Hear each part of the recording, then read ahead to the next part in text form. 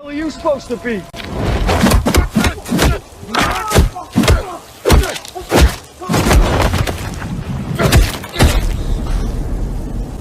I'm vengeance.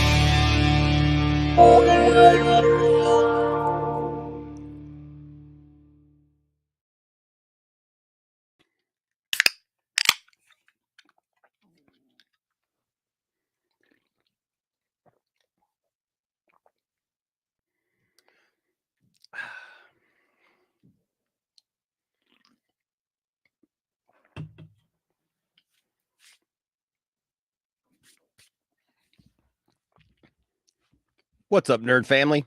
Welcome once again to the Point Extra Lounge.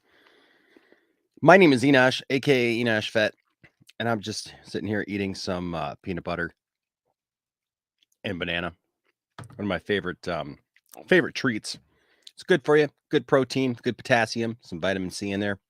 Little known fact: bananas are rich in vitamin C, and oranges are rich in potassium. They are.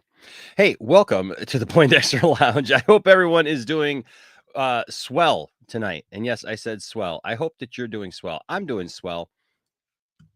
And it's a good night to be in the lounge. And so thank you for joining us tonight. If this is your first time to the lounge, just know that the Poindexter Lounge is a place for nerds. It's a place where you and me and my crew can get together and talk about all the things that we love. Things like TV shows, movies, games, sci-fi, fantasy, comic books, superheroes. Everybody say it together. Toys that I desperately need to get put away. I desperately need to get this thing set up back here. Eventually, I'll get to it, and so much more. And if those are things that get you excited, if those are things that get you out of bed in the morning or in the afternoon, if you're RJ and Saggy, probably around 3, 4, 5 in the afternoon, then hey, and look, I can relate sometimes. But hey, hit that subscribe button as well as that notification bell. Let the YouTubeverse know that you at least dig some of the stuff that we do here at the channel. All right, and show us some love because we need that. We need that. We need your encouragement. We need to know that you enjoy the lounge and that you dig what we're doing here. So please hit that subscribe button. Also, if you would, before you leave tonight, please give a thumbs up to the video. We would really appreciate that. That really does help in so many ways. You guys don't even know. It helps us to know what kind of content that you guys like. What we can always do to improve the content of what we do. I've been running some polls lately just to get an idea of like what kind of stuff you're looking for, what kind of stuff you're wanting. We definitely want to um we definitely want to give you guys the best possible show that we can, and we want to give you guys the best possible um, streams that we can, and we want you guys to be excited about coming here every night and watching the lounge, or when we upload videos, or when other people who are part of the lounge, like the Poindexter Pantheon, when a Jiving with Jack episode goes up, we want you guys to be excited about that. We want you guys to be excited about Fridays with the Sci-Fi Center live, right, with William. That's coming up tomorrow night. Well, I guess tonight now it's 1 a.m. here where I am. So hey, you could look forward to that. That's going to be awesome. Everybody loves William. We love William. That's why we gave him a show. And then, of course, Mondays with Brian, Master and None. Make sure that you're watching that because Brian, I tell you what, Brian is super low key. I love Brian. Brian has become one of my favorite people. And I don't even know if Brian's watching. He's not in the backstage. So this is not just me kissing up to him tonight. But can I tell you honestly, can I just tell you something about Brian? Brian is a really great guy. Like, seriously, like, I know you guys have seen, like, Brian gets stressed out sometimes and stuff, and you know why it is, though? It's because Brian just really just wants to be able to enjoy stuff, you know? Brian doesn't care if you like what he likes or don't like it or whatever. Brian just wants to be able to have a conversation with you without you being a jerk. And you know what? He should be able to do that. He should be able to have that conversation, and we all should be able to have that conversation, and that is what we want the lounge to be. And so that's what I hope that you see the lounge as. I hope that you don't see the lounge as a place where like I just think I'm some know-it-all that just comes and tells you guys what to think, or or just lords my opinion over everybody, because that's not what it is. We get into nerd discussions, like we did last night. Had a great discussion, an impromptu discussion about Star Wars. Because you guys know how it is. People like to challenge me every once in a while on my love of Star Wars. And and so I just want you guys to know that the Poindexter Lounge, look, I started this YouTube channel. The reason why I do this YouTube channel is for you guys. It's to spend time with you guys. I want you to know that. Like, I know that there's people, man, who have YouTube channels for lots of different reasons, and they're trying to do a lot of different things. For me, I started this channel as a way to hang out with people. Really, a lot of my friends, like a lot of my close friends that I would normally talk to about this stuff, they all live quite a ways away from me. They all live like over an hour away, some of them. And so I don't have a lot of people around. Like I started this because I'm a lot like you guys. And I hear from you guys. And I know this because you guys tell me. People tell me all the time, I love coming to the lounge because I don't have a lot of people to talk about this stuff that I love. That's why I say this is a place where we can get together and talk about the things that we love. That's why. That's where that originated. Because that's what I wanted to make this was a place where we could get together and talk about this stuff. And you guys in the chat, you make this awesome. You make it a fun place to have these discussions. Even when you guys don't agree, it's absolutely fine. Even when you don't agree with me, that's absolutely fine. I hope that you feel like you come to the lounge, we have a good time, and we all go home having had discussions, and we're richer for it because we've bounced ideas off of each other and stuff like that. So I don't know, that's just my little thing at the beginning of the show. I want you guys to know that I truly do appreciate you all. And speaking of appreciating you guys, of course, as we always do, want to say excuse me, a shout out to all of those who support the channel. I do have to update this because we have a new patron and a couple of new members that I have to get on there. So, but I do want to say thank you to everyone who is a member or a patron. We appreciate you guys so much, and we appreciate your support of the lounge, and help me and my family out. And so I'm definitely grateful to all of you. And I'm very grateful to everyone who gives super chats. Of course, we never expect super chats. We never, try to, bug you for super chats, but we are definitely thankful for those of you guys who do. So thank you so much. And we will acknowledge those during the show. And then, of course, anyone who just gives to the channel, thank you guys. All those, the PayPal, Cash App, and Venmo are all in the links down in the description below. And then, of course, don't forget our fun line of Poindexter wear that we have, and so you can take advantage of that and check out all of the cool designs that are there in the link in the description below. So there you go. There's that. Thank you guys for checking that out. And don't forget, if you become a member or patron or give a super chat at any time, right now our giveaway is the Batman Who Laughs. So there you go. The Batman. I'm trying to get it so it's not glaring, so you kind of see what I'm looking at right there. Look at that. No, you can kind of see. There it is. The Batman Who Laughs. This is the trade paperback. So you guys can get in on that. And I'll tell you what, it's a great story. It's cool stuff. It's got some great visuals, some great artwork. It's a really cool story. And so yeah, get in on that. I mean, it's super simple. Anybody gets a super chat, you're in the running. Anybody who becomes a member, membership is as little as $2. You're in the running. If you become a patron, little as $1. You're in the running. You're in the running for it. So there you go. So that being said, we got a lot to talk about tonight. I know a lot of people have been even after I got home from the movie theater tonight, people were like, "Oh my gosh, Enosh, did you like it? Did you like it? Did you like it?" People wanted to know. I don't know why. I'm thankful that you guys are very, very curious if I liked it or not. So we're going to say hi to the chat, and then we're going to bring in, we got a great panel of people. We're going to do a non-spoiler discussion about the Batman.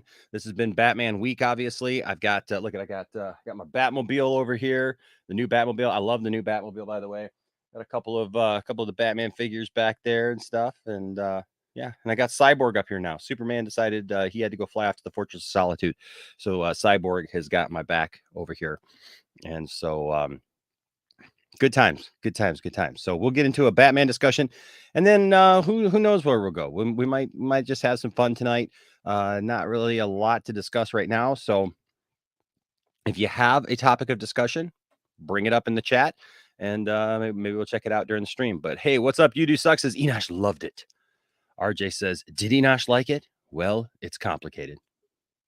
Did Enosh like it? Well, isn't that the question of the day? Anthony Beltre is here. Says, what's up, Enosh? How was your day? My day was good, man. My day was really good. What's up, Stella? Always love to see Stella. She's reminding everybody to smash that like button. What's up, Unknown Gamer? Says, I love the Batman. I thought it was really well done. Cool. Keely Chow here says, hey, everybody. Andrew Casali is here. Anthony Grigsby is here. Lucas Ironside says, hi, what's up, Lucas? Belle Reeve is here. Belle, what's going on? How you doing, girl? Hope you're doing well. Damon, I'm sorry, I always get that wrong because that I in the Impact. Damon Impact 01. What's going on, man? Says, I just watched it and I love the film. I can't wait for a sequel. And this self-contained Gotham. Finally, the Riddler got his spotlight and it's frightening and I love it. Penguin was just awesome. Marcus Cruz is here. Belle Reeve, I can't believe you're taller than me. Believe it. Protoss says, who will Enosh like more, Affleck or Pattinson? What's up, The Watcher? What's up, Daniel Martin? Good to see you. Integrity 101 is here. Says the Riddler is the main attraction for me. Jared in real time, for real this time, says, hey, y'all. What's up, y'all? What's up? Andrew Casali says, I prefer or Michael Keaton. That's with you, man. Let's see. Who else is here? Zeno is here. Says Enosh did not like it. We'll just have to wait and see. What was Enosh's thoughts on this? Jose says, what up, people? Gonna make a bold prediction and say Enosh didn't like it. Bold prediction. Says, will the general audience get confused seeing 3 Batman this year? I don't think so. I think general audiences, like, it's the same thing if we saw Superman, I think, on the big screen again. Like, nobody's going to be confused about going back and watching TV and seeing, Superman. I think that most of the audience, the movie going audience, is smart enough to realize and to know that they're different versions. At least I hope so. What's up, Jay Money? What's up, Jay Money? Let's see, a couple more and then we'll jump in. A lot of conversation was going on there between the same people there for a while. Enosh can't like everything. That's true. I can't like everything. I could try. I do try. I mean, I give stuff a shot for sure, but we shall see. What's up, David Molina? Good to see you. Milana says, do a Macho Man Enosh. Oh yeah, the Macho Man Randy Savage, unjustifiably in a position that I'd rather not be in. Yeah, but the cream rises to the top. Yeah, the cream rises to the top, and I am the cream of the crop. Dig it. There you go. That's just for you, David. All right. Wow, look, man, you guys are having quite a conversation. What's up, Dat Dude Vince? Says I'm going to see it tomorrow. Awesome. What's up, Ryan? Says, hey, Nash, I'm looking forward to seeing the film. I can't wait to see the Batman in the afternoon. Yes. Thade is here. What's up, Thade? Says, I'll never be Enosh's favorite people. What are you talking about, Zeno? You've actually kind of become that, man. Like, I know, man, you and I started off rough. We talked about it. You and I started off rough there at first, but I'll tell you what, you have become one of my favorite people to see in the chat. You do. Absolutely, you have. So don't be so hard on yourself, man. Michael K is here. Says Enosh starts with the sappy speech as usual. Hey, I just love you guys. What can I say? Dat Dude Vince with $1.99 super chat. Thank you, Dat Dude Vince. You are the first super chat of the night. Thank you, sir. Appreciate it. And we're grateful so much. $1.99. Thank you so much. Says Picard season premiere was amazing. I have not seen it yet. I got to get in there. I got to see it. What's up, Niner for life? Says I want that. And wow, am I almost caught up? I don't know if I'm even almost caught up. 187 is here. Says, thanks for the movie. I got to tell you this. So 187 won Zack Snyder's Justice League a couple months back. When we gave that away, when the movie came out on Blu-ray, and I sent it to him, and then it came back.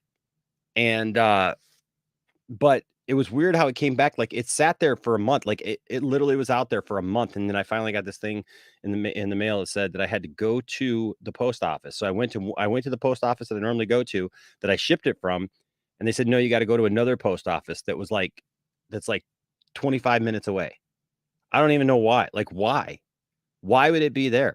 I don't know. It wasn't at the post office that I shipped it from. It was literally from another post office. So I went there, and I guess there was some issue. They weighed it. They were the ones who put it all out, but they gave me a hard time about it. But we got it to him, and so 187 finally got it. And so I hope you enjoy it, man. I hope you enjoy it. Danielle here says, I watched the Batman. It's definitely on my top 3 Batman films, but I don't think it tops The Dark Knight or BVS for me. But I love what Matt Reeves and Rob did with this. Zoe stole the movie, though. Nice.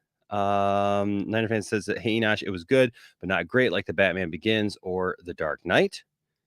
What's up, Cherie? Says, hello, Enosh. Hello, Cherie. Good to see you. Anthony Strader is here. Says, yo, what's up, Enosh? Hope you enjoyed The Batman.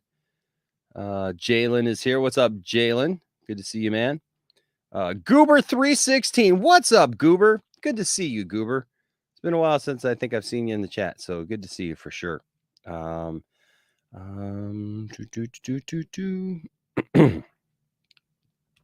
Zeno says, well, okay then. Yes, I do like you, buddy. Slade and Friends is here. Says, I just saw the Batman, and holy crap, I want a Batman show with this cast on HBO Max. O is here. Always love seeing O. It says, I'm the biggest Batman fan, but I didn't care for this one. Sky is here. Says, rate the Batman. We're going to rate the Batman tonight. And okay, so now I'm caught up. So this is what I'm gonna do. Right before I bring everybody in, I know you guys have been very, very patient waiting in the background for me, so I appreciate that. I'm just gonna give you my once over. This is a movie that I've not felt the hype for this film. I said this earlier on Jiving with Jack.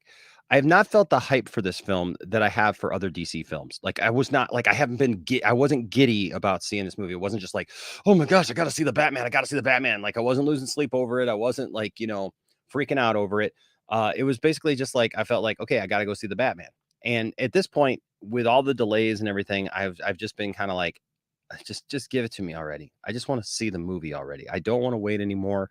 I don't want to talk about it anymore. I don't want to, get into arguments with people, over it all anymore, about what's going to be, because like people on all sides have just been weird about this. There's people who wanted it to be the best thing ever just so that they could rub it in the face of Snyder fans. There's people who are Snyder fans who've just acted like complete fools and idiots over the Batman and acting like if you go see this movie, then you're betraying Zach and you're betraying everyone. And I'm just like, oh my God, this is just dumb at this point. We got to stop this. Valerie says, but I like the arguments. They're the best. Sometimes they are. But yes, the arguments I feel like have been very exhausting. So I've just been at the point where it's like I just want to see the film. So it's like I told everybody, I've been happy to see the film. I've been excited. I got the toys, obviously. So I got some money invested in this thing. I got the motorcycle. Check that baby out. Dang, right? I mean, I dig that. But so here's my thing. This is going to be my nutshell thing, and of course we're gonna delve more into it as the night goes. I really like it. I think visually it looks cool. I still hate the cowl. The cowl is just so annoying to me. It's just all throughout the movie. I felt like his face. You know what it looked like to me? It looked like when you take a picture online, and you're trying to remove the background, and it like removes just a little bit too much. Like, and you get the person, but it seems like it takes a little bit too much and it just looks funny to you. That's how his cowl looked to me the entire night. Look, I like the tone of the film. I like the darkness of the film. I like that. At some points though, like I felt like it was just kind of the darkness was just like a little too much. Like there was never anything to break it up at all. Every once in a while you get like a scene at dawn or something like that, and that's good. That's cool. But it felt like sometimes it just went on a little bit too long. I did agree with Austin that I felt that there were scenes that just held on a little too long. Like the scene should have been done, but no, they just held on a little bit too long. Like the cast, look, the cast was amazing. The cast was awesome. I believed everyone, man. I believed he was Batman, right? I believed he was Batman. And that's fine. I believed Zoe was great as Catwoman. Zoe Kravitz was great as Catwoman. Man, everybody. Penguin was great. Actually, was really surprised and loved Falcone in this. The dude, man, who plays, I can't just, I'm sorry, my brain is just, it's been a long day. Um, but Commissioner, or, well, you know, James Gordon, phenomenal, phenomenal. Uh, totally loved him. I loved the way that Batman's all up in it. I thought it was cool. Uh, they put Batman in some weird circumstances though, because they're doing that. Because they put Batman in I don't think this is a spoiler, because Batman, they've talked about it. Batman's in, like, I guess 80 to 90% of the film. Either as Robert Pattinson, I should say, either as Batman or Bruce Wayne. But loved Andy Serkis as Alfred. Thought it was good. Loved the Batmobile. Loved the Bat tech. Loved all that. Excuse me. A lot of good stuff. Love the interaction between Batman and Gordon. I mean, it almost made it like a buddy cop movie, which I thought was cool. Like, because they were working together, and I thought that was really, really awesome. I thought that was really great. I love just the little things, like the bat symbol and different things that they did with that. That was cool. I love the Riddler. The Riddler was amazing in this. I think the comment was made earlier. The Riddler finally got, like, his moment to shine, and I absolutely, absolutely loved it. So it was really good. It was really good. Not my favorite Batman movie though. And here's the thing. I can't really pinpoint why. The story was really good. The story was deep. I feel like though the story was so deep and so heavy that it just never let up to me. Like I love a deep and dark story, and, like, like a whodunit, and get into it and everything. But you got to have some breaks in there once in a while. And this was like almost 3 hours of non-stop pounded into you, man. The music was really cool, but I found the music to be very repetitive after a while. I love the music. I love the soundtrack. I think the soundtrack's great. I just didn't think there was enough music variety in it, or not variety. I mean, because that makes it sound like, like I want different styles of music or whatever. Not even that, but just different themes in the film. I felt like that there was a lot of the same thing just kind of pounded over and over again. And it's funny because I remember hearing, like, about Batman v Superman and stuff, that, like, that was a big complaint by people. They didn't like the theme, because, like, there was it's in Batman v Superman, where he's just like, dun dun dun dun dun dun dun dun dun. And I felt like I felt there was a lot of that in there. Also, something that hit me for the first time today. Maybe it hit you guys before, but it just had not, and I hadn't even thought of it. Is you can hum the Imperial March over the Batman theme. Just saying, works perfectly. So there were things like that, like I said, I loved most of it. I just don't feel that this is going to be a Batman film that I go back to a lot. I'll be honest with you. I'm not going to, like, watch it a lot. I'm not going to go back to this. I'm probably not going to go back and see it in theater again, unless there's just something, like, something opens up that I do go back. And listen, I just want to preface this, like, this is not, I'm not tearing into this movie, because I really like this movie. I think it's a great movie. I think you should absolutely go see this movie. I think everybody should go see this movie if you're a DC fan.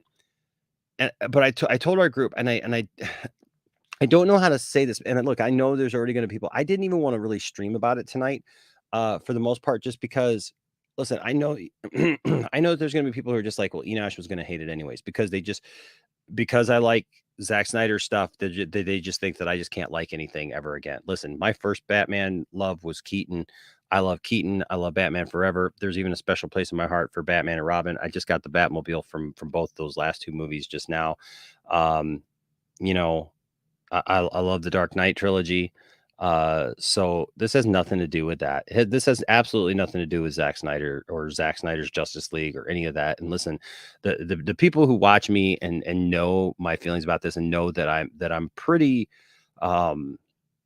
I'm pretty level-headed when it comes to stuff, right? I'm not just like, oh, Zack Snyder or nothing. Listen, I've got friends, absolutely, they're just like Zack Snyder or nothing, right? That's not me. That's not me. You could try to pin that on me. You could try to act like that's me and throw me and lump me in with those kind of people, but that's not me. That's never been me. I've always said I love Zack Snyder. I was a DC fan before Zack Snyder, and I will be a DC fan long after Zack Snyder is completely done with it. Um, but yeah, it just there was something about the film that it's just it was good. It was a great story. I loved how they presented the story. It just felt very, very taxing on me, you know, by the time it was done. And I don't know how to put that in any other way. It just felt very, very taxing on me. I felt like when I was done, like I hadn't gone and enjoyed a film. I felt more like I had like gone and did my duty as a DC fan to go see the film. And I did enjoy it, but I didn't love it. I wanted to love it. I liked it. I did not love it. I understand why people do love it. I do get it. I do understand why people love it. As far as how does he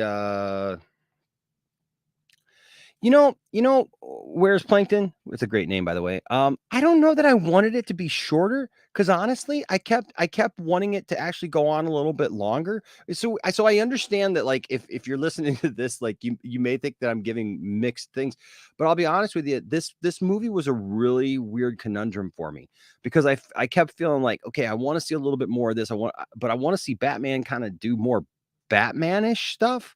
Like, I didn't feel like he was doing a lot of Batman stuff. I felt like there were some Batman things that he was doing, and those things were like really spot on, really good. Uh, but there were just some things that it just felt like it really wasn't Batman. It was like a dude in a suit. And I don't know. I don't know how else to explain that.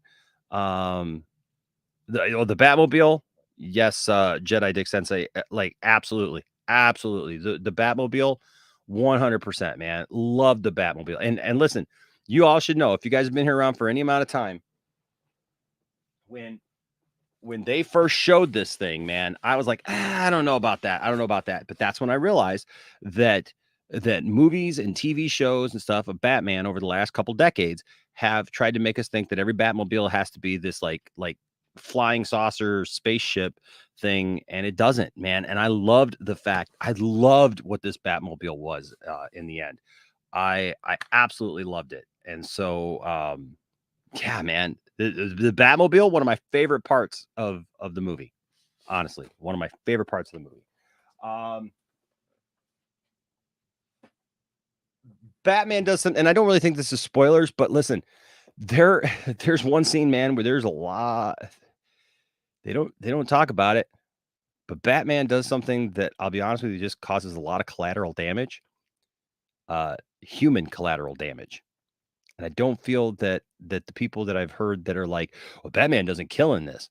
Uh, Vehicular manslaughter is still bad.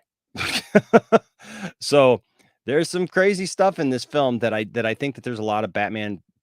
Again, like I said, there's people like on both sides. Like for some reason, we act like we're divided right now, and we have to be divided. Where it's like you're either into the Snyder stuff or you're into DC this and that. Like, listen, I just love good stories, man, and I love DC. So if you got a good DC story that I'm gonna enjoy, then I'm all for it. If Zack Snyder has another DC story that I'm gonna enjoy, I'm all for it. Uh this just so there's a lot of anti-Snyder people who or just not even and not even anti-Snyder people, but like people who are just like against the idea of Batman killing or Batman being, like uh, that way. Uh there's kind of like a throwaway comment almost about that kind of, but Batman does a lot of stuff here where it's like Batman's hurting a lot of people. Uh Bad, bad. But I did love the tone. I love the fact that Gotham, like that the villains were scared of Batman. They were absolutely scared. I love the monologue. Can I just say the monologuing that Batman does because he of some stuff that's going on. I don't want to get into spoilers. But Batman does some monologuing, And man, it's great. Him in the shadows. That like they think I'm in the shadows, but I am the shadow. And so, sorry that's not really a spoiler. It was an awesome comment, and I really like that. And I love the time frame that this takes place. I love the fact that we just jump right into it. That it's like, bam, we're right into it, man. And Batman's doing his thing. But like I said, at the end of the day, I felt like it was just it was a lot. Now, where does he stand? I think somebody asked me, how did Pattinson stack up to other Batman? I think he was fine as Batman. I think he did a fine job as Batman. His jawline looks a little weak to me, but it didn't kill it for me. I think if he had had a better cowl, in my opinion, he would have looked probably better in it.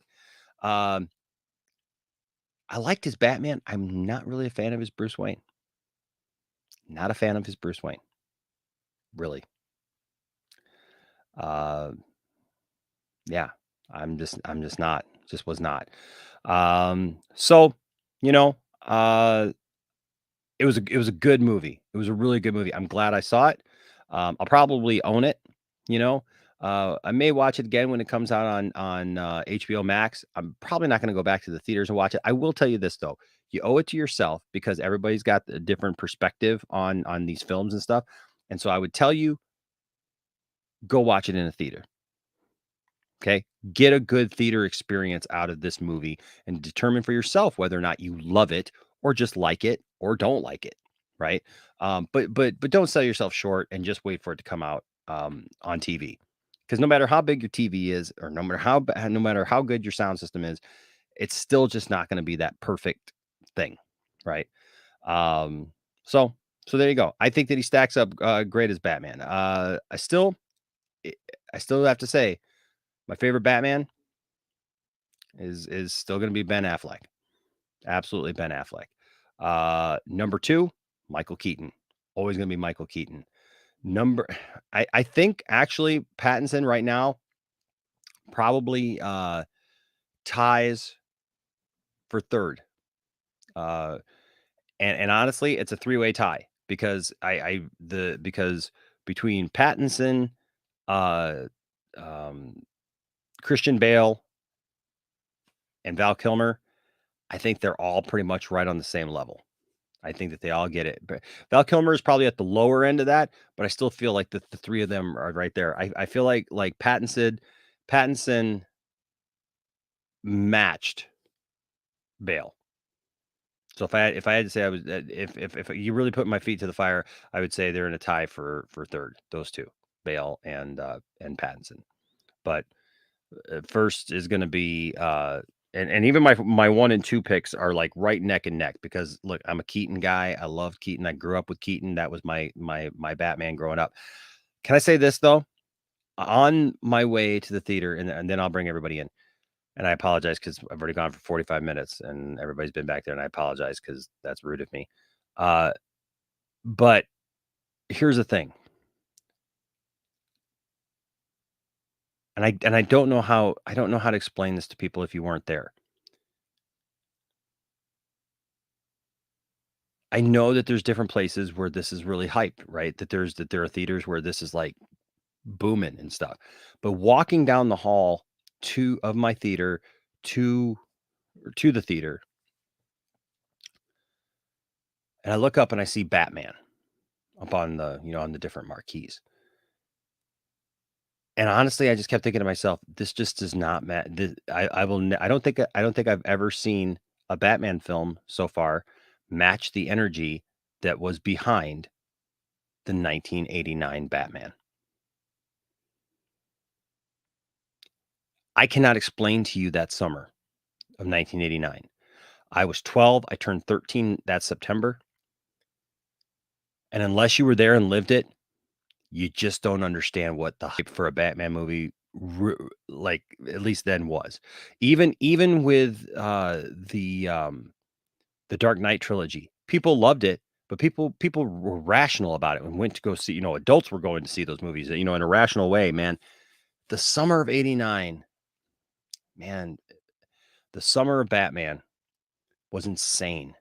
Batman stuff everywhere, man. People peddling Batman stuff on the side of the road. literally. All the stores, toys, trinkets, shirts, caps, belts, shoes, socks, underwear. I mean, everything was stinking Batman. Um, it just it's interesting perspective as you get older, So so if I had to give it a number out of 10, I think just with everything, I give it a 7.5 because the things that are really good. And then there's just a couple of things that I'm just like, yeah, it's okay. It's okay. But it's just not my favorite, just not my favorite Batman. But like I said, that's not to say that I have anything negative to say about it because I do not. Like as far as like just like trashing on it or whatever, like I didn't like it, I didn't like it. No, I would never say I didn't like it because I really liked it. It's really hard for me to explain what I felt about this film coming out of it because I wanted to love it, but I couldn't make the commitment. So there you go. All right, let's have some fun. Let's bring some others in and hear their thoughts. I will say this tonight, guys. Everyone coming in, please, because I love you and I don't want to have to mute you. I've been getting complaints over the streams because there's just a lot of background noise. If you know, let's make sure that because you may not hear it if you're moving around. There's a lot of noise and a lot of clanking. And listen, we want to make sure that the sound is something pleasurable that people are enjoying hearing. And so yeah, so please let's keep that in mind for people because I got several messages from people who've watched the last couple nights and it was something that was hard for them. So that's just a little side note to my panel to please be aware of that. And if you have to mute yourself while you're not talking, uh, you know, then do that. What's up, H Barts? What's going on, man? What's going on? Proby Pat. What's up, Proby Pat? Good to see you guys. Good to see you guys jump in here. Shogun Orta says, I think there's something intrinsic to Batman that he needs to live in a certain world. And '89 Gotham was perfect. It's taken too serious, it just feels over psychotic, which isn't good in my opinion. That's a really good explanation because and I say that, but in the same time, I also say like uh I did like the story and I like the fact that it was scary and weird. So like it didn't feel like a Batman movie to me. It felt like it was all these other movies and I kind of brought that up. I asked that question actually on Jiving with Jack today. If from the people who've seen it, was it a Batman movie or was it all these other movies that like it keeps like Seven and it was like a horror movie, and whatnot, and like a serial killer movie. And it's more a serial killer movie than it is a Batman movie. Like you could take Batman out of it and just make it a protagonist, and it just would be fine. One complaint. Batman's interaction with the police is weird. It's really weird because on the one point, people act like he's a vigilante and whatever, but he's invited into a bunch of situations that just seem really strange to me. So, real quick, Integrity says if it's a 7.5, then where does it rank in Bat films for you? How many Bat films are better than 7.5? So, I got to say, Batman v Superman for me is a 10. I just love that film. Batman 89 is a 10 for me. Batman Returns, I would say, is an 8. Batman Forever is an 8.5 because I actually enjoy that movie more than I do Batman Returns. Uh, Batman Begins is a 9 for me. The Dark Knight is The Dark Knight is about a 9 as well. And Batman Robin, less than 7.5, but still a fun film to watch. And Dark Knight Rises, also less than 7.5. Actually, less. I'd rather actually probably watch Batman and Robin than I would The Dark Knight rises sometimes. Just saying. Because I don't like the No Man's Land storyline. So there you go. And I think that's all of them, isn't it? Is that everything? I think it's all the Batman films. So there you go. So that's that. All right. Now let's get to my very patient. But I do appreciate you guys coming and listening to my TED Talk on what I felt. I now look forward to seeing your opinions in the chat, and then also hearing the opinions of other people here. First of all, we have Stella. What's up, Stella? Hello, how are you? I'm good. How are you? Not too bad. Cool. Real quick, Where's Plate says, so you like the actual movie? Yes. But the Batman Bruce himself wasn't your favorite version, so it kind of tainted your opinion of the whole thing. I think that's a really good explanation. Like it didn't taint the whole thing. I won't say it tainted the whole thing, right? It's just that like there were these little things that kind of knocked off, like kind of chipped away at it for me. You know, like the really good things. I was like, yeah, that's awesome. I really dig that. Watching the Batmobile fly through fire, man, and chase, and stuff. That's like awesome. That being said, those little things, like the like Bruce or whatever, like it just kind of chipped away at it a little bit for me. So there you go. Also here tonight we got Thade. What's up, Thade? Hey, what's up? Yeah, thank you, Protoss. I appreciate that. Also tonight we got Eddie. What's up? What's up? Good to see you, bro. We also have who is this? Definitive Batman? Me. No, you. What's up, Jalen? What's up? We also got Krypton's Core here. What's up, Krypton's Core? How good to see you, sir. Hello, sirs. How are you? And gentlewoman? Yes. Ready to blow up Krypton about 1900 times tonight. Appreciate that. And also we got Anthony Beltre. What's up, Anthony? What's up? Good to see you. I will say this, like everybody's stupid complaints about Pattinson, I want to make very clear, those are not the problem. Like all this stuff, like the stupid sparkly vampire stuff. Like, come on, get over it. The guy played a character when he was super young. You know what I mean? Like, we got to get past that stuff, right? I mean, look at Heath Ledger. Heath Ledger was in a bunch of teeny bopper movies when he was young too. And I didn't think that I was going to like Heath Ledger at all. I learned from that, though. I absolutely learned to keep my mouth shut when it comes to those things, as far as casting and stuff. Wait to see it, and that's what I'm doing here. So, and that's what I did here. Since I'm getting in late, are the comparisons to 7 reasonable? Yeah. Yep. I would definitely say so. Now that I agree, Jack is the best Joker. No competition there. That's Joker's a whole other story. That's a whole other story. Comic accurate the way that he looks compared to Heath, but like Heath has a better performance than Jack. Yeah. Well, because that Joker wasn't really. No, he's Jack Napier. Yeah. Protoss here says Enosh, Michelle Pfeiffer Catwoman or Zoe Catwoman. Who did it better? Oh, that's really hard. That is hard. Wow. Apples, oranges. Wow. Okay. I'd say Zoe. I think Zoe. But... Yeah, if I'm going with a modern Catwoman that's like more like the comics, Zoe nailed it. Yeah. Zoe nailed it.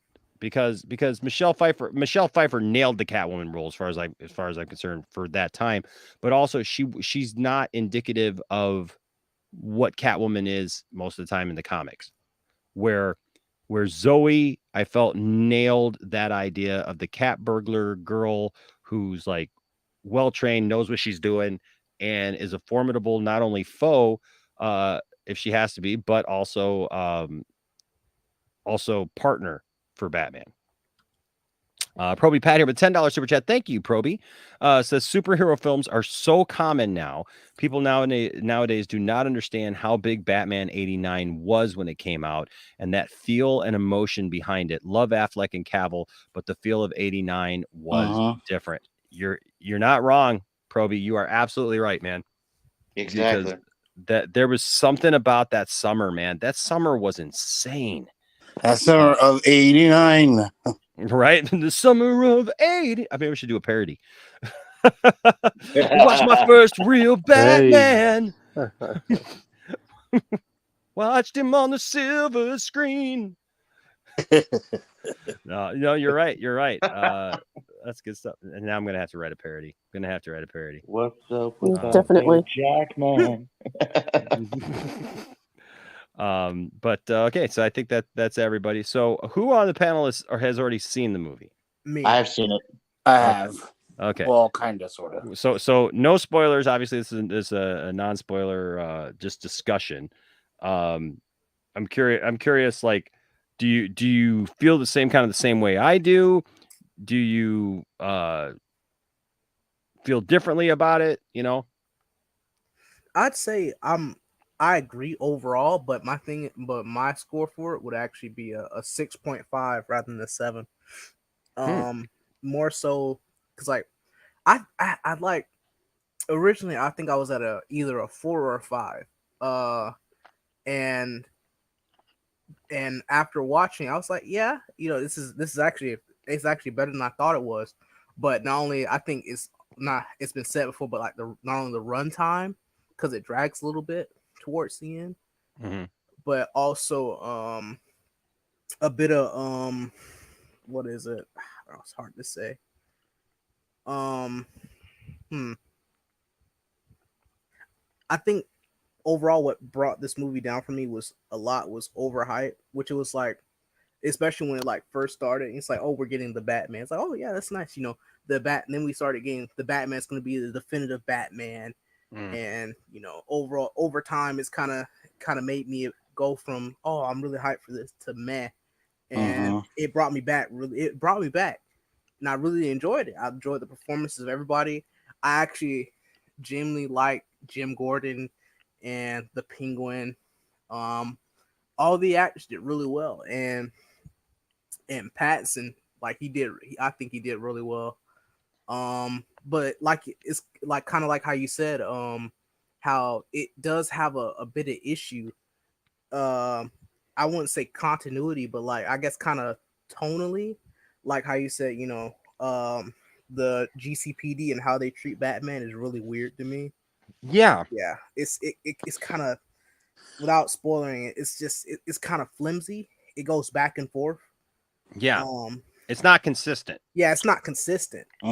Like one point you have, GCPD, say, hey, this is a vigilante, he can't be here. And then we have like they're inviting him into, or they brought, they're all just hanging out. Yeah, they're just hanging out. What? They're having a beer. Yeah, like what's going on here? Like, didn't they just say that they don't like the guy? Like, yeah, what? It's like, And there's a couple subtle jokes. With one of the officers that I thought was funny, because there's one specific officer that had some interaction with both Batman and Bruce Wayne, and it's interesting to see how that officer like deals with each different character not knowing, and so that's cool. As far as the Riddler, somebody asked about the Riddler as a villain. I thought the Riddler was a great villain. The Riddler, man, this is not a Riddler you want to mess with. But it was weird because once the end of the movie started coming, I was like, if you know what it almost felt like? It almost felt like, how do I want to put this? You have an opinion about somebody that you've never met before. Maybe you met them online, right? Maybe, something like that. Like it's somebody you talk to in a chat all the time. And then you meet them in real life and they're nothing like that whatsoever.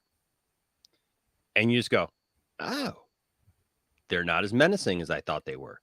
But then they have this kind of flash in them that it's like, ooh, boy, that is kind of menacing. Like, okay. All right. And there's, there's one final thing that happens. And I was just like,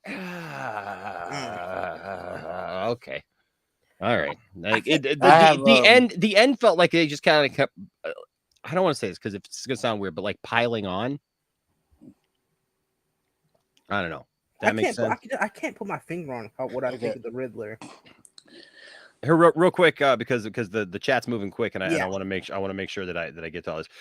Andrew Casali, thank you for the $10 super chat, sir. Thank you very much. Says I enjoyed the movie and I liked Robert Pattinson as Batman, but to me, I enjoyed Batman 1989 more. and prefer Michael Keaton as Batman. He understood Batman and Bruce Wayne more. Damn. Second is Batman Begins. You know what? So I will say this. I don't know if it's fair to say that like somebody understands Batman more. No, really, I would say Ben Affleck understood Batman. Yeah, like okay, like Yeah. Keaton's Bruce Wayne is like it's not Bruce Wayne either, right? Like I don't know, man. His Bruce Wayne just never seemed like Bruce Wayne to me. It's there and it's fine. Maybe in the Flash movie they will fix it. Maybe. But I will say this. Pattinson puts in enough performance of Batman in this film to equal out. About three movies already. Like the dude just definitely spent the most time in a Batman film than anyone else who's played Batman. He spent so much time playing Batman that he played Batman while he was Bruce Wayne too. Right. Two Stellas. Right. We got two Stellas. Stella and Stella. Why there's two versions? We got two Stellas. It's the multiverse of Stella. Oh wow. It's the Stella. It's the Stellaverse. Trying to freak you guys. Crash again. Trying to freak you guys out. I guess so. The multiverse of Stella. Yes. Going for it. Okay, can I? Go ahead. Yeah, go ahead, man. All right, so this has been okay. Just listen to this. This is a quote that I said. This is the worst movie experiences that I had in my entire life, but it wasn't about the movie. Okay. I get in there, 3:15, watching the movie. About 10 teenagers are behind me, just talking throughout the entire movie. Oh. The popcorn was stale as hell. The hot dog was frozen. The only thing that I was doing was holding on to my dear life because I was dozing off. Because I couldn't get it out of my brain that these people were talking so much that it was ruining the movie for me. And it was like giggles. And these weren't teenage girls. I've dealt with teenage girls before.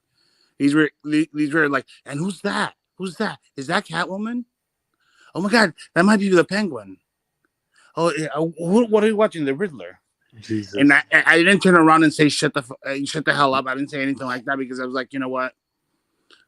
I'm good with it. I'm not gonna go watch it, even though I was dozing off. I got most of the movie, and because I was like, oh my gosh, I'm falling asleep. Oh my gosh, I'm falling asleep. One of the first movies that I actually look at my watch to see if it's almost over, and it was still an hour and a half to go. It was dragging for me, and I think it's because of that. Because I sat through the whole, I wanted to make clear. I want to make clear, like I didn't think the runtime was bad at all. I had 4 hours is nothing. Well, it's not look, it's almost 3 hours or whatever, but I will say this, like, as far as this film, like, yeah, I was absolutely accepting of the Snyder Cut runtime, but in the same aspect, this film, like, I didn't feel that the runtime itself was the problem. I felt like there were certain scenes where, like, those That certain took too scenes long. didn't have to be as Yeah, long and drawn out and hang on as long as they did. So by default, they probably could have cut some time off of it. I can't tell you where they could have cut, like, actual time from the film. I can tell you, Enosh. He was like Jason Voorhees. Did he run at all? Did he run at all? It was walking. He was walking everywhere. Every time he walked, he was walking. Those scenes were going to been cut off.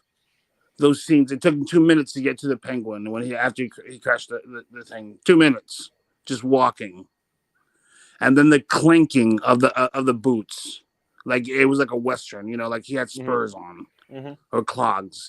And I'm like, what the heck? Isn't he supposed to be a stealthy? Like I can hear him coming a mile away. I don't think that was the issue with the. It was like I just didn't understand why they were doing that.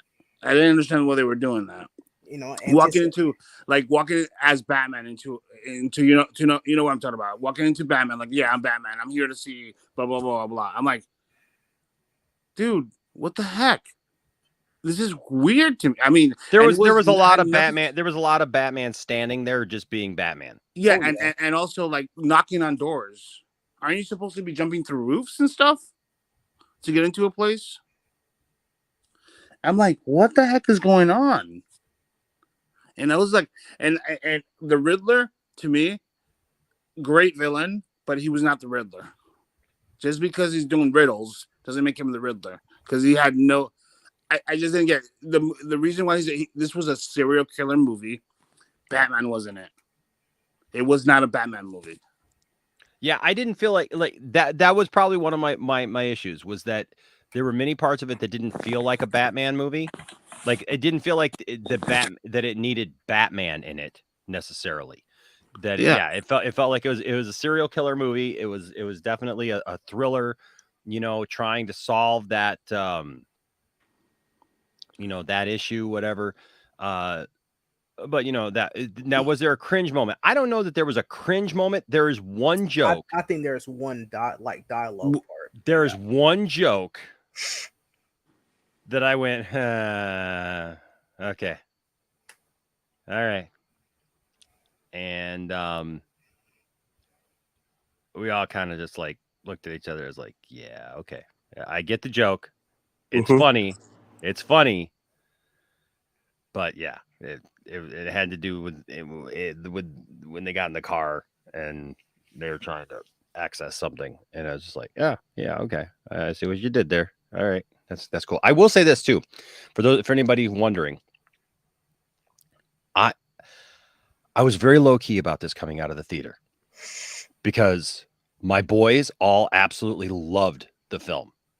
Like Landon was just like, dude, Dad, this is it right here, man. I loved it. I loved it. I was like, okay, cool. And I don't think I heard from Logan what he thought of it, and I know that Isaac saw it the other night. Right. So like Isaac ended up going, we didn't go, we could have gone to the early screening and we didn't. And, but Isaac went. And so, Isaac really, really loved it. I was worried about Tiffany. And so like, I didn't say much coming out of the theater, because look, when we went and saw Endgame, cause I've been very vocal. Like, I did not like Endgame at all. I had so many issues with Endgame that I was like physically angry, and my family knew it. And so like, I didn't want to give that a repeat, because I didn't mean for that to happen in the first place, but like it did. And so, I didn't want to, give another repeat of that, so I was trying to be chill, and in trying to be chill, we got out. I ended up using the restroom at the theater, and Tiffany went to get the car. And as I was getting in the car, she basically spilled the beans that like she didn't enjoy it at all. Like she had the same feelings that I did, but hers were actually probably a little bit stronger than mine, towards the negative of it, actually. And so I was really surprised by that. To be honest with you. But that was how she felt. Like she didn't feel like it was a good Batman movie, and but Tiffany's cool like that too, because Tiffany realized like not everything's going to be for her, and she liked the darkness of it. She liked all that stuff, but she just didn't think that it was a good Batman film. And so there you go. Can I speak to this now? Yeah. Sure. Yeah. Go ahead, Thane. Okay. So like, I saw it a couple of nights ago. It was up my alley because I'm into like the true crime and the dark aspect of it. But I will agree, it's like my sister asked me about it this morning, and I told her, I said, well, if you're going to see it expecting to see a super heroic Batman movie, this is not going to be for you. Yeah. If you like the whole true crime aspect, the kind of almost horror aspect to it, if you like the vibe of like movies like Seven and Saw and stuff like that, then yeah, you'll probably love this movie. Now, do I think Batman was necessary to the plot? No. But then again, you could say the same thing about Indiana Jones and Raiders of the Lost Ark. Yeah. Or really, well, I won't go there because that starts a hot take, and I just will not go into that. So you just brought up a great point that when we do a spoiler talk about this, there's something about this movie, because everybody talks about Batman being the great detective. This was like finally we got to see Batman as the detective. He wasn't. And we did get to see Batman as a detective, but a really without, bad one. but without giving away spoilers. At the end of the day, I don't know that it really mattered. So Okay. you know what I'm talking about. Kind of like the Indiana Jones thing. Kind of like the Indiana Jones thing. You take Indiana. Yeah. No, I'm sorry. Go ahead. Sorry. No, it's not you, Enosh. I just wanted to, before everybody else piles in on it, I wanted to get what I was trying to say out. Yeah, sure. But that being said, I actually like Pattinson in this. I'm not really sure about his Bruce Wayne either, to be honest. But then again, in my opinion, and this is just entirely my opinion, I do not know of any of the actors that have played Batman that have gotten both Bruce and Batman together well. Mm-hmm. Either they're really good as Bruce or they're really good as Batman. So, I mean, and I could go through all of them and explain which one, in my opinion, was better as Bruce or better as Batman. That being said, though, Zoe did a good job. She was Catwoman to me, much more than Michelle Pfeiffer. I liked Alfred, but I prefer the grizzled Alfred to like the Special Forces grizzled type Alfred to anything else. Mostly because I like the way they portrayed Alfred in the show Gotham. Yeah, and it was very similar. I love the Penguin. Riddler terrified me, and I don't often say that much for serial killers in movies because it's old hat to me. I see that stuff all the time, and I watch that stuff all the time, and it's like, but no, Riddler was terrifying. But was he really Riddler? Is the question. Like, no, you could have just called him Zodiac. Great gimmick, but not really comic book Riddler or really other versions of the Riddler. The one that was the Riddler closest to me for me, but has the same vibe as this Riddler was the Riddler out of Gotham. Mm-hmm. Let's see what else. Love the Batmobile. I love the essence of the movie. Like I said, I like the dark aesthetic more, but I do agree with you, Enosh. They could have broke it up with a lot more light. Give us a reprieve in a 3-hour time limit. Yeah. That's like I love the dark aesthetic. But it just felt like the whole thing was just really, really dark. Like as far as like the lighting, not even. I mean, the story was dark enough, but like well, I would have preferred a few more moments of levity, though. This one, you were right about the tone. It was very beat stick with the tone. It was very beat you over the head, that sort of thing. Other than that, really, I mean, it wasn't that bad of a movie. I enjoyed it. You know what? What BVS suffered with the Ultimate Edition, the 30 minutes that BVS, if it would have been there in the theatrical cut, BVS would have been like, it's the other way. It's opposite this one. This should have been 30 minutes less. More story, less walking, less little inconsistencies that didn't make any sense. Like, I'm just saying that scene was so awesome when he was upside down. By all means, trim the fat. But I think part of what your problem with that part of it is that's more like they're trying to get like a tone down for the way it's intimidation factor. The heavy walking, the brooding, all of that, it's intimidation factor. He just doesn't understand Batman. But let me ask you. Look, he's getting there though. Would you let me finish, man? Yeah, go ahead. But he's getting there. You got to understand, Pattinson's learning this character too. He wasn't going to be perfect from the start. Keaton wasn't perfect in '89, and I know that's a hot take, but he wasn't. He didn't really get into Batman totally until Returns, in my opinion. Mm-hmm. Not that I'm saying Keaton was horrible. I loved the summer of '89 too, man. I was there too. Okay. I felt that as much as probably anybody on this panel or in the chat. Okay. But none of the actors, and I can say the same for Christian Bale and any of the other actors that played Batman, they didn't have them down from the start. You can't do that necessarily.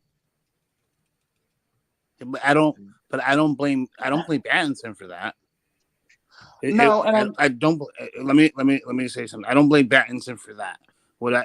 It had nothing to do with it. It had nothing to do with Pattinson. I think he did a good job. It was, and I'm not gonna say the writing because I'm not a writer. It was just it's just the way it was being portrayed, the way that let me give you an example. The beginning scene, right, when he beats the people up, right, in that beginning scene. They say, "Oh, I'm lurking in the shadows. I'm lurking in the shadows. They're scared of me every time they see that signal." And he walks out. He walks through a door. He walks through a door. So I was expecting him to jump up and be, do something like that, because that's my Batman, the selfie. Again, Batman. let me finish what I was But saying. I was talking. You're telling me to let me finish. But Okay, guys. Okay, guys. Relax. What I don't think you're relax. Relax. I don't think you're understanding. I'm just saying. I know. But you guys are getting on each other's nerves, and there's no need for you guys to get on each other's No, nerves. he's not on my nerves. He's not on my nerves. What I'm trying to say is, I think it's the tone. You're misunderstanding what I'm trying to say here. Okay. There's a reason for why that was going on. That there was a reason why he was like that. And I've heard other people talk about this movie today and explained it very well, much better than I can. There's in all the Batman movies I've ever seen, I have never really gotten that one effect of the thing in the shadows, what Batman really is, what the meaning behind Batman is. He's supposed to cause fear in the hearts of criminals. No, you're right. You're right. Mm-hmm. And that's a fear thing. So the extending this, it's just like what you said with Jason earlier. It's a fear thing. It's a relentless darkness. Yes, so he's going to come at them slow. He's going to come at them intimidatingly. It's going to be drawn out because of the tone. He is the thing that the criminals are supposed to fear.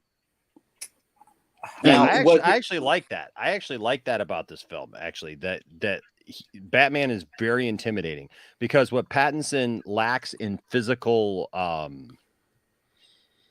prowess, as far as being just like a big guy, they definitely shot it in a way and paced it in a way. The whole Jason Voorhees thing is a great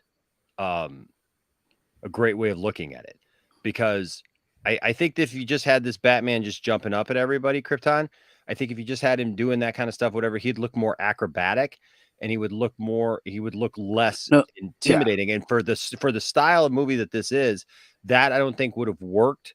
He has to look intimidating, brooding, and like when he walks up on those guys are like they're doing their thing, they're trying to beat up a guy or whatever, and Batman just basically comes up and like he's just there, and he comes out of the shadows. Yeah. And it's that fear, right? It's like, oh my gosh, what's coming out of the darkness? Because that's the whole point, because it talked about the bat signal, that the bat signal is not just a signal to get him. And this was in the trailers as well. It's not just a signal to get him, but it's also a warning to everybody else that guess what? Batman is out there.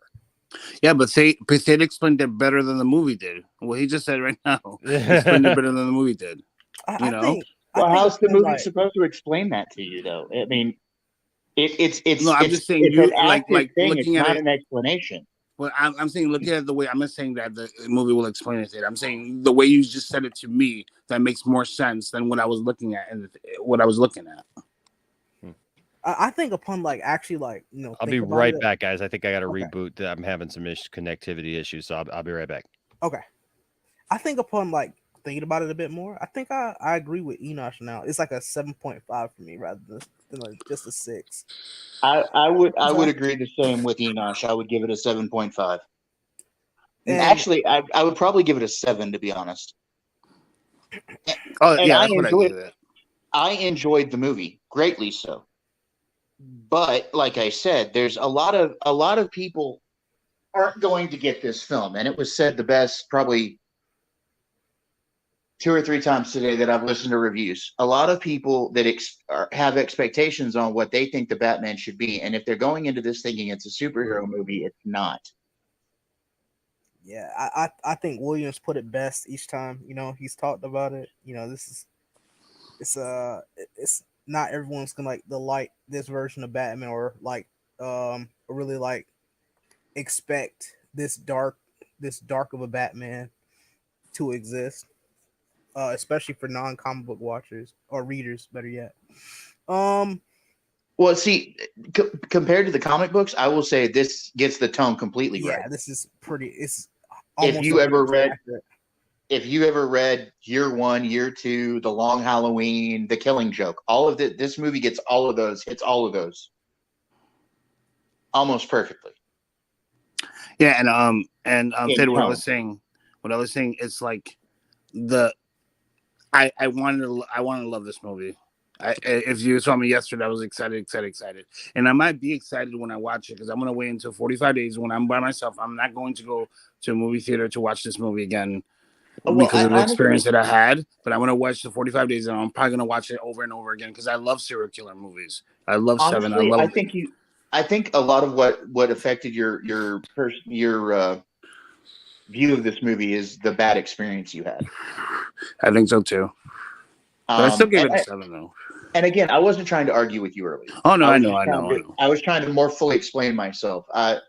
I forget that I'm not as verbose as other people when it comes to explaining things. I explain it the way it's logical to me. So, but like I said, it's not a bad movie. I enjoyed it. I like this. I like the movies with this kind of tone. So like I said, I give it a 7. It was a movie. Yeah. Jose here says life in Gotham is dark, and I absolutely agree with that. Ain't nothing funny and light. We'll see. So here's the funny thing about that though, is that there's actually a couple of moments in there where the tone changes, but it doesn't fit because they're not consistent. Like it's there's just a couple like I'll be honest, every time they show because I heard somebody put it best, like this is a grounded movie, but it's grounded in a comic book world, right? Mm-hmm. But then anytime they show the mayor, anytime they show the news, right, or anything like that, it gets weirdly modern and normal. Oh, I do want to say one more thing. Like, and then they show the funeral scene, and it gets weird and gray again. And then they show it at night, and it's just like rainy and grainy, and then they show every time they show the mayor or they show who's running for mayor or anything like that, then all of a sudden it's like light and it looks like something off of CNN. It's weird to me. Like, Enosh, can I say one more thing? Yeah, go ahead. I've forgotten. One of my favorite characters actually is John Turturro's Falcone. And why I say that is because I'm used to John Turturro being kind of like a zany kind of actor. Like he does a lot of like crazy stuff with his characters. But I think his Falcone was very grounded. It was not what I'm used to seeing from him as an actor. Yeah, no, you're absolutely right. I felt that same way actually. I was really impressed with his take on Falcone. Like Falcone. I got to give you that. Yeah, for sure. Well, this is weird. StreamYard just totally rebooted and it's not going back all the way. That's strange. Yeah, I haven't watched it. I might watch it on Saturday. Just maybe watch it today. I haven't decided, but I mean, some far from what I'm hearing is like positive or negatives in the movies and stuff like that. But I have this. If let's say if Ben Affleck movie got made, you think it would have been better than the Batman? If what? If Affleck versus Deathstroke movie would have been better than the Batman. Well, it would have been different. If it got made. I don't know. Because it would have been different. I don't know because it would have been different. Yeah, Yeah. it would have been different. And I think because I mean if they kept the tone that's in with the stuff that we've seen Ben Affleck in, the Snyder stuff. Yeah, the Snyder stuff. Anyways, like see, because I think what throws a big monkey wrench into that is freaking Justice League, because there was a tone Justice for League Batman. felt like a Batman movie. I'm just saying no, I'm saying like Justice League, I should say. Oh, Justice League throws a huge wrench into all that stuff because it makes his Batman look trash, completely different than he was set up to be. You know, the Jumper's here. What's up, Jumper? Says I saw it tonight. I liked it too. I think I'm a little Batman fatigued. Hey, Batman fatigue is a real thing. I'm just saying, people. I agree with Monkey Jeebus. It is a real thing. I agree with Jeebus. To keep it real, I don't agree with any of this. Though I will disagree that he was intimidating to me though. Monkey Jeebus's comment. Yeah. Hey, Eddie. Whoop. Eddie, what? So you're saying you disagree with all of us? So Ronan here is asking for an opposite opinion. So what? So you say you disagree with all of us. So you tell us, man. What do you disagree with, buddy? No. First of all, I did like the movie. I would give it 8.5 out of 10. I really enjoyed it. And look, some of the things I heard since you guys started talking about it, I don't have no problem with the cowl. I think it looks cool. The neck area, it did give me a while to get used to it, but like I didn't when I watched the movie, I didn't even bother looking at that. I was like, I don't care anymore. I kept noticing it though. I noticed the back of it. I was like, I wasn't really paying attention to I that. don't know. It is what it is. Some people pay attention, some people don't. But I have no problem with the makeshift bat suit because it's more realistic. It's like if someone with those limited resources could actually make something like that. Like anybody. But no, I did like the movie a lot. I did like that. It was basically full Detective Batman. I know people were saying, "Well, was it?" Yes, it was. He did way more detective work than the other Batman, and not even with technology wise, just him using his own brain to think of the I agree solution with to that. either the riddles. I do agree. I do I agree. agree with that. The question is, in the end, did it matter? And the end didn't. Well, obviously, I'm not gonna spoil it, but obviously, it I know. That's my question. Yeah. To the plan working out still either way, but no, he did from beginning to end.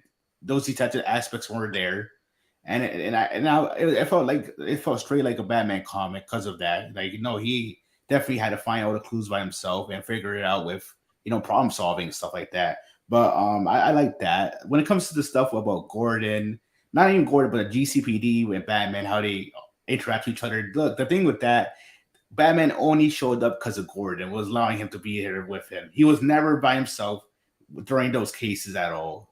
We saw it, not to spoil it, but we saw in the movie how the other officers felt about him. They were trashing him right to his face. But no, he was always there when it was Gordon, because Gordon was the one that was saying that. All the other officers, the commissioner, the other officers were saying, "Why do you have this vigilante here? Or get this guy out of here in this crime scene." So yeah, it was because of Gordon that he was always around during the murder cases, all that stuff.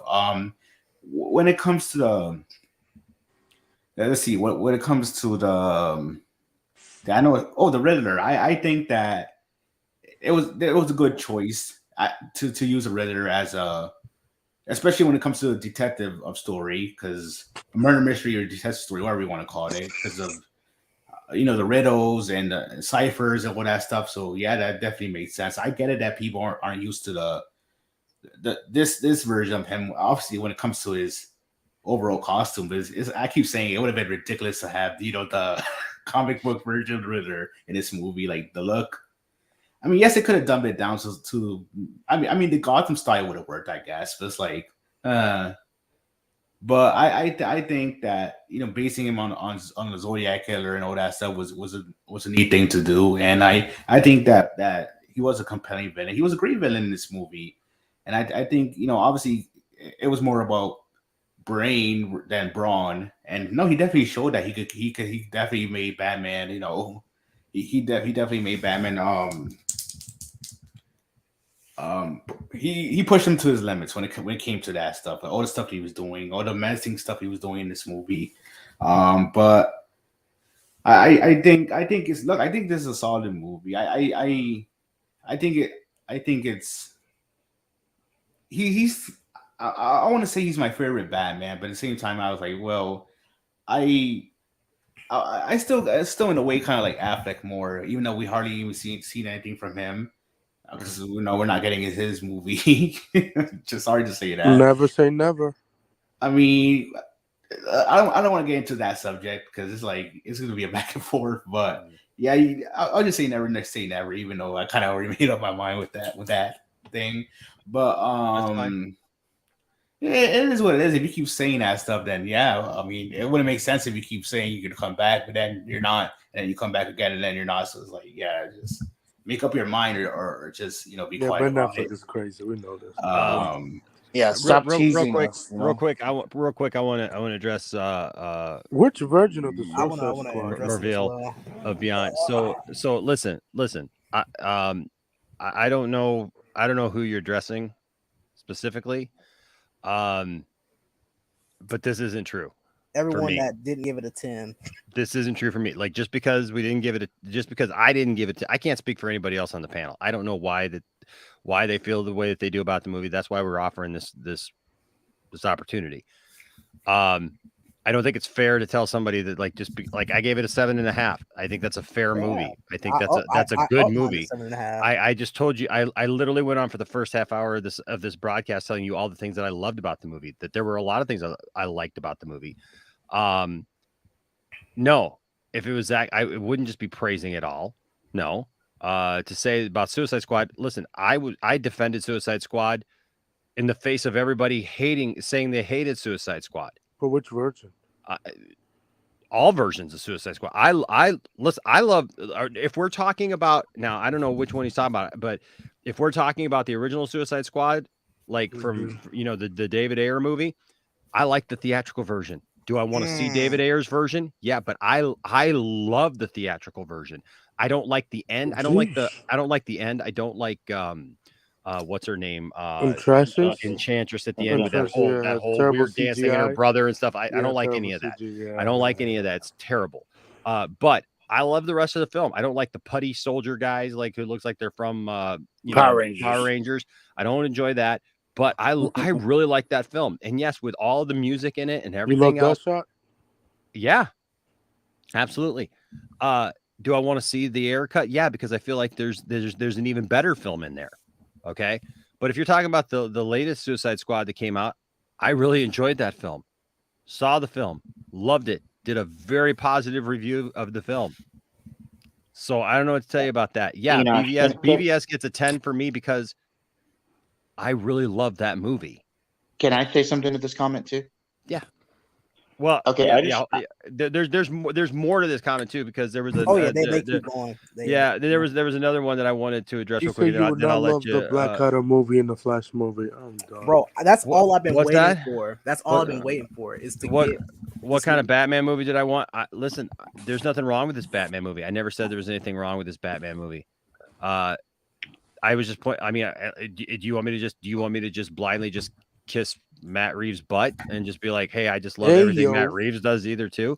Like that's not the point of this. I'm not saying I'm not trying to be like yeah, we wanted an actual Batman movie. Like I just pointed out things that just didn't work for me in the film. Just for me. I didn't say that they were bad things, or it's not a Batman movie. It feels a little weird at times because it doesn't feel like Batman is necessarily needed.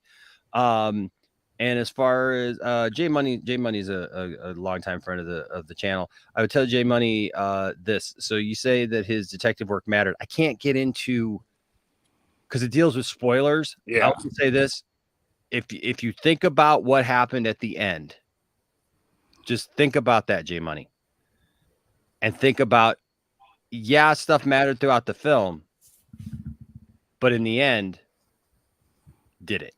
That's all I'll say about that. There was something. Go ahead. It was Thade. Yeah, Thade. Go ahead with what you were saying there, man. Okay, to speak to Melville. First of all, I am very much looking forward to Black Adam and the Flash, and Batgirl, to be honest. Also, I am not a dyed in the wool Snyder fan. I'm actually not the same as some of the guys on the panel. I'm not, and I only say this because I got into an argument with somebody today on Twitter over it. Do I like what Snyder was doing? Yes. Did I want to see more Snyderverse? Yes. Did I feel a little cheated that we didn't get beyond Zack Snyder's Justice League? Yes. If they never put that out, if they never finish that storyline, I could care less. Just putting it out there. If they finish it, yay. If they don't, I could care less. So lumping us all together and saying that we all don't like it because it's not Zack Snyder, no, you're wrong. I will though say, I tend to give every movie a chance, regardless of whether everybody likes it or not. Did I like this movie? I loved it. I thought it was amazing, but I'm not going to give it a 10 because there were some things that I did not like about it. But then again, I didn't give BVS a 10 either. Yeah. So, just plain and simple. You can't. Two things real quick. Yeah, you can't lump everybody in together. And look, as far as this goes, as far as I'm expecting not to like Black Adam, if I don't like Black Adam, I can already tell you what it's going to be. It's going to be The Rock. Because I just don't like The Rock. I just don't like the same Rock. character. I've been very vocal about that. I'm hoping his supporting cast actually does better than him because look, I love Shazam. And I absolutely want to see Shazam versus Black Adam. And so as long as they're good to the character, I'm gonna love Black Adam. But The Rock gets on my nerves. That's just is what it is. But I love Shazam, and I'm looking forward highly to the sequel to Shazam.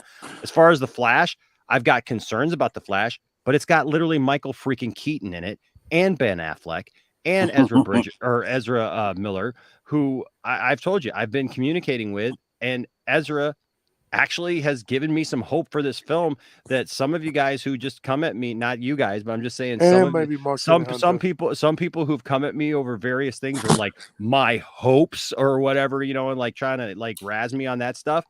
I'm hoping some certain things happen because then you can all suck it. Okay. But I'm not saying that to you, Merville, and I'm not saying that to anybody else necessarily in the chat, but I'm saying all of you guys who go, oh, well, I already did this. No, it's not going to happen. This ain't going to happen. I'm just saying. Okay. You know how it's great when it doesn't matter what anybody else says because they're not the ones making the film. Right. So like I say, like nobody, we don't know what the end product's going to be. I very much hope so to love The Flash, and I hope that it's great. And I love Andy Muschietti. I love his films. So I've loved both It movies. Yes, both It movies. Yeah, me too. I didn't just jump in at the first one and go, oh, the second one sucked, but I like that first one. I like both of those films. I actually love both of those. So listen, again, I feel like guys, I feel like I can't win with everybody because everybody just tries to lump me in with all these crazy Snyder people. It doesn't matter what other people think. I know it doesn't. But the thing is like I'm a huge DC fan. I'm a DC fan first and foremost, right? And so the thing is that I'm gonna like good stories, and just if I don't think that something is perfect, doesn't mean that I hate it, and I'm not in with all these other people who are just like, I'm just going to hate it, just to hate it. And Merville, do you not watch any of my content? He probably doesn't. Merville, if you've never watched any of my content, trolling. Then well, maybe Merville, like he knows that I've done a lot of Snyder content, so he must think that I'm one of these Snyder bros who just is like I'm. First of all, those people don't know Zach. Those people have never talked to Zach. They have not had no communication with Zach. They literally think they're fighting for something that they don't even know what they're fighting for. And I will be the first to tell you this. It is absolutely insane to me that these people do the things that they do. Now, look, I have been very vocal about the fact that I don't see a way that Lois gets with Bruce after Superman dies. Like, I don't see that. And I wouldn't want that. I'm fine with Lois getting with Bruce before Clark shows up in Metropolis because that's comics. But it's literally in the comics that her and Bruce Wayne went out on dates because Bruce Wayne was a millionaire. Now he's considered a billionaire, I guess, in the comics. But like he's this major player, and she is a Pulitzer Prize winning reporter, right? And so that's in the comics that they went out on dates. It was in the animated series. Yeah, definitely. It was in the animated series. It was in all these different things, right? It was in all these different things. So that's all there. But if that happens after Superman dies, I don't see that works. It doesn't work for me, and I don't agree with it. But I don't have to agree with everything Zack Snyder does. Exactly. Because I like Zack Snyder's movies, but it doesn't mean that I'm like I'm just so obsessed with it. Listen, and there have been people who don't listen to me. They don't pay attention to what I say, and they try to lump me in with those other people because because I've been outspoken about my love for Snyder's films. I love Zack Snyder's Justice League. I love BVS, and I love Man of Steel.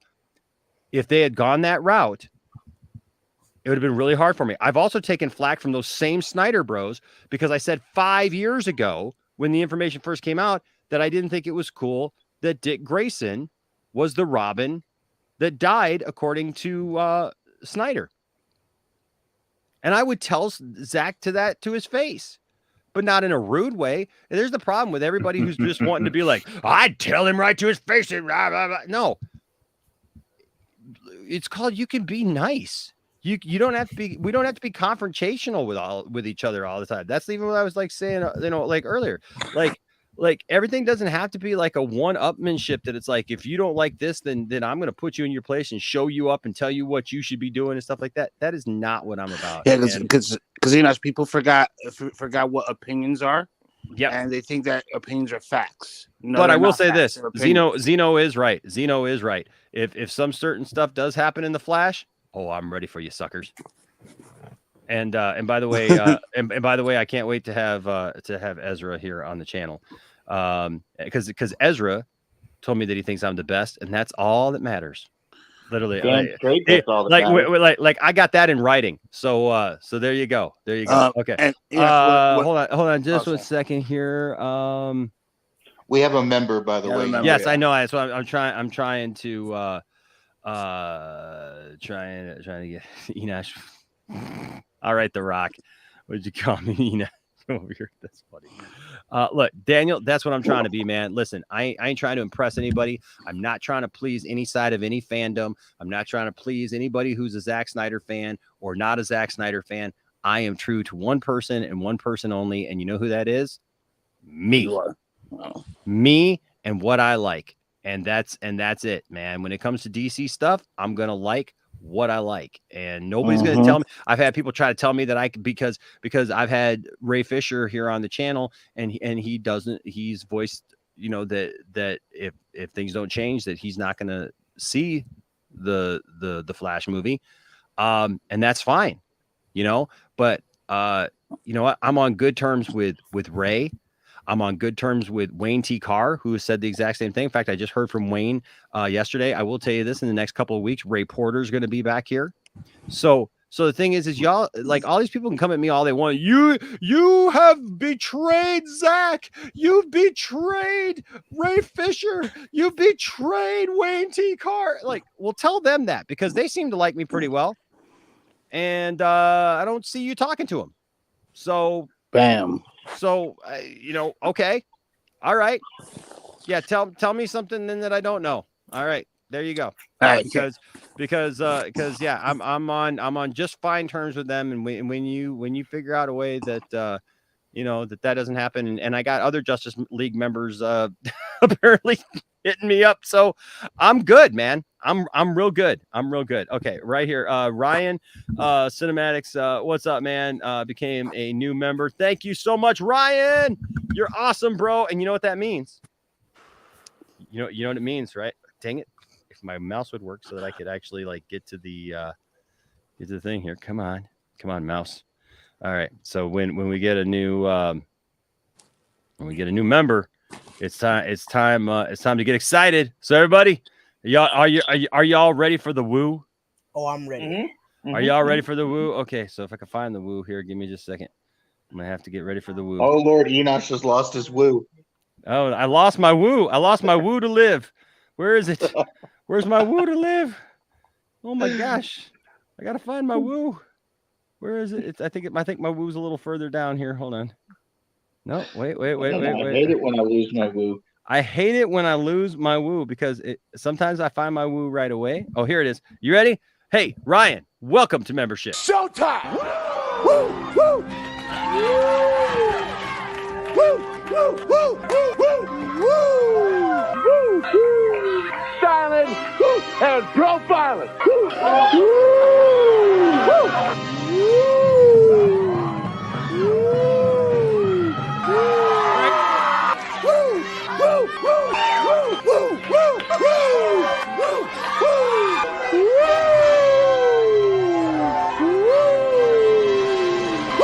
It's live and in color. Woo! Woo! Woo! Woo! Woo! Woo! Woo! Woo! Slow down. Woo! Woo! Woo! Woo! Woo! Woo! Woo! I'm styling.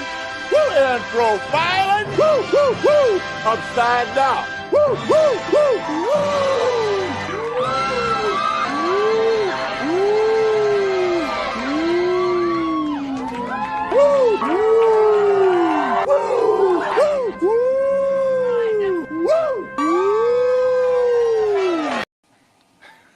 Welcome, Ryan. Welcome, Ryan. We are glad to have you here, man. Can I say something? Yeah. Okay, so I hated. I was in that bandwagon of hating the Suicide Squad. I'm not gonna lie, right? When they changed James Gunn and they gave everything James Gunn, it was like the Suicide Squad. I saw the Suicide Squad. I liked the movie, but my favorite character, actually, and I told this to y'all, was Peacemaker. I liked Peacemaker. So and everybody hating on Peacemaker, I'm not gonna say this Peacemaker, whatever. I freaking love that show. I love Peacemaker. I love Peacemaker. I enjoyed it. I'm like laughing my butt off every single episode, dude. Yeah. I love that humor. That thing. So like I'm a Snyder fanatic, and I want it to happen. I don't care. You can call me a cultist. I don't care. I'm 44 years old. I don't give a crap what people call me, little kids or whatever. I don't care what they call me, dude. I want everything. Give me everything. Give me Sack. Give me Gun. Give me everything, dude. I just want content. I want good shows, funny shows, things that I enjoy. If I don't enjoy this movie, it's just I don't enjoy it. And that's it. It's my opinion. It's nobody else's. Yeah. A couple things here. Merville says, Enosh, I watch your content regularly. I keep saying how immaculate your Snake Eyes review. Thank you. I appreciate that. Says, I just see you more forgiving with Zach stuff. BVS was very inconsistent. Look, man, if that's the way you feel about it, I just don't feel that it was. I think that's just a personal taste thing, man. Honestly, like if you don't like it, you don't like it. That, but speaking of people who think that I somehow betrayed somebody, I haven't betrayed anybody. I haven't betrayed anybody. But if you want to say that, I mean, like I see people saying that. I literally saw people tweeting today that Jason Momoa has betrayed Zack Snyder. Like, really? Come on. Oh, there's somebody nobody say anything about it, whatever. That's because, I don't know, because there is no petty arguments here. And Snyder Stan 88 says, Enosh, I'd really love to understand this one. It says, Enosh, you have betrayed the fandom since you like calling out hate, but not your own friends. Oh, he does that to me all the time. Who? I literally called out somebody who had been my friend yesterday on Twitter for absolute, like, something that I thought was absolutely just disgusting. And look, I haven't talked about it. I don't need to do a video about it. I don't know what you think that I have called out and haven't called out, but I would just say this: pay better attention, because I have. Hey, what's up, Proby? You know what? You're awesome. One more and I know round Proby's been a member before, so Proby's back. So we're gonna give Proby some woo. Showtime! Woo! Woo! Woo! Woo! Woo! Woo! Woo! Woo! Styling and profiling.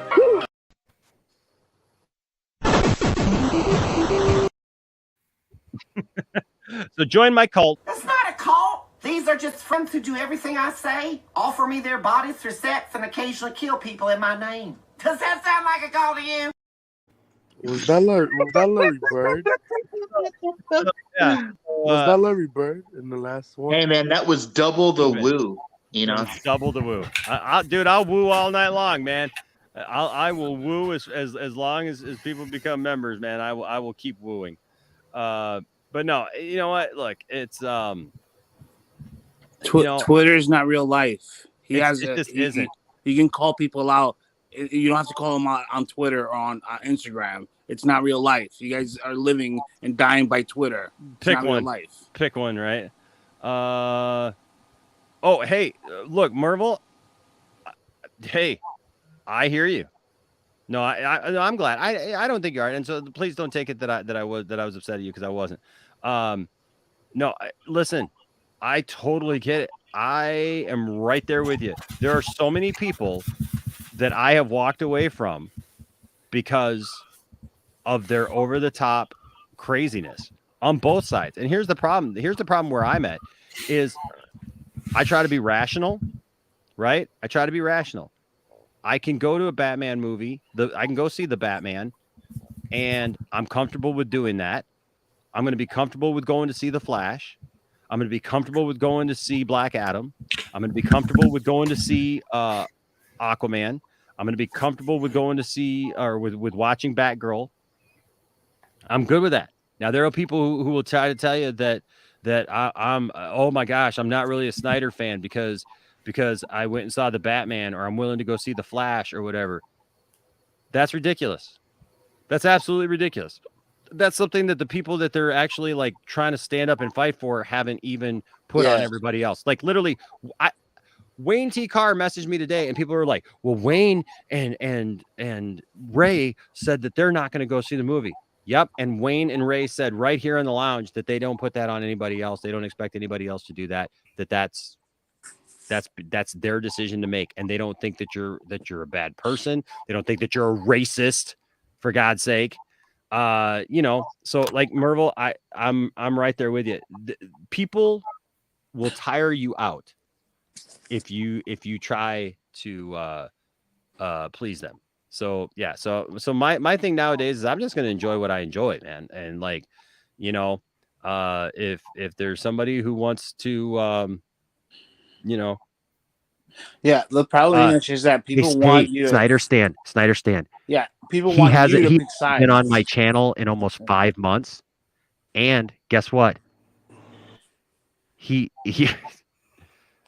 I think you need to catch up. By the Stuff that's gone on over the last few months. Just saying, you might be a little bit behind there, my friend. Yeah, because I've had those same issues. So there you go. That count got made today, so there you go. I don't need to kick I don't need to kick someone to the curb who literally I haven't had around for literally 4 or 5 months on the channel. So, and you don't have to pick sides either. And I don't. And if I want to have somebody on, I can have a conversation with somebody if I want to have a conversation with somebody. But listen, I've drawn my own lines in the sands. Here's the only difference. Freaking high school. Here's the only difference. Yeah, is I don't feel like I have to be in high school and like tell everybody every little thing I do, or make like some huge video announcing it, or telling everybody that I'm not going to have this person on anymore. I'm not going to do this. Just look at who's on my panels. Look who's actually on my channel. And you know what? And those who are around on a regular basis, they see that and they know that. So the person that you're talking to, isn't happy at me because of what I like as well, And so listen, but I got nothing to get into about that. And listen, I have my own conversations about that, and the only thing that I have said about it was yesterday, because I felt that it was wrong. Look, I'm all for forgiveness. I'm all for giving people the benefit of the doubt. But I think I think that that situation is more about the fact that people feel that they got to push on for something so long, and they got to keep something up, that all of a sudden then you start talking a little too much, and you're gonna slip up. And so, it's their storyline. Yeah. And so look, man, I'm just telling you, I'm good. I'm good. I know who I am, and I know what I do. And man, and I got this guy here. This guy will beat up anybody that I need beat up right there, man. Who's that? This guy right here. I got Louis Gossett Jr., man. Louis Gossett Jr. is here, and we're good. I think the biggest problem here is we think that the internet, YouTube, and Twitter are all of Snyder's fans. I've been sending Snyder fans and casual fans to the movie all week to this very same movie, and the real life human response is not the online response. Mm-hmm. And when I see people describe people who are fans of Snyder's films, I can completely know that they've only been on the internet. I'm not making fun of people on the internet. No, I know. But you have to sit down next to it. I had about of the people we sent to the movie, a good 50% of them had a lot of issues with this movie, and they were legitimate issues, and it had nothing to do with Hamada, had nothing to do with Imrak, had nothing to do with any of this stuff. It had to do with it just wasn't for them. And like I said before, this is where good management comes in and says, I've pleased with this movie this people on this side of the room, but I have these people on this other side of the room with their money in their hands waiting to give to me. Now it's time to manage those people and give them the Batman, because when you have an 80-year-old IP, you really need to try hard to reach out to all different Batman fans, because you just don't want to leave that kind of money on the table. And I knew coming into this Batman was not going to be for everybody. And if you didn't like it, there could be legitimate reasons why you didn't like this movie. The tone was disturbing. I sent one of the people we sent walked out. They walked out. They took their kid and they left. Legitimate reasons, and this is, and this is a person who had seen the Batman, all the other Batman movies and came into this one, and not everybody, every general audience fan is going to come into the Batman with an open mind. Most Batman fans will not go to this movie with an open mind. That's just fact. The majority of people who pay for this movie will not go into it with an open mind. And that's just reality. They're going to go into it with the completed image of the Batman that they like in their head, and they're going to hold that Batman up to this one. That's just human nature. So, but if you're a business and your job is to make money and your job is to, increase your influence, then you know what? You can't just say, well, you didn't like this movie, I don't want your money. You got to be crafty. You got to be creative. And this movie is not a replacement for anything. I keep seeing the only way I see this is online. I don't see this with actual human beings. This movie's doing great. That means the Snyderverse is dead. In your head, maybe. I mean, you may want to go to a junior high business class if that's what you think, because there are a lot of people this movie is not going to be for, and you need to basically get with them as well. So, and if this is the replacement for all Batman, then why do I got a 70-year-old Michael Keaton coming up? Exactly. And Ben Affleck coming back. And Ben Affleck. The bottom line is this: no matter how good this movie is, this isn't gonna do it for a good percentage of Batman fans, and there's nothing wrong with that. It just needs to be addressed. Both.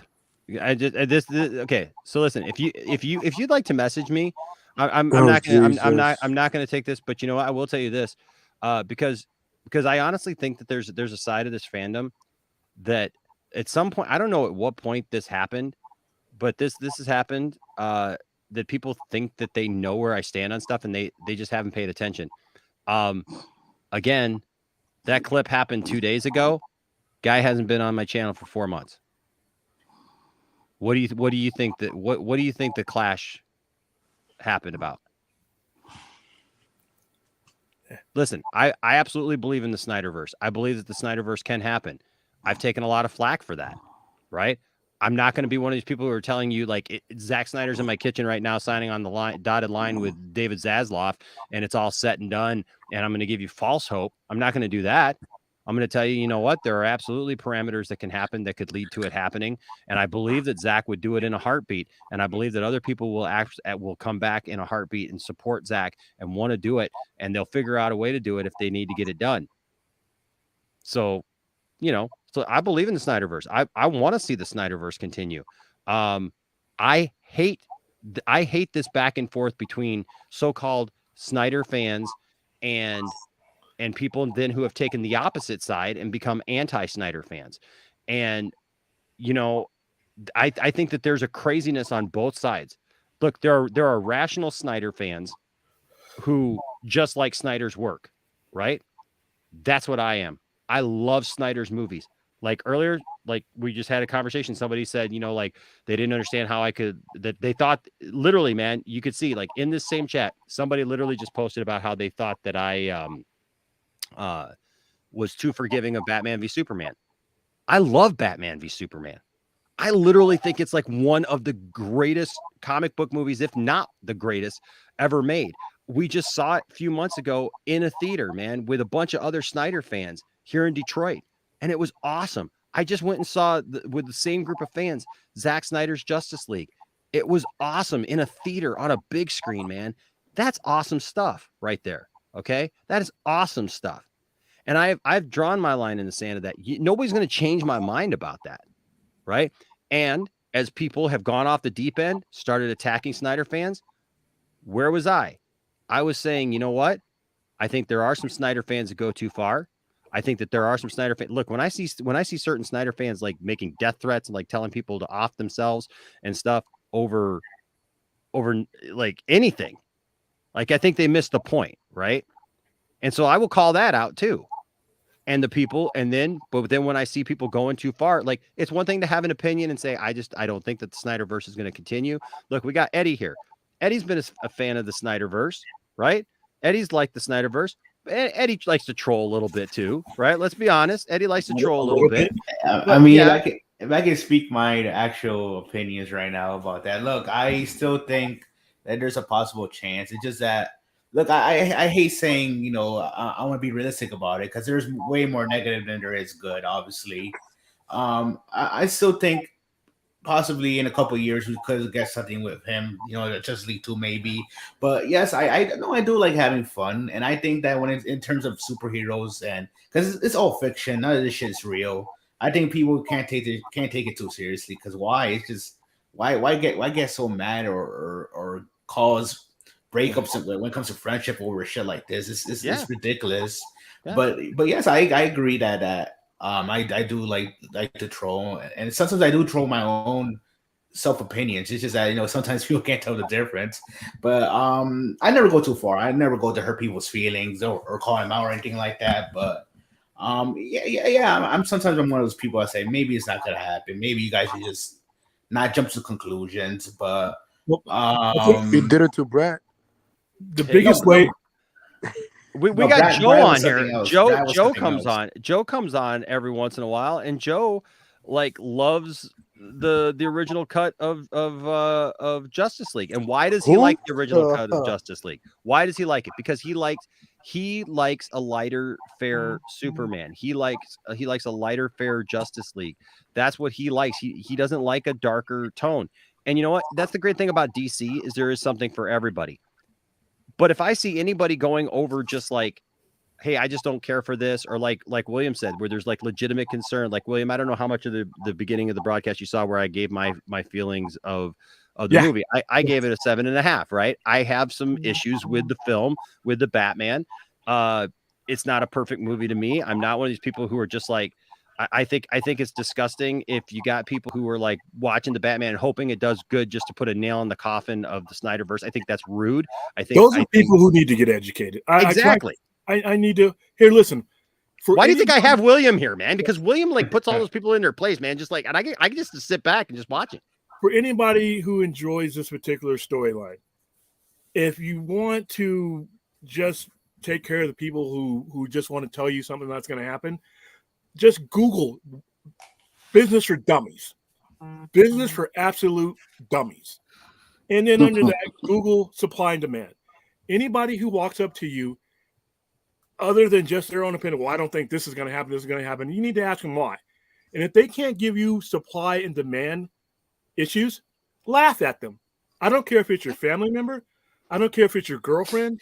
I don't care if it's your mailman. If somebody comes up to you and tells you that something can't happen and they can't give you supply, demand, logistical reasons why, laugh at them. Loud. If you're in the supermarket, laugh at them. So when you say people, oh, the Snyderverse is a pipe dream, it's never going to happen, and your response is to, okay, can you give me some specifics of why? And if they don't have them, laugh at them, follow them around, and laugh at them. That's the atmosphere they deserve. All right. Now, if you don't think it's going to happen, one thing, but to try to like hunt people down and say that because this movie might be successful, that this storyline might be not completed, all you had to do is look at I think it was Vanity Fair. This guy's running. I'm not even looking down. I'm sorry, know. but this Do we have a guy, Vanity bro, Fair article that is said it was crazy. the fourth most streamed movie of 2021, Wow. right? All right. Yes. So you have a trade magazine that tells you one thing right there, that there's a demand. So just Google this internet machine with keys and stuff, and you can type in all kinds of stuff and do your own research on supply, demand, and then if you want to go up to the next grade, look at streaming revenue, streaming numbers, all kinds of stuff. But if you don't, don't get triggered by these guys. I laugh at them. I mean, there was one at the theater the other day while I was in line, telling me that, and I asked him why, and he just came up with that stammering thing when a teacher asks you a question and you didn't expect to be asked. They start doing that shuffle. That's what most of these guys do when confronted with why do you don't think it happened. And if you don't have legitimate business reasons, shut up. All right. Listen. I put enough hours. I put enough hours of my life into writing, making that my associate producer song that, like, my God. And I've gotten to enough arguments. I go with the Yoda approach when it comes to Snyderverse, or the Snyder cut, or Snyder being a Snyder fan. My own counsel, will I keep on if I am a Snyder fan or not? Because I'm sorry, I've literally, my original thing was to fight for the Snyderverse. I have never backed down to wanting the Snyderverse, to saying that it could happen. Do you understand that there are literally people, dude, who are angry at me because I won't denounce the Snyderverse? Do you understand that? Like, literally, this cracks me up, guys. I feel like I'm in the Twilight Zone sometimes, because, like, there's literally one side that, like, literally argues with me, sends me DMs, changes their screen names regularly to leave comments when I block them because they're anti-Snyderverse people who just, they hate the Snyder. They try to tell me, Enosh, you're giving false hope to people, that they accuse me of all these things. They tell me that I'm a liar, that I've said that the Snyderverse is going to continue. They've literally made up stuff that I've said, that I have inside sources that say that that the Snyderverse is going to continue, when I've never said that. I never said that. They misquote me even, because I told another friend one time about something completely different. It wasn't even about the Snyderverse. I told him, you don't know what you don't know, right? Because all these people, they make all these statements on the internet, right? And they're like, well, I don't believe this has happened. I don't believe that's happened. And I just said, you don't know what you don't know. Somehow that got turned into, you don't know what I know. And I don't know how that happened, but then people started using that on me. And I was just like, that's not what I said. And then people are like, yeah, it is. Yeah, it is. It's what you said. And I'm like, no, that's not what I said. Right. But listen, sometimes people get stuff in their head. You can't change their mind. But Snyder Stan, listen, I will just tell you this, man. I don't know who you are. I don't know if you're just trolling me. I don't know what it is. I'm not going to spend any more time. If you want to, if you really want to have a conversation, like, I don't know how to prove to you anymore. And it's not for me to have to prove it to you. Yeah, you don't have to prove anything. But the funny thing is, the only reason I do this is because, like, I do care. Right. Like, I mean, if I just didn't care, like, I would, like, you notice I have not attacked you at all. Like, I agree with you, man. I believe the Snyderverse can happen. I believe it is going to happen. Actually, if you ask me, if you ask me if I believe it's going to happen, absolutely, I believe it's going to happen. But that's my personal opinion, because I can see how it could happen. I could be absolutely wrong. I don't know. But the point is in that, though, the point that I just want to say is like, I just find it absolutely freaking hilarious that you came to this opinion of me that, like, I'm not a serious fan of the Snyderverse, when literally, like, I have lost friends over the Snyderverse. I have had friends turn their back on me because I'm a Snyder fan. I literally have a guy who literally, like, him and his son taunt my son because we're DC fans, because they just think we just love the Snyderverse too much. And like, people who harass me nonstop because they literally just want me to get on air one day. They live for this. They want me to get on the air like this and say, hey, welcome to Poindexter Lounge. I, Enosh Fee, admit that the Snyderverse isn't going to happen. That's what they want. That's all they want. They literally harass me with that. So to Because they hear don't have a somebody- life. They don't have Exactly. a So to life. hear somebody say that to me, it just kind of cracks me up. What were you saying, William? This is what you do. Take the Snyderverse out of it. Just take the Snyderverse out of it and just go with supply and demand. Say, there's a video out there. Eddie's made a movie of him riding a donkey through the desert. I'm just being funny. Eddie, and guess what? And I found out, I look at the numbers on that, and I say, wow, there's 1 million people that watch Eddie riding a damn donkey through the desert. That's demand. Now I monetize it. So I got this channel that I got all these networks on, and I got a streaming service. And I put Eddie riding that donkey on that streaming service, and they watched it there. But guess what? They didn't just watch Eddie riding the donkey. They watched Enosh giving his horse a bath, or they watched Krypton Core's farming stuff like that. That one IP went all over the place.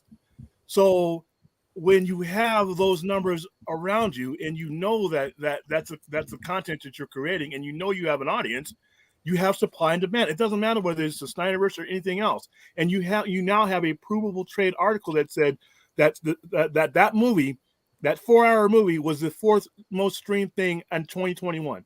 Now think about that. Think of how many things that were on all the streaming platforms. So right there's just your supply. So everybody should make that article if they can, make it their profile picture or something. Because if you don't talk about it, right, Enosh? Yeah. Right? Hey, I don't support anybody that I know who's anti-Snyder. Like if they're a jerk about it, I've called them all out, right? I've even called out my own friend Saggy. I've called out my friends RJ who have been close to the channel. I've called them out when they were doing that. You don't know. I've had 3-hour-long conversations with these people who were my friends or are my friends or whatever. And like I said, other ones just we've parted ways. And as far as this, please tell this to can I just say this? If you think that somehow I wanted attention for being a Snyder fan, please tell my friend Joe, who is mad at me for being a Snyder fan long before I had a YouTube channel. Please tell him that I'm just in it for being a Snyder fan, and somehow prestige that comes along with that. I don't know what that is. Please tell my friend Jordan, who literally has had to sit and listen to me talk to him ad nauseum about Man of Steel and how I think it's one of the perfect movies ever made, and Batman v Superman, how I love it. And then how much I was looking forward to Zack Snyder's Justice League. Please tell a guy named Keith that I used to know, who got pissed off at me because when Batman v Superman came out, we got into a discussion because he tried to tell me he wasn't going to go see Batman v Superman because Batman doesn't kill.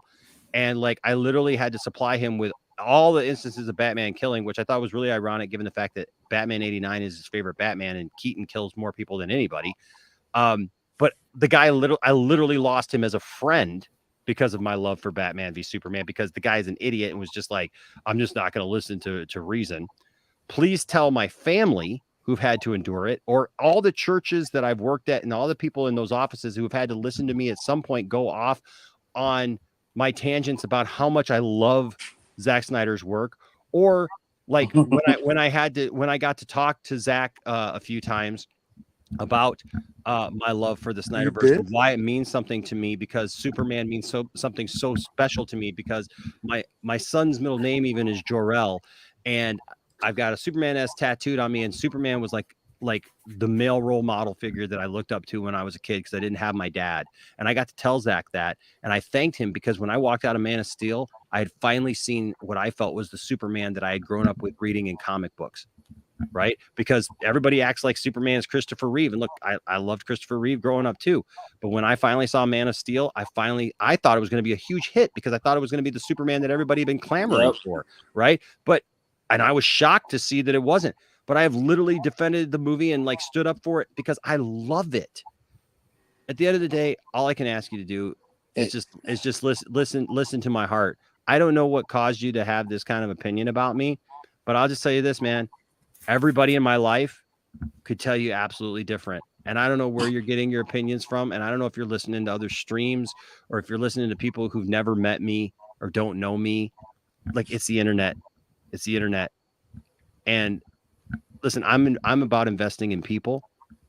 And Snyder Stan 88, I don't know who you are. I've never met you. But here's the thing. You came in here. you've shared your heart with me, your opinion. Like, I don't know what it's based on, but I'll just say this: I'd love to have you here, like, just to be able to have conversations and fun, because you love something that I love. And this is my problem right now with the Snyderverse. It's supposed to be us united. It's supposed to be us together, having these conversations and enjoying this stuff together. And I think if there's any problem with the Snyderverse movement, it's that everybody kind of went off on these own things, and the people accusing other people of somehow like just wanting this, of like attention or whatever. They're literally the ones who are begging for your attention or trying to get your attention based on nothing. They're trying to divide us, dude. That's what they're they've been trying doing. to divide the fandom. And they're working. It's like politics. They try to divide us. Yeah. So we believe in the same thing, and it's like, no, you don't believe in that. That's my heart. That's my heart. That's the craziest thing. That's all I can say about it. That's my heart. That's where I stand on the matter. And Snyder Stan 88. I just hope that man, I love the exact I love the exact same thing that you love. And I pray for the day that Snyder fans come together, that we stop being at odds with each other. Let's stop being at odds with each other. Let's come together, man. Like, can you imagine that? Can you imagine if we came together as a fan? Look, that's what we were able to create with the Snyder Cut. That's the only reason the Snyder Cut happened, was because fans came together. They made it vocal that we wanted it. We made it vocal that we wanted it. And so when the time was right for it with HBO Max, yeah, it took something like the HBO Max needing content, right? It took them needing content. But the fact that there was a proven fan base there, right? It made a difference. Is the Snyderverse going to continue tomorrow? No, it's not, right? With the current regime, we know that there's bad people. I mean, we got Hamada, we got Emmerich, we got Ann Sarnoff, right? We got these people who are in the way of that. Keelar. Right? Yeah, well, Keelar, he started off good, but I think he just lost his bite, right? But the thing is that imagine if we stayed together like this and we weren't being jerks, right, about it. Like, if we actually used our numbers, because we've got great numbers. Look, even right now, Batfleck is still trending. Zack Snyder's Justice League is still trending. Hashtag restore the Snyderverse is still trending. And look, I have fought people tooth and nail to say there is nothing wrong with using the hashtag. There's been people who try to tell me that I shouldn't use the hashtag restore the Snyderverse because there's toxic fans out there. There's toxic fans in every fandom. Okay. But the thing is you know what? I say use restore the Snyderverse. Okay. I was all aboard. I put it in a song even. Restore the Snyderverse before, like, we were all like restore the Snyderverse. Like, I heard that and I was like, yes. And I was glad when it became a thing. And in a ton of my videos, I used to put it in the headers even, right? My thing is this: if we would focus our energies on positive stuff instead of infighting, instead of trying to point fingers at each other, imagine what we could accomplish. And imagine if we had a DC universe where somebody could go see the Batman who likes that kind of Batman, and they could go watch it and love it. They could go see a different, they could go watch The Flash and they could see Keaton come back as Batman and have something that they enjoyed and that they love. And then we could have our own thing, whether it be on HBO Max or whatever, with Justice League 2 and 3. Like, I would love nothing more than to see Justice League 2 and 3. And I hope and I pray and I'll fight for it to come back. Now, I'm not going to be a jerk about it, and I'm not going to be like obnoxious about it.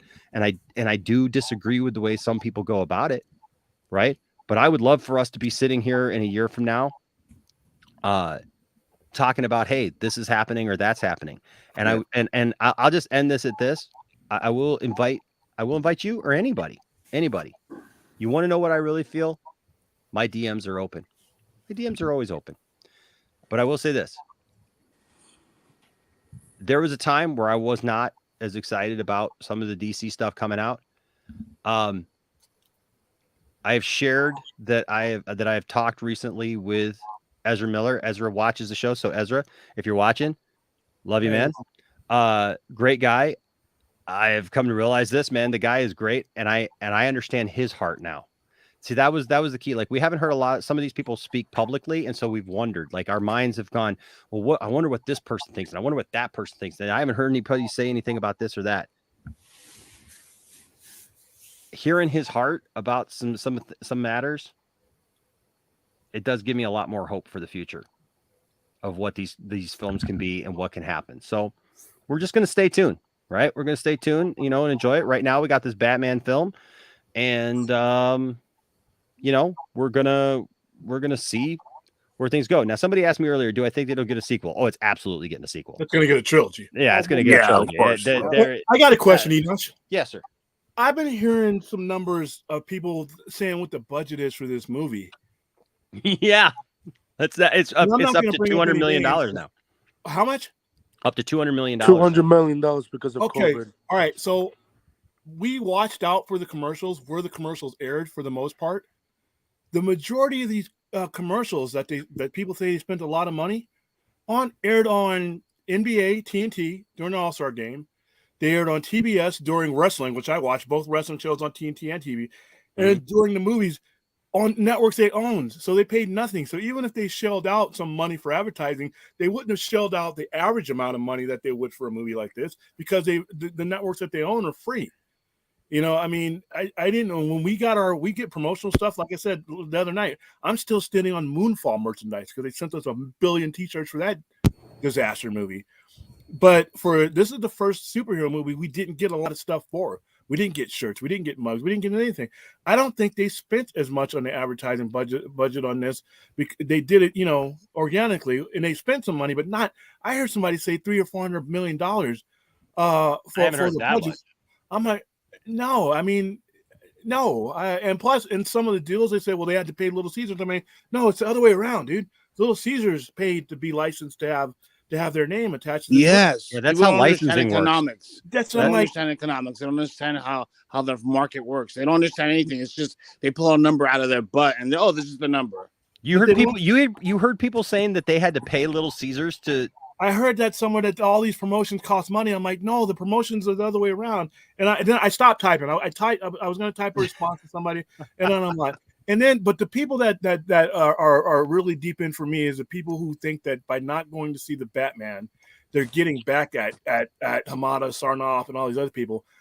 Why you're cheating yourself out of a movie for people who aren't even going to be around. So what's going to happen when those people are at other jobs? You still not going to watch this movie? Because I said, that boycott WB is so stupid. Yeah, you're boycotting people who are on their way out, and then whenever I say that, I get to, well, you don't know if they're going to. Yes, I do, dude. Come on. I mean, you're not dropping that kind of money and just to deal with other people's leftovers. All right. And there's a reason why when you bought Warner Media 4 or 5 years ago, it was worth a lot of money than the $43 billion that it's being sold for. And the person buying knows that things have been mismanaged at a whole lot of levels. So why is he going to keep many of those people at that level? So why you're not going to go see a movie to boycott people that might not even be around by the time it even hits HBO Max. So you're going to not see this movie on the big screen for Walter Hamada. Why is he living rent-free in my head? Why is Toby Emmerich going to live rent-free in my head? He's looking for another job. He's openly looking for another job. No, this is the issue with them. People think just because they go on Google and Twitter that they Twitter and see numbers and stuff like that, they think they know everything. Oh yeah, it says this here on Twitter. They spend this amount. Economics, dude. You have to go to fucking college and learn this shit. I wish I'd got. It's ridiculous. It's ridiculous. They're just going on Twitter and see things and they think they know everything. It's like ridiculous. Yeah, just because you go on Google and Google something doesn't mean that's how economics works, or that's how the free market works. I had my hands open, waiting for all this Batman stuff that we thought we were going to get it, and then only to be told by the people who handled the marketing that they didn't really get a budget for this one like that. Because they knew they had a hit on their hand, and they knew that it was going to go viral, and they knew. And they finally did something that they didn't do 5-6 years ago, is they used all their networks at their disposal. They did not do that for Justice League. If you look at the commercial output for the Justice League when it first came out and BVS, they did not strategically put those. But you had the NBA All-Star Game, bam, there you had it. You had a kick-ass trailer on there. You had a Batmobile with its own trailer on TBS during Rampage. So I mean, that's free for them. But yeah, I mean, CNN. Can I mention to all the mods? Hey, as long as somebody is not being, I wish there was a better way to do this. Where like, I wish there was a way I could like send a message to all the mods, right? Like all at once, but I can't. So I will just tell all the mods who are here. Understand this. This is always my feeling about this. People can disagree. I don't care if people disagree with me, if they want to yell at me or whatever. Look, if I see somebody taking advantage, I don't want anybody blocking anybody from the channel, please. If there's a problem, bring it up to me. You can always message me, and I will try to, like if I have time to check Twitter, during this thing, I'll do that. But also, if somebody's disagreeing, that's fine. Even if somebody's like coming at me a little bit, that's fine, right? But let's not let's not just be willy-nilly with the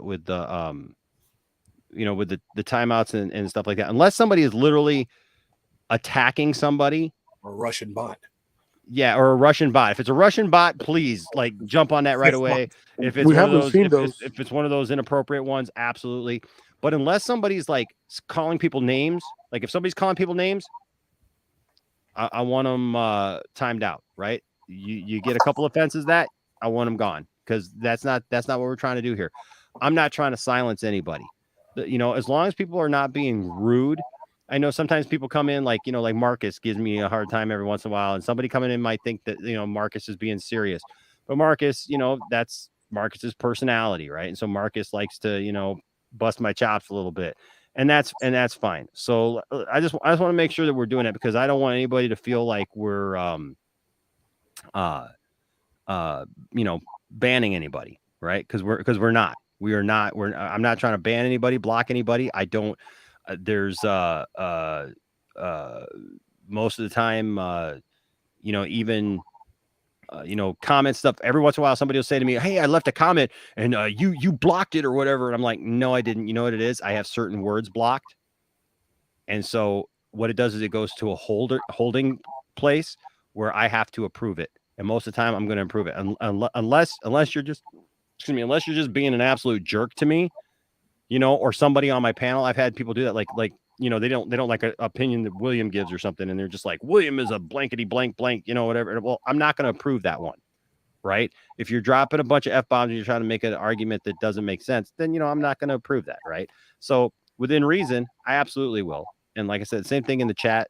We're here for the live chat. We're here for the differing opinions, right? So you have Toby blocked, right? Toby? Yeah, remember you said you're gonna top block Toby? No. Remember that from Andrew? Because he was like, Toby. Remember that? No, I can't. I don't remember that. Remember, because he was like, Toby this, and talking about Toby Maguire, and you like Andrew. If you keep on saying Toby, I'm gonna block that name, so you won't be able to say it again. Oh yeah. Oh, that's who? I never that? know. Yeah, I remember what you're talking about now. funny. Yeah, I had to think about what you're talking about. Yeah, no, Whoops, I didn't mean to do that. Yeah, you did that. Can I address that real quick though? Yeah, you can address it. Yeah, okay, I'm gonna let you address that real quick. I'm gonna go pee for a second. Hold on a second. I'll be right back. All right, so Jose, Mr. Ban himself, but why the hell would Zazoff want to cater to people who will throw a hissy fit and boycott his company at the heartbeat if they don't get what they want? And here's why: because he knows, just like most people who run corporations, knows that that's not the vast majority of the people that represent him. The extremists on either end don't represent the majority of people either way. All right, you have your 1 or 2 percenters that will go that far, but he has all type of things at his disposal. Analytics, he has people, he has marketing people, he has people that keep track of every different thing on his network and the one he's acquiring. He knows that the numbers will tell a better story than any extremist or hashtag was. So the people who are acting like this are not the vast majority. I am on the lines of I want to see this thing resolved and done and get all the movies that was meant out there. But I represent probably more the moderate, which is the 80 to 90%. So he, as an educated executive who's been doing this for 20 years, knows better. He knows that if he can't focus on the 1%er either way, whether it's good or bad, you're going to have to get a nice broad landscape of people and a more sampling of people than the people who hang around on Twitter, the people who hang around on YouTube, and the people who hang around on Facebook and Instagram. That is not the majority of the population. He can go places to get the numbers and the proof that he needs or the data that he needs to make a decision one way or another. And if that data says there's a market for anything, like I said, Eddie riding across the desert on a donkey. If Jose Aguirre is like, you know what, I cannot stand Eddie riding across the desert on the hashtag stop Eddie from riding across that desert. And then Krypton's chorus says, I really love Eddie riding across the desert on a dying. And you guys don't give that to me, I'm never watching your stuff again. He's going to have the data to ascertain where he needs to put his focus on money-wise. So the 1%ers that are doing all the threads and the hash suck it and all that dumb stuff, he knows that doesn't represent the majority. Just like the other end, he knows that some of the streamers that's a move on, the hashtag move on, whatever, don't represent the majority. Somewhere in the middle is where you make your money. So sorry, go ahead, sir. You know what's so funny is that the moment that this move on bullcrap started and this whole anti-Snyder started was the day after Zack Snyder Justice League came out, because it's an agenda. Yeah, and Sarnoff, it's an agenda. And Sarnoff with that article. That was stupid. But once again, we're getting caught up. She didn't even say thank you. We're going to be gone. We're going to deny ourselves, which I think the Batman is a masterpiece. I like it a lot. I cannot do it again. It's a 3-hour movie, and my schedule is packed. But I have a movie screen. And you can be rest assured that when I can watch on HBO Max with my surround sound and our 40-foot screen, I'm gonna watch it over and over again, because I need to tear that movie apart, break down the opening scene with the Batmobile. Probably is in my top 5 all-time favorite superhero scenes, and it's just a car. So I thought the movie was great. I enjoyed it, and people understand, even if Zack Snyder got the fulfillment of everything, we were never going to stop having different types of Batman, because Batman is such a broad character that you are never going to please everybody. So you need to make a Batman that is not this tone, because like I said, sitting in that movie, I'm like, I can feel the hate coming from people who have a certain Batman in their head. And it's legitimate. Enosh had some issues with the movie based on the Batman he's seen. And most of the people that went with us, or not most of them, but about half, they all had a good time, but they had some concerns, and we had to coax the honesty out of them to be like, listen, we're not going to mob you here. What did you think about this movie? The Snyder fans I went with loved it, but the general audience fans who are not Snyder bros or whatever you want to call them had some issues, and they broke them down, and they were legit. And then that included the person who got up and left with their kid because they didn't think that that intensity was for them, and those are legitimate. Those aren't anti-Snyder people or pro-Snyder people. They're in the middle. They're the other 97% of this entire deal. Most of the people they're going to make this money off is you'll never hear from them. Right? The guy who just likes the movie is not going to get on Twitter and tag anybody. They're just not. They're just going to enjoy the movie, and they're probably going to see it again. But because we think that YouTube and all this is the voice of the people. And I get people call me a Snyder cultist. I'm like, what? Because I watch a movie? I'm not burning nothing down. I mean, you lump me in with these 1%ers, and then you do a disservice to the other vast majority of the people whose voices you will never hear. You'll hear their voices when they put down their money. All right, that's when you hear their voices. Aslov, like he's bringing a Disney guy that knows streaming and stuff like that. So he has his things. So I mean, I agree that Sazlov's. I mean, I think they are monitoring it though, because obviously WB knows about that fandom and the things they've done. Obviously, that fandom has sent death threats to some of the executives, which is horrible. But the thing about it too, that in my opinion too, my personal opinion, when it comes to him monitoring if it's even worth it, giving Zach the rest of his stuff or so-called restoring the Snyderverse. There's obviously a shift between the movies that were before with Zach and obviously how people are liking the movies now. So it's like, is he even gonna say, well, I see the majority of the people are liking this stuff, so it's like, why go back to the stuff that people weren't liking before? When it comes to the shift on tone and direction, when it comes because to that's not days. proper representation. That was never true. You don't make $670 million on one movie and then increase to $858 million on another if people aren't liking it. All right. At some point, money talks and bullshit walks.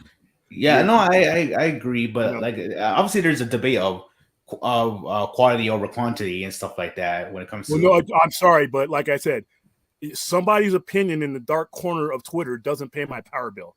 All right, it doesn't pay my execs under me. All right, you're in business to make money, and you have to listen. You're always going to have divisive things, but the smart people pick a side. You know, if I have something and half the people don't like it, but I tripled my budget that I spent on it.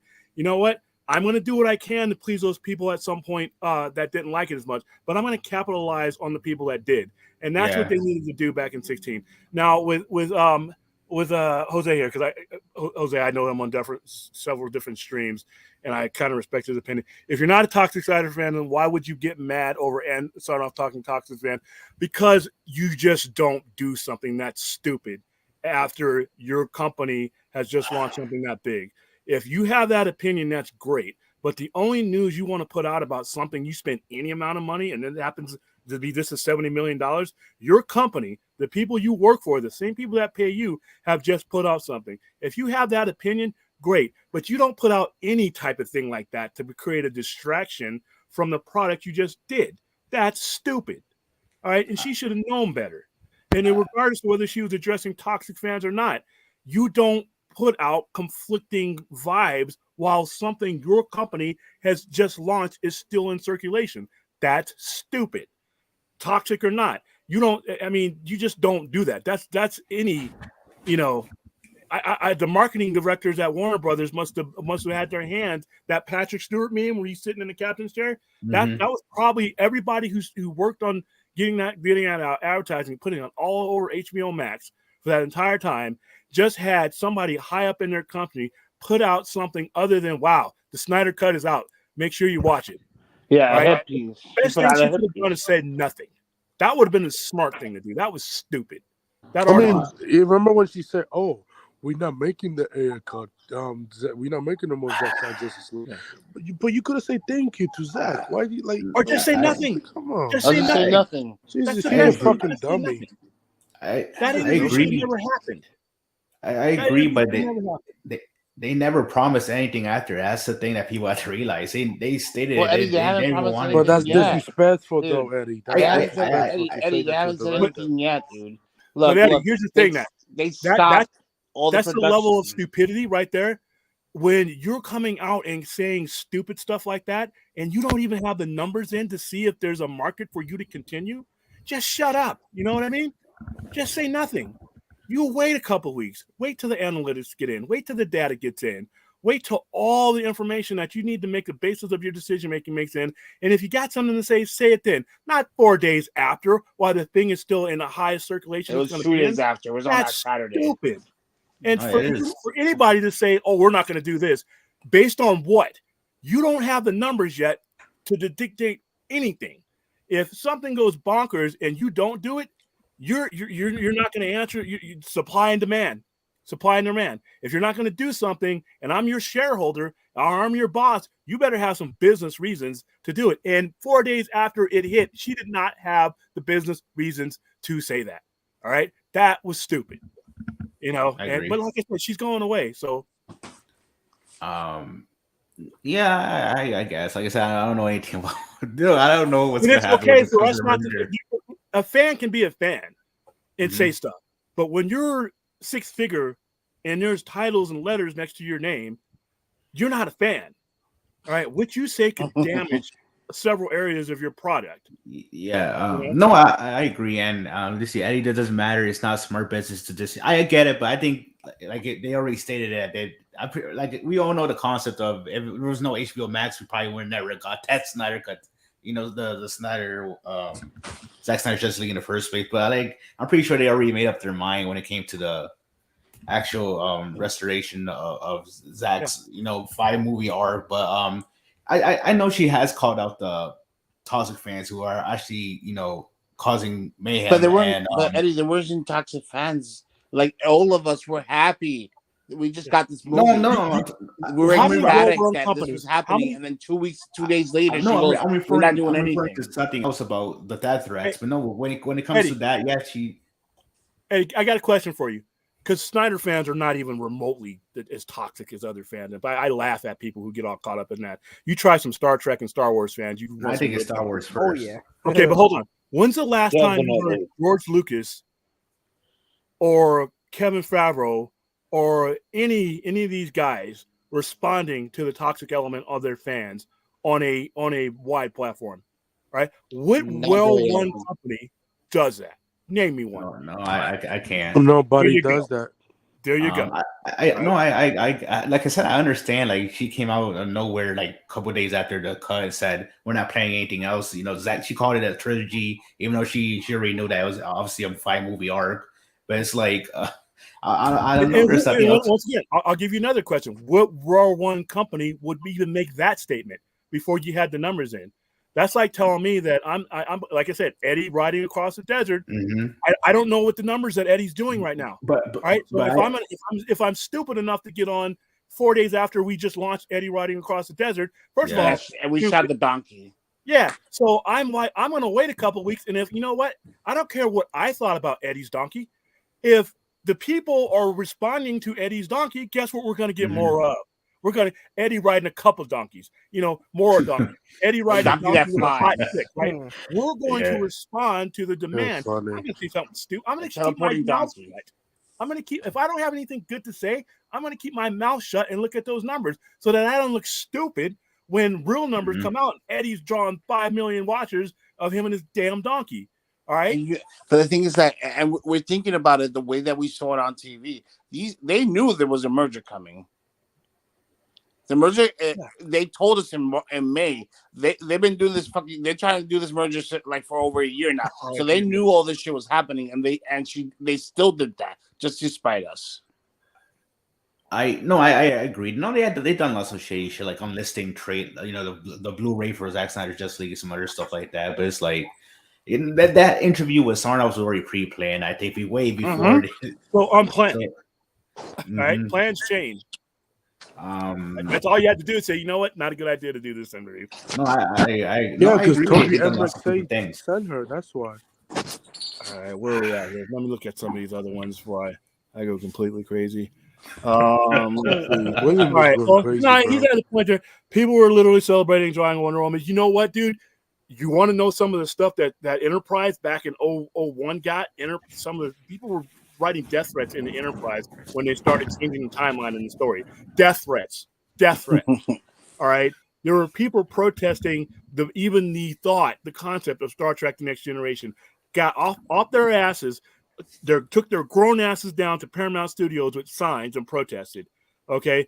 J.J. Abrams, when J.J. Abrams would turn up, J.J. Abrams was getting all kinds of threats and effigies. They burnt him in effigy in one of the things. So no, you hear about what goes on with Zack Snyder's fans and the 1%ers a lot, but that doesn't mean, trust me, you got some Star Trek fans out there that are off the rocker and have done the same stuff. We focus on it because we're fans of this particular thing, but trust me, I'm a fan of Star Trek too. And Star Wars is horrible too, William. Star Wars is very brutal. bad. But what happens? You don't hear. I'm in the middle of that fandom. That shit's fucking brutal as fuck. Go give me some video where they're harping on their toxic fandom. All right, where they're making that the story. We know it's out there. All right, we know it's out there. Catherine Kennedy getting fired every time.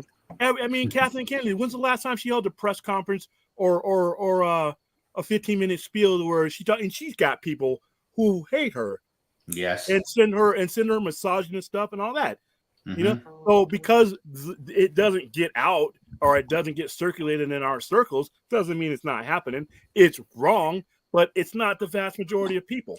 I general get it. audience just doesn't care about this stuff like that. No, yeah, the general audience doesn't. But I think in terms of the Snyderverse fandom, when it comes to word of mouth, or at least how people present them, because there's been articles left and right about the fandom. So I think when it comes to just thinking about that, the fandom on its own, I think people resort to thinking about all the things they've done, even though it is a minority. But they haven't done anything. That's the problem. They haven't told us anything. It's all everybody's speculating. All of the anti and the pro and the anti, it's just all speculation. They like William said, if we had a point person saying, yeah, this is gonna happen, calm down, blah blah blah. There's a point person telling us what was gonna happen. We don't know what movie's coming after freaking Shazam, and that's next year in June. We don't know yet because they stopped everything in their tracks before the merger. I think so. But Blue Beetle, that was on Disney. That was on HBO Max. They pushed it to theatrical. But that was look at those other organizations I've talked about, though. You see how they handle their interaction with their fans, good or bad. As a Star Wars fan, you are still being communicated with. You are still being taken care of. MCU fan, you may not like everything that they're doing, but you're still being communicated with. You're still being given a path to something, and you're engaged. It's the company's job to engage your fans. Your fans will go wherever you lead them. If you lead them nowhere, that's where they'll go. You know what? If you create a vacuum for nonsense to happen by not laying out a plan, then the nonsense is going to happen. But what's happened is that, like I said, the voice of these crazy people is not my voice. So when you say toxic Snyder fans, you really need the word. There is an element of Snyder fans that are toxic. If you want to reword and say it that way, otherwise you're talking about me. You're talking about people who just enjoyed the movie. I haven't heard anybody. I never emailed anybody and hashtagged to somebody. I never wished for anybody's death, and the vast majority of the people are that way.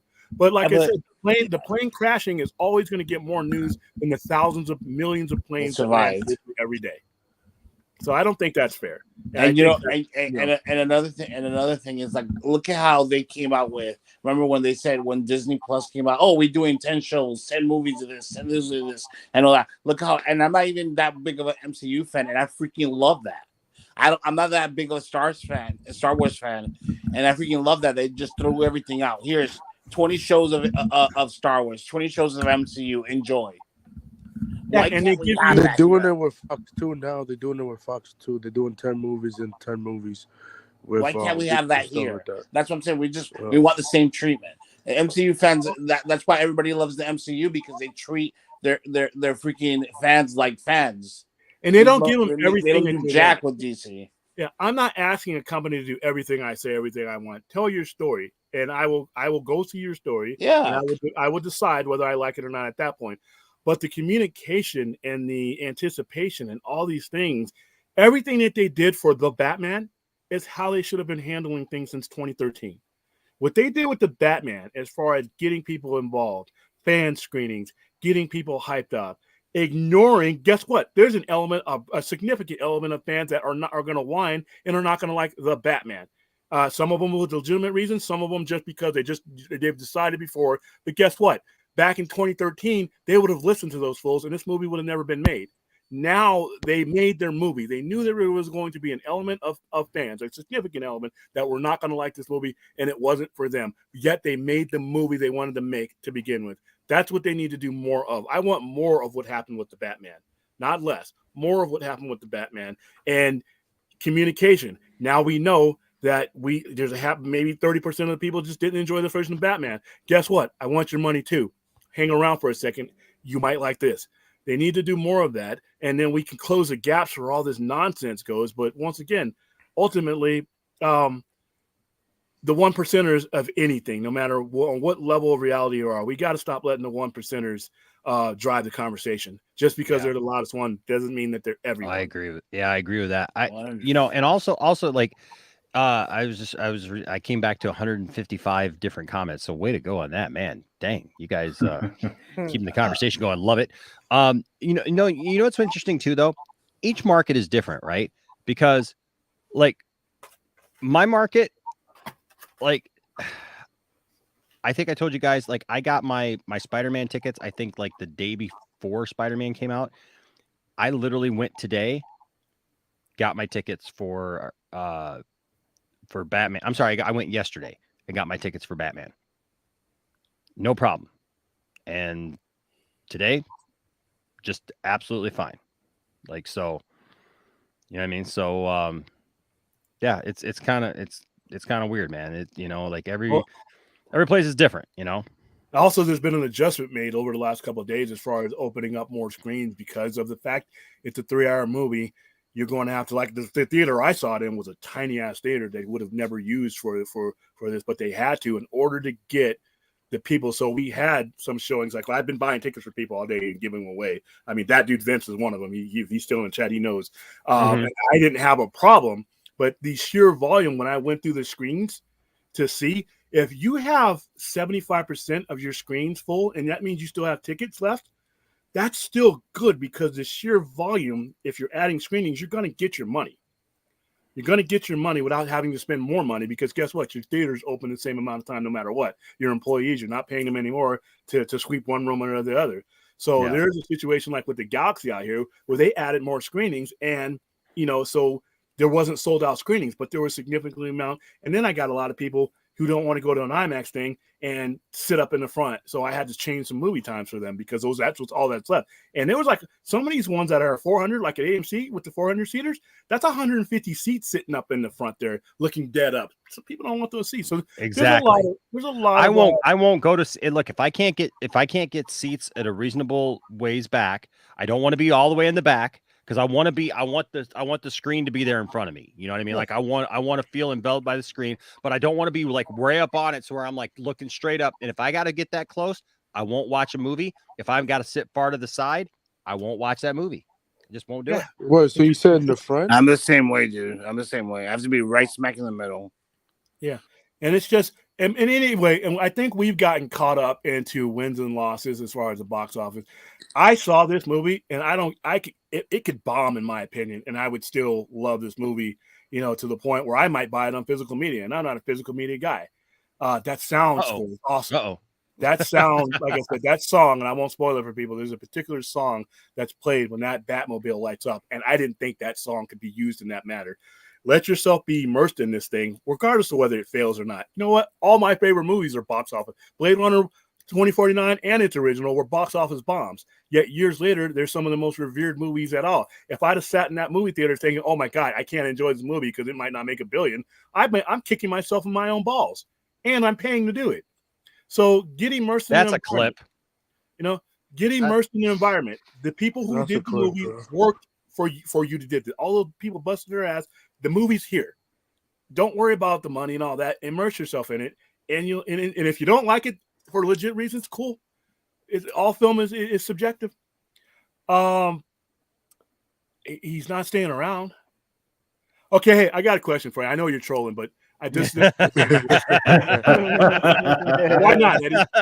Eddie turns the lights off. He's like William's talking. I'm gonna throw this up here. Why not? I know you're trolling, but Fired. Let's not say he's gonna get transitioned eventually because people get their own guys. I think that I don't know because I always use the reasoning of obviously you already said that eventually they are gonna have to start having more the movies have to have more better box office performances and stuff like that, which I do agree.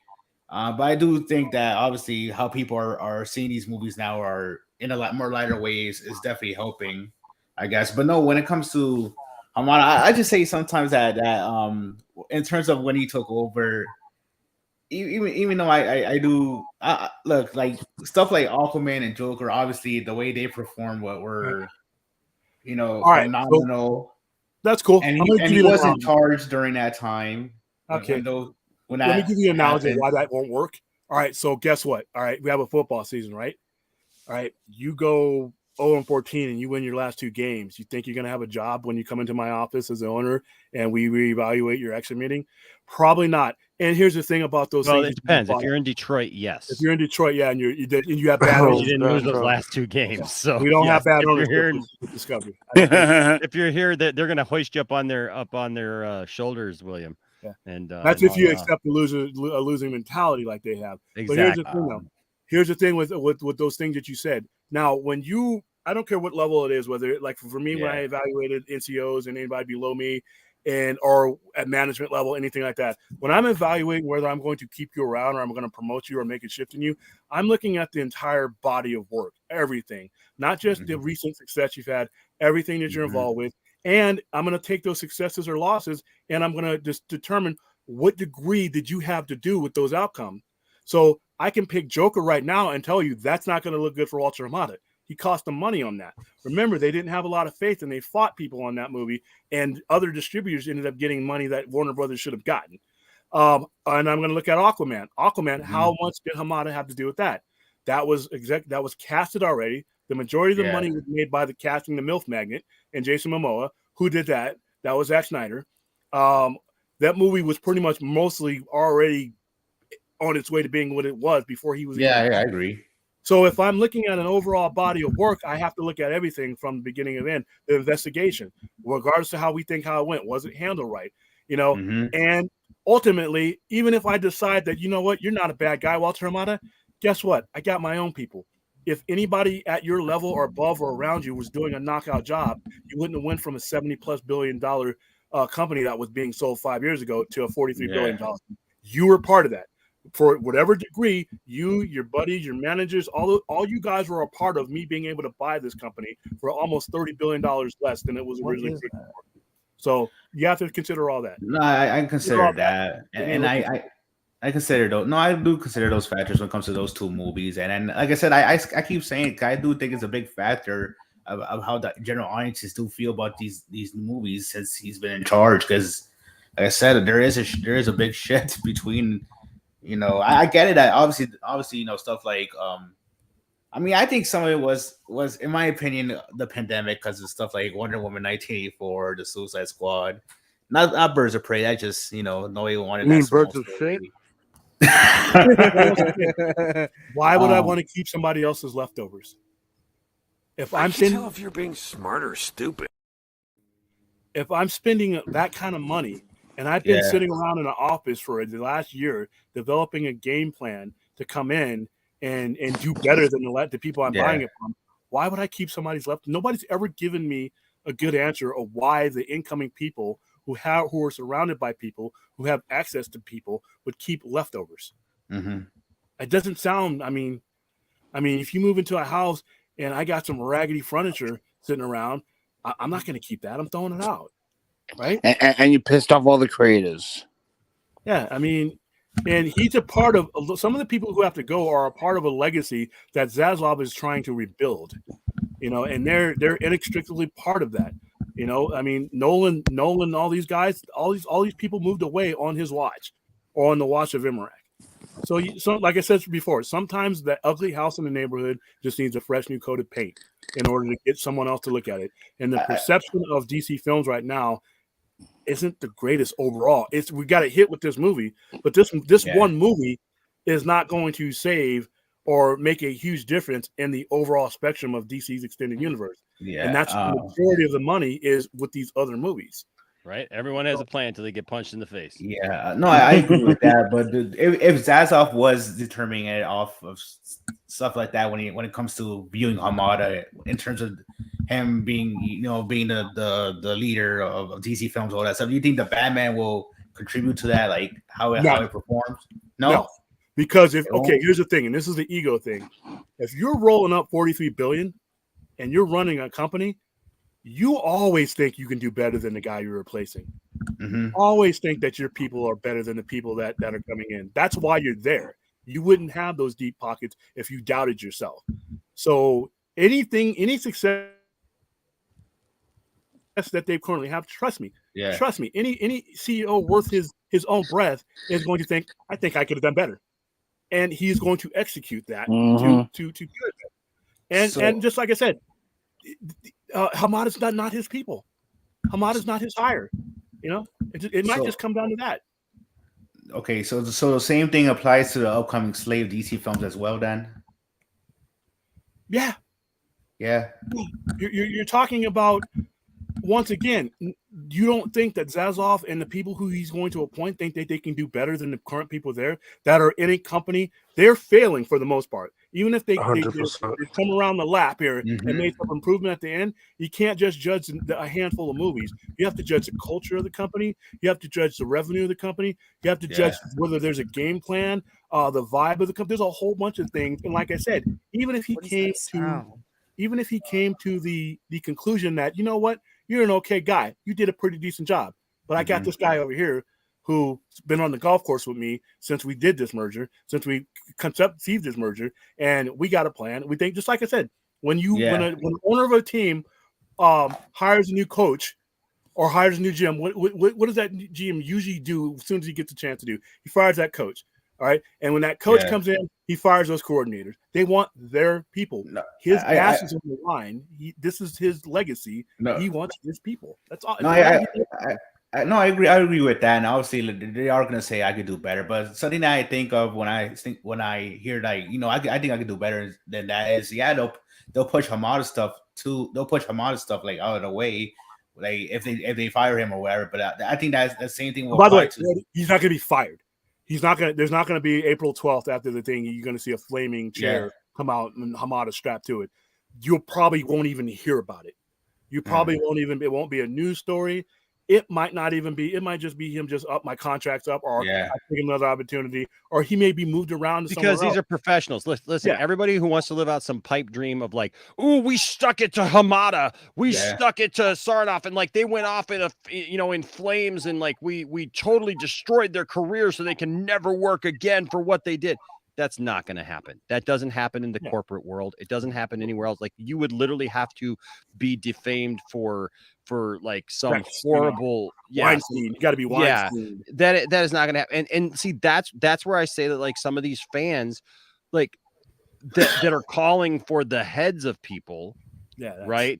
They don't understand how the world works. So they don't understand how corporate entities work. William and I have been saying it. Anybody who's worked at a company who's gotten bought by another company or purchased or merged or whatever, there's always this little bit of time when the merging company or the company that buys them out says, oh yeah, we're going to keep staff on, we're going to do whatever. But then they realize but it's not that they realize it. They had a plan all along that they were going to let it go for a while, see who needs to be utilized, right?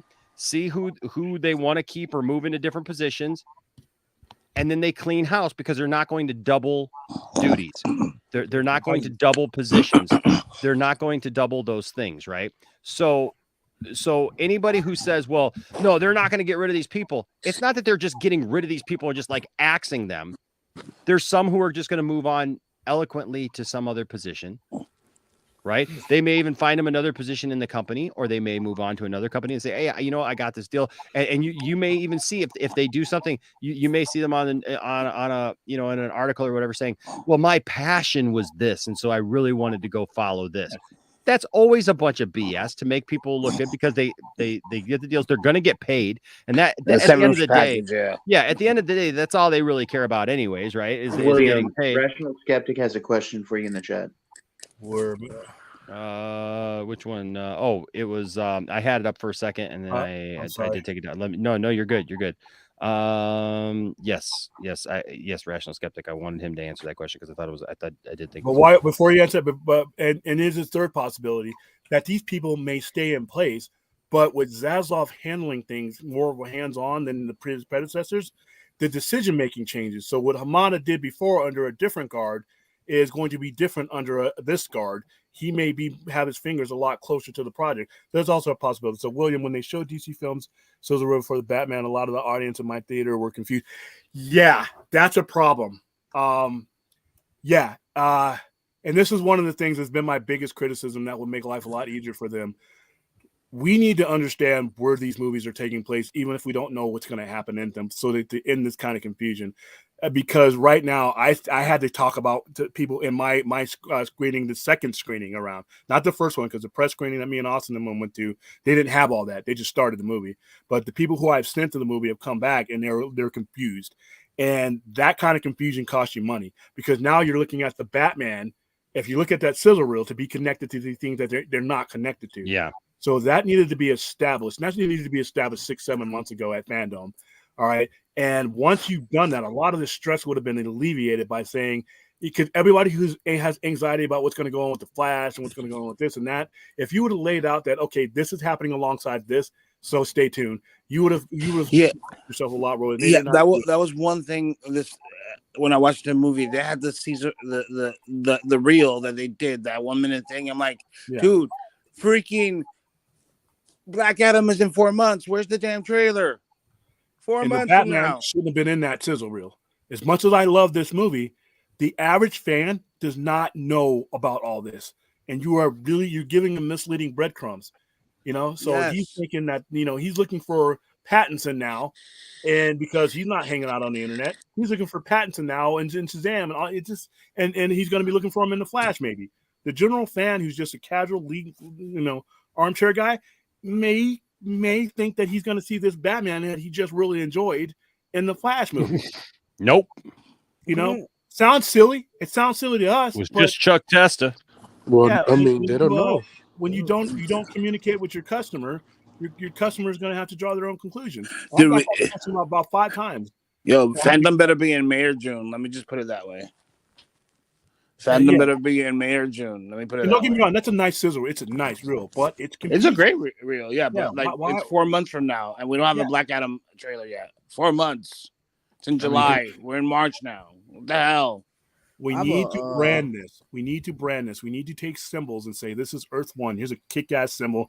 Have Boss Logic or somebody, one of them dudes who's really good at it, draw a symbol for Earth 1. Earth 1 is on HBO Max. I'm just throwing it out there. A kick-ass symbol. I want it on every mug. I want it on every button like that. And every time that we announce one of these projects on HBO Max, we have that Earth there. Every time we do something for the PG verse, which is a big screen, we have another kick-ass symbol by somebody who's a really kick-ass artist, and we make these symbols like Game of Thrones. Earth when 2. you have the lion for the Lannisters, that'll be freaking that's one dope. house, right?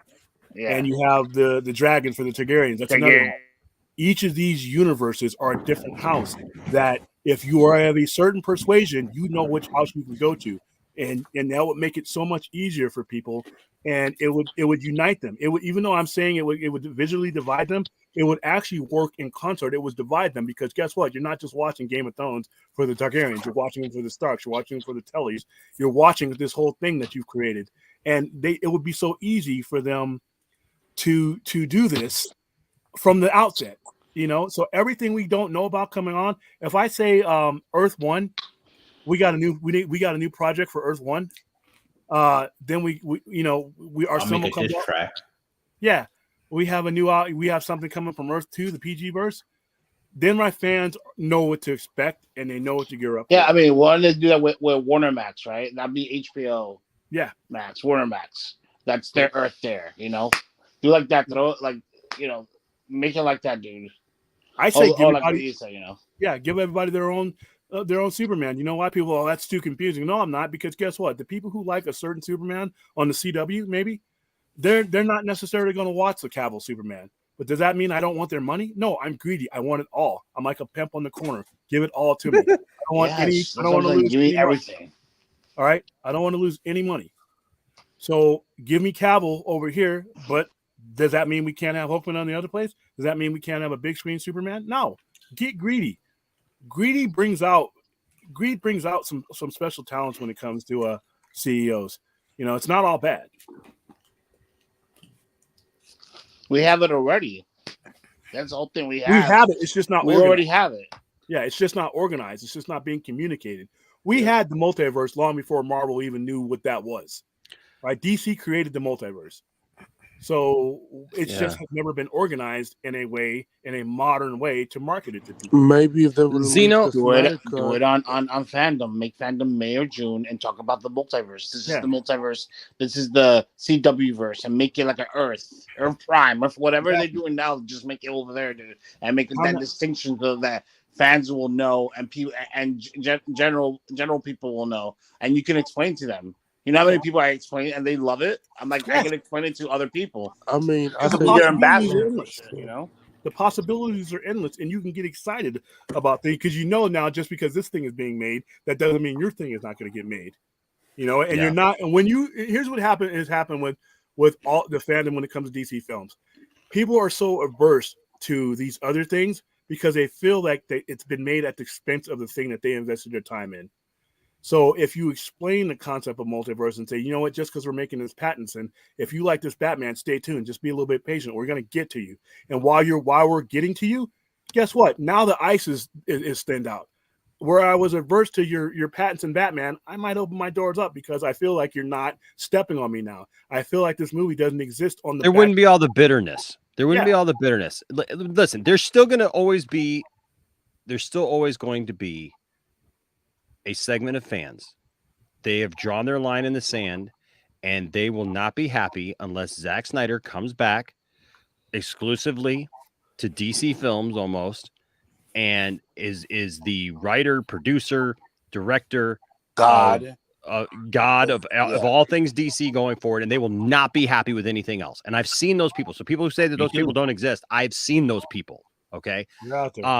Listen, I know that this isn't the popular thing, and I'm not. When I say this, like, I'm not saying that this is what I want, right?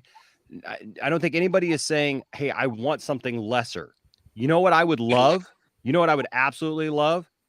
I would love if Zack Snyder came back and did Justice League 2 and 3 on the big screen, and Warner Brothers was actually behind it and didn't worry about this ridiculous catching up to Marvel crap and whatever. Listen, because you know what? If there was one thing I saw with this Batman film, okay, I don't want to hear anybody ever say anything about Zack Snyder's films being dark ever again. Oh my goodness!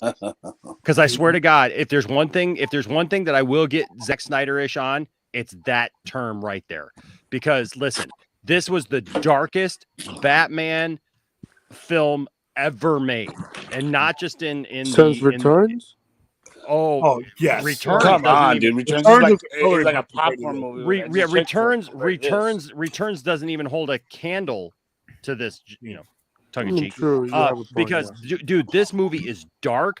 This movie is gritty. This movie is deals with, like, when people are killed in this movie.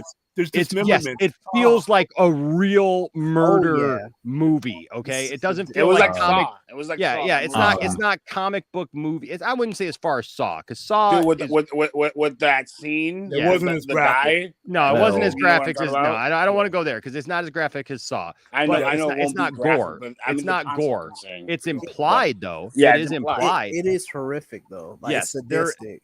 Yes, it's sadistic. This is not Jim Carrey's Riddler.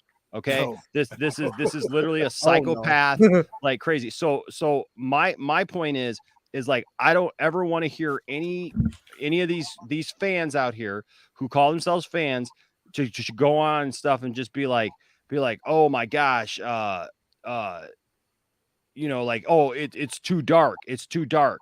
No, it's not. We can have dark stuff, and we can also have light stuff. Like, I'm all good with it. Like, when I see people complaining about Super Pets, I'm like, Super Pets looks cute. So we can have. Why can't we have stuff for kids like that? What, like listen, Bat Wheels looks absolutely ridiculous to me. I don't know any what? You've seen? Have you seen the thing for Bat Wheels? No. Wait. It's like, that it's like Cars. Cars. It's like Cars, except for the fact like superhero cars. The dumbing down thing about Bat Wheels is not that it's just cars, but with superhero stuff, with DC, figures. It's that these vehicles live in the same world as Batman, Superman, all the superhero, Wonder Woman, all those figures, but the cars are alive and sentient as well. Yeah. No, what the heck? You know what? Exactly. Like that. There's fun, and then there's insulting. Okay, but whatever. But you know what? I'm sure that there's going to be a kid out there though who likes it. So who cares? Like, to William's point is, if everybody's feeling represented, if everybody is feeling confident because you're showing people where you're going and what you're doing, there can be stuff for everybody. Listen, you all know that I am a huge Superman fan. There are parts of the Superman and Lois show that I really like, and there are parts of the Superman and Lois show that make me roll my eyes. Okay, because I'm just like, oh, they're doing this. Okay, all right, whatever, But at the end of the day, there should be something for everyone. That's the one blessing that we have with DC is you can do a movie like The Batman that is this super serious, super realistic take, like hyper realistic, I would say. Because I feel like Batman Begins and The Dark Knight were realistic takes on Batman. This is hyper realistic because this is like a whole other level of that, right? So, but in the right format, we can have different forms of these characters, different approaches, different worlds even. But there's nothing wrong with that. And I think that when we start drawing lines and we say, well, I'm not going to ever go see a DC movie unless it's this director that I like or this writer that I like. And if they don't get all the people back that I want to come back and do this thing, then I'm not going to support it. Yeah. You know, Matt Reeves has failed me. Matt Reeves has failed me in the past. Nobody. I'm not trying to force anybody to go see anything that they don't want to see. I'm not trying to force anybody to like anything that they don't want to like. Right. But here's the thing. Just don't curse everything that you just think you're not going to like. That's the problem right now is that literally we just got, well, it's not the person or the thing that I wanted or that I expected. So now I'm going to boycott it or I'm going to try to cause it problems or I'm going to spread misinformation about it. Right. We live in a world, man, where a lot of misinformation gets spread around, doesn't it? And unfortunately that is leaked now over into something simple that should just be fun, like comic book. Movies. Yeah, and do you guys think? Look at all the openings they did for the Batman. That's one thing. We're getting that Penguin show. We're getting that GCPD. We're probably getting a Catwoman show, and that could live its own universe on HBO Max. And It's I'm an fine with Arkham that. show now. Well, because it was a world building thing. I thought it was dope. Yeah, no, it was okay. So Protest X, and I know that RJ actually just joined the chat again. Listen, I disagree with RJ. I don't know that I have heard RJ say that a villain like Clayface could actually exist in this world. That would be. I agree. I agree with that. You agree that Clayface could exist in this world? Yes. And I'm gonna play devil's advocate here because when I say Clayface, it is an instantly. Hold on. In this world that we just watched the Batman movie. It has to be in a very specific form. Hold on, because your mind automatically jumps to what I mind jumped to. But if you'd have told me Matt Reeves, the Riddler, before I saw the Zodiac getup, I wouldn't have guessed that. So there are ways you could do this. You could have an actor. Okay, you could have an actor who is able to do makeup and change his appearance and stuff like that. But as far as having a shape-shifting mud being, dude, no. Well, I'm thinking Clayface more as like the Carlo Basil or the first Clayface. The actor with the you could have this. There's technology right now that Enosh is super against this. I don't see how face not in the traditional Clayface is a mud being that changes like that. That is the word we have to eliminate though in order to open our minds to the possibility of no. Okay, yeah, but you have to be more specific though about that. You can't just say, well, Clayface could exist. You got to say like, okay, hold on, Clayface could exist, but not Clayface as we know him. Not a mud. We already know that, but just on the limit because we didn't get not a magical shape-shifting being though. But no, I would see, and I'm curious to see it. But like I said, just our lesson of not getting a Riddler, that traditional Riddler, is an example of how it can be done. Just with Mr. Freeze, like for me, if I mention Mr. Freeze to my customers, people are going to think the goofy dude with the fish all over his head with all the blue mist and everything, right? That's what most people will think. But if Matt Reeves is doing it in the same vein that he did Riddler, it could be a guy who freezes his victims to death, and I mean, it could be a little bit more gruesome. I mean, but that's different. Like to have somebody who has like a gun that can freeze people or like a freezing apparatus or whatever. That's one thing. What I'm saying is like to have a being that is literally their whole point is that like shape shift and they're like a mud being. But I don't. Can I just say Well, this? you have four I've heard a Clayface. lot of. I've heard more about That's what we're talking Clayface in the last 2 weeks than I've heard like in my entire life. I feel like because Well, like he's a everybody popular keeps villain. bringing up Clayface. But there's a lot of Clayfaces though. You don't have to necessarily go with the pure on, Robert. Okay, The but first okay, Clayface was but hold Basil on, Karloff. hold on. Reel it back in. When somebody asks the question, could Clayface exist in this universe? Let's not let's not go all over the place and be like, oh well, if it's this, we know who they're asking about, right? Can we We just know be who honest? they're asking about, but the capabilities of Matt Grieve. Let the Okay, story but we're tell its own answering story, is what I'm their saying. question though.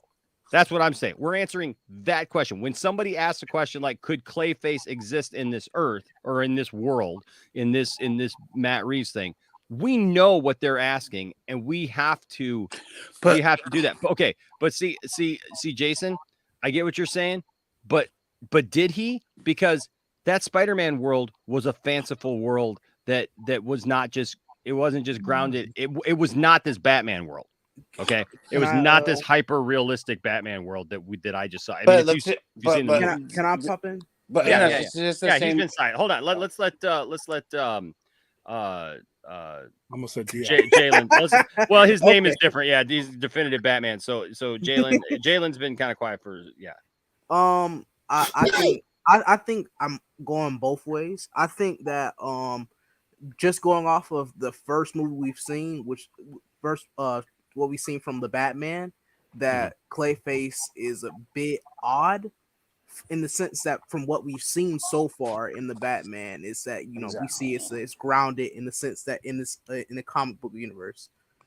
But I do think that there can be ways that we can implement characters like Mr. Freeze and Clayface into like future projects and stuff like that. Can I add something here in a minute too? yeah. It's not. I don't want you guys to feel like I'm like I'm like your dictator now. All of a sudden, like Well, just no, don't talk I over don't each wanna other, talk guys. over- Like I don't wanna talk over simple anybody. Zoom rules. I wish we had like a raise your hand button. Like it would just be like That'd be no. That would be amazing. Hey, StreamYard. You got a place for 10 I do people that to every talk, day at and they all work. talk over each other. How about have a little thing that like lights up around their icon, and there you go. So okay. Go What ahead. I was saying is the first Clayface was a guy named Basil Karloff, and he was just like you're talking about, Enosh. He was an actor that used a mud thing to change his face. Yeah. Now that sort of Clayface I can see working. Yes, but, me too. But let me just say that when you guys say that, why can't it be? Just because we're perceiving this as hyper, what do you call it, hyper realistic. Matt Reeves could do whatever he wants. He could have a Poison Ivy in there. He can have a Clayface. This is just, we're talking about this specific movie. It was hyper realistic. It doesn't mean that the other things can't exist in it. It exists in the comic book. If you change the world, though, if you create a world, though, dude, the main characters. Penguin is not a because he's already said he won't have people like Superman in this movie. Yeah, he said Superman. He said Superman. He won't have but what was that? Because he established that. No, well, Pattinson said that he doesn't want Superman in the movie. Matt Reeves never said so. No, Matt Reeves is establishing a tone, though. Yeah. No, it goes back to tone. Yeah, but the thing is that it's being aliens, and I'm just saying it could happen. It's whatever he decides, whatever he wants to do, he can do, because it's just hyper realistic in that situation because of the content they were using there. But why can't a Poison Ivy exist? Why can't well, nobody's saying that it can't exist. As long as he makes it, yeah. So let's make it clear though. Nobody's saying that it can't exist. What I think we're all saying the same thing is that it can exist, but it cannot exist in the traditional comic book way. Which I'm fine with. Yeah. No, and I'm fine with that too. No, look, I'm great with seeing different views. Look at Two-Face in Nolan's films, for example, right? Like I believe that, right? Well, but it wasn't the Batman Forever, Yeah, but don't you think that was fantastical too? Even though it's grounded, his No. face like that, split with his eyes, you can still see and all that shit. Because people that actually happens to people, man. People have And also, injuries, like- man. People have war injuries. People have had half their faces blown off. William was in the armed service. I'm sure. I mean, just even with what he's gone through, he could probably, tell us stories of like horrible disfigurements that happen all the time just on basic stuff. So I mean, people have all kinds of stuff, man. I have a way. Even Poison Ivy could work. She could be a scientist that used pheromones to control things. That figured out a way to use pheromones to control things. Mm-hmm. It doesn't necessarily have to be a supernatural way. There could be scientific ways to explain these characters. I just put something in the private chat. But the supernatural does exist, though. Fourth 1,000 here, real quick with a $5 super chat. Thank you, sir. Says that's the shock. Clayface shouldn't be possible. The same shock the characters experience when they see him. It's horror, maybe like The Thing. I'd like that. Look, I get what you're saying. But the problem is like, I think Matt Reeves is absolutely trying to establish a tone. And once you establish a tone, the thing is you risk losing your audience. Mm-hmm. If you spend all this time establishing this tone as being this serious, well-rounded, grounded, like this is what this world is, you could do it. Now, Matt Reeves even said, like, if we do it, you have to only focus on one thing, right? Because just like when he did Cloverfield, everything in Cloverfield is a grounded, real-world situation, except for the monster, right? But who do they spend less time with though in that movie? The monster. The movie Cloverfield is more about the people, right? Than it is. Why was that? Oh, but go ahead. I'm sorry. No, I get it. Look, man, I love a good monster movie too, but actually that's one of the things that attracted me to Cloverfield was that here are these people in this real world situation. How do these people deal with this while this is going on? I actually liked seeing that for once, seeing the other side, because we always see the monster movie where it's like it's just Godzilla tearing through whatever, whatever.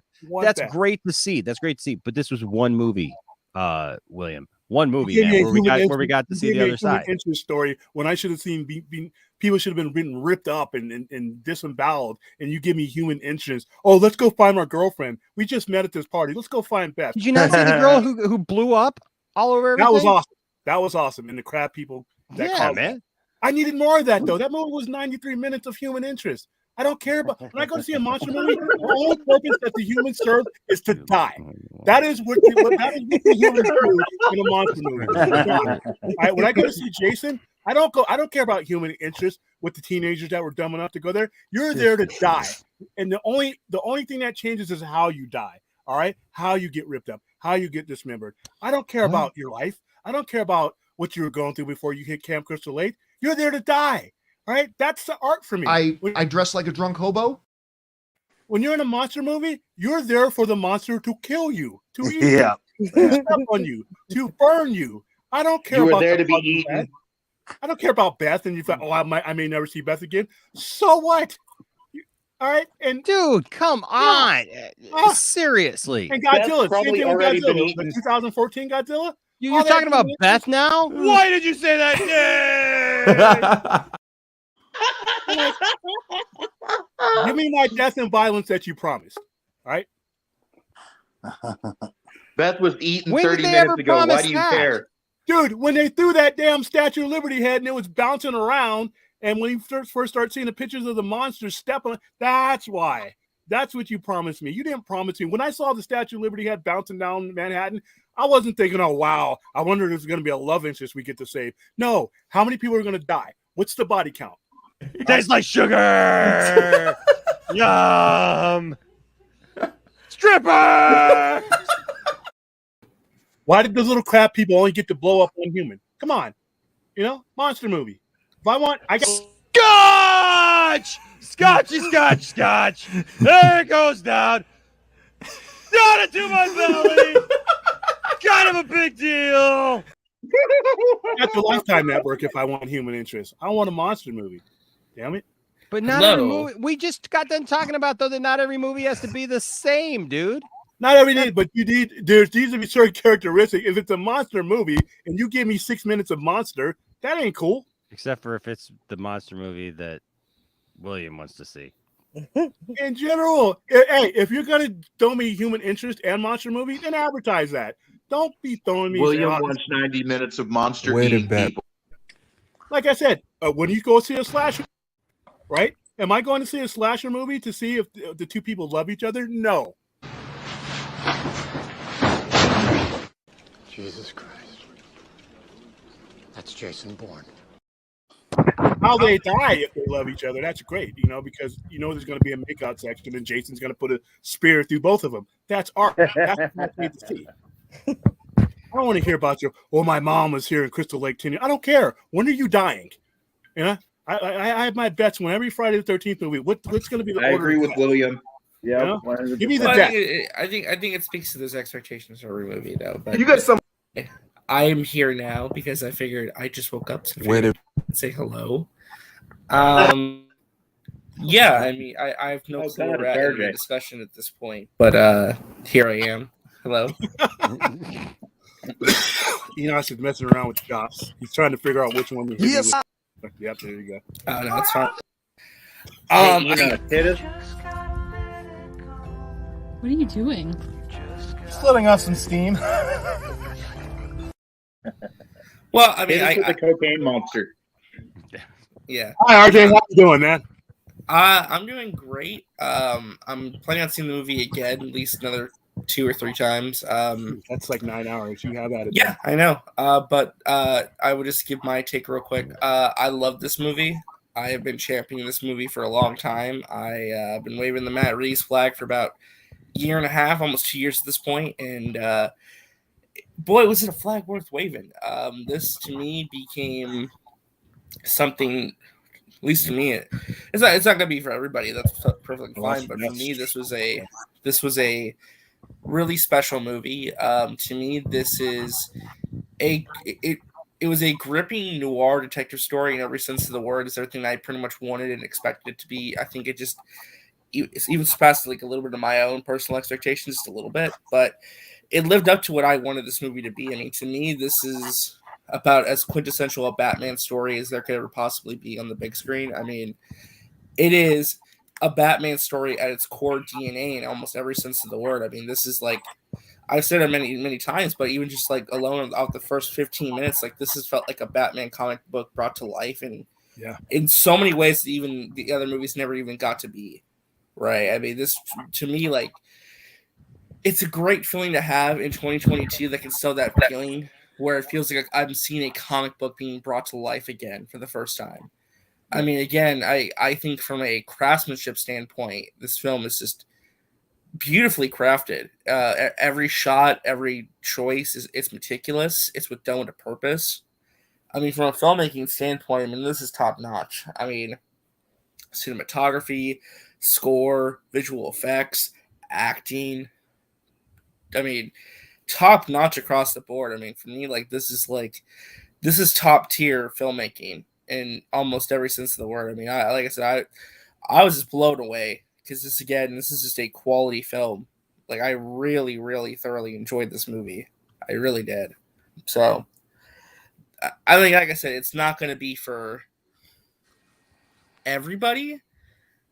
I think it'll appeal to the vast majority, though. Probably. I mean, for me, this is going, at least has the potential to become like my personal definitive solo Batman film franchise. Like this really is like one of those things where to me it feels like it's on its way to be like the definitive solo Batman film.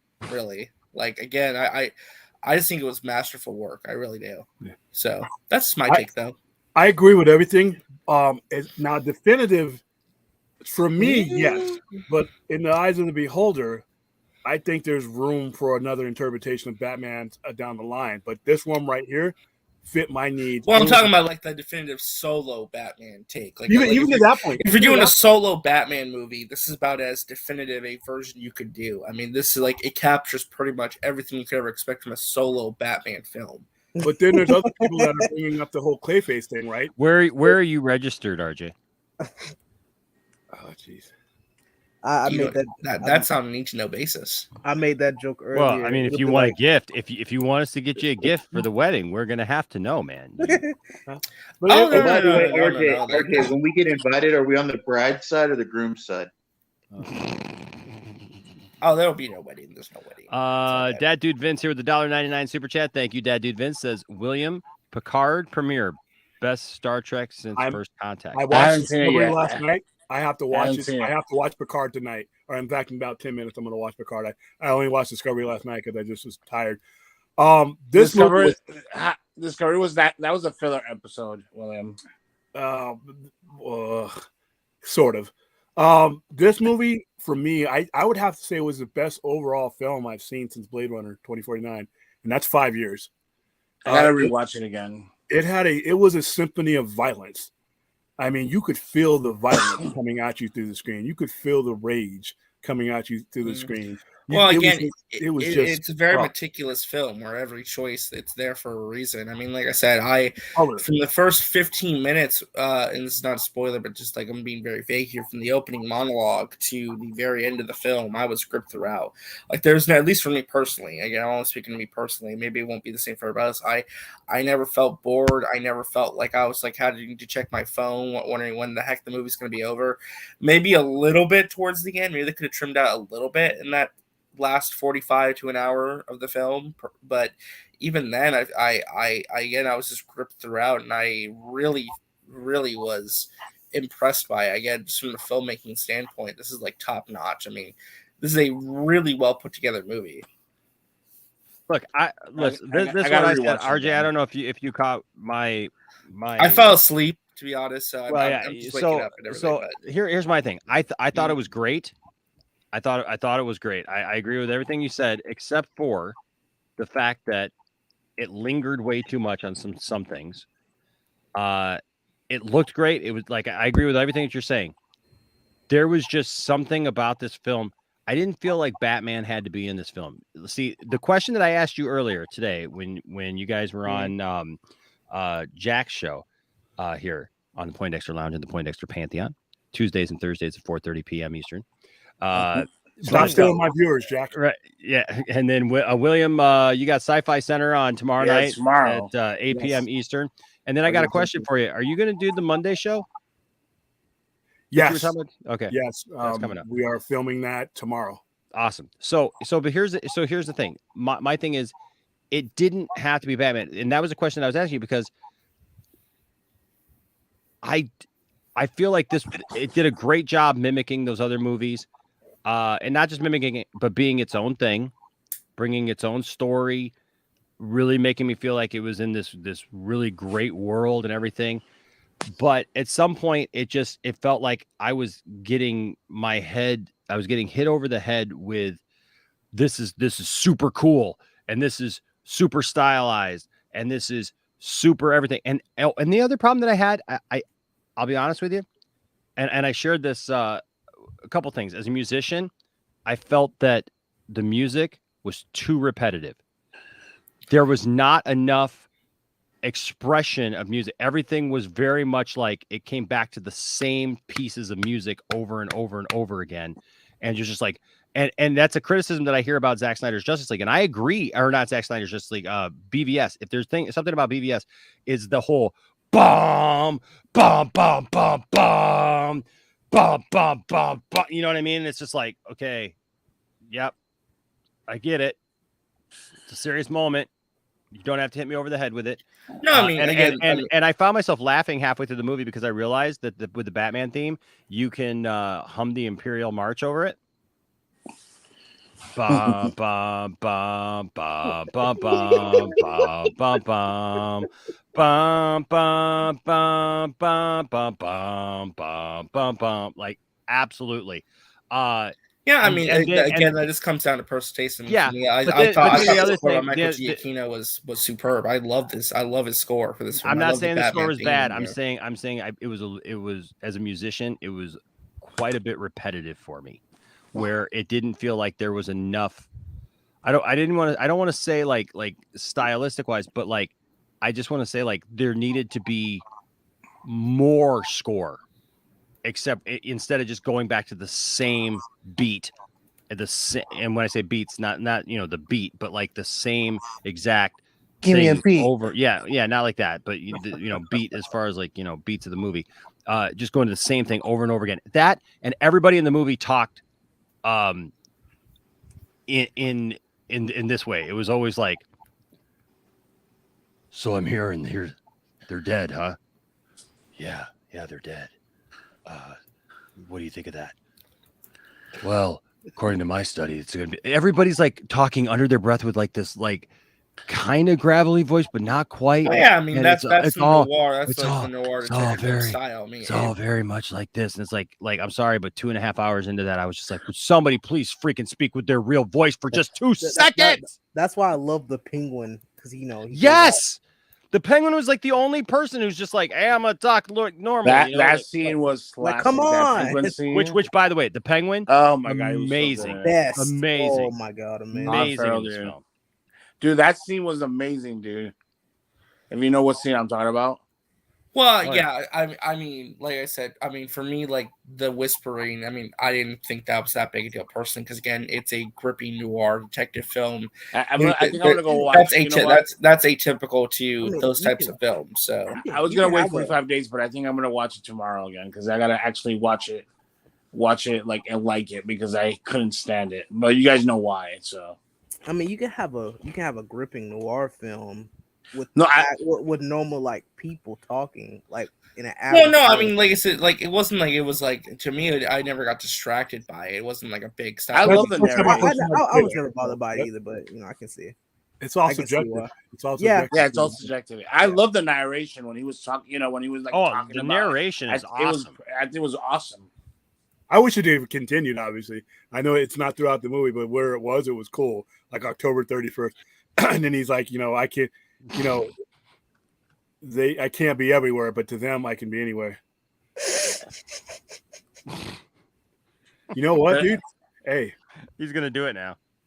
When next time we see him, he's gonna have a TV set up behind him. Oh my gosh, William, look out behind you. When you got that, the Riddler's right behind you. For that, the abuse I take from you, Enosh. I love you. I do have a question though for everybody. Actually, where's the honeymoon gonna be? How do you honeymoon with a movie that you married? I don't know. But yeah, I do have a question that everybody can answer. So with everyone's reviews of the Batman, do you believe that it was good enough to actually warrant spinoffs? Oh yeah. Yes. Yeah. 100%.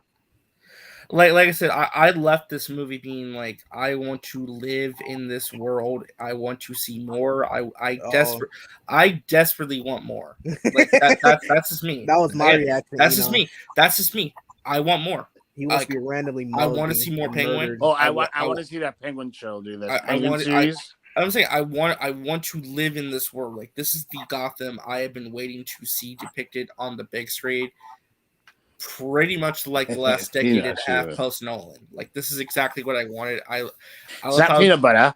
I love how grimy it is. I love how sadistic it is. I love how on the edge this Gotham is. Like I said, I desperately want to see more. Like I am very happy that they're making more stuff. Like give me all. RJ, do you think? Because my gripe with it is that it felt like Batman wasn't needed. And let me explain what I'm saying. It was a serial killer movie.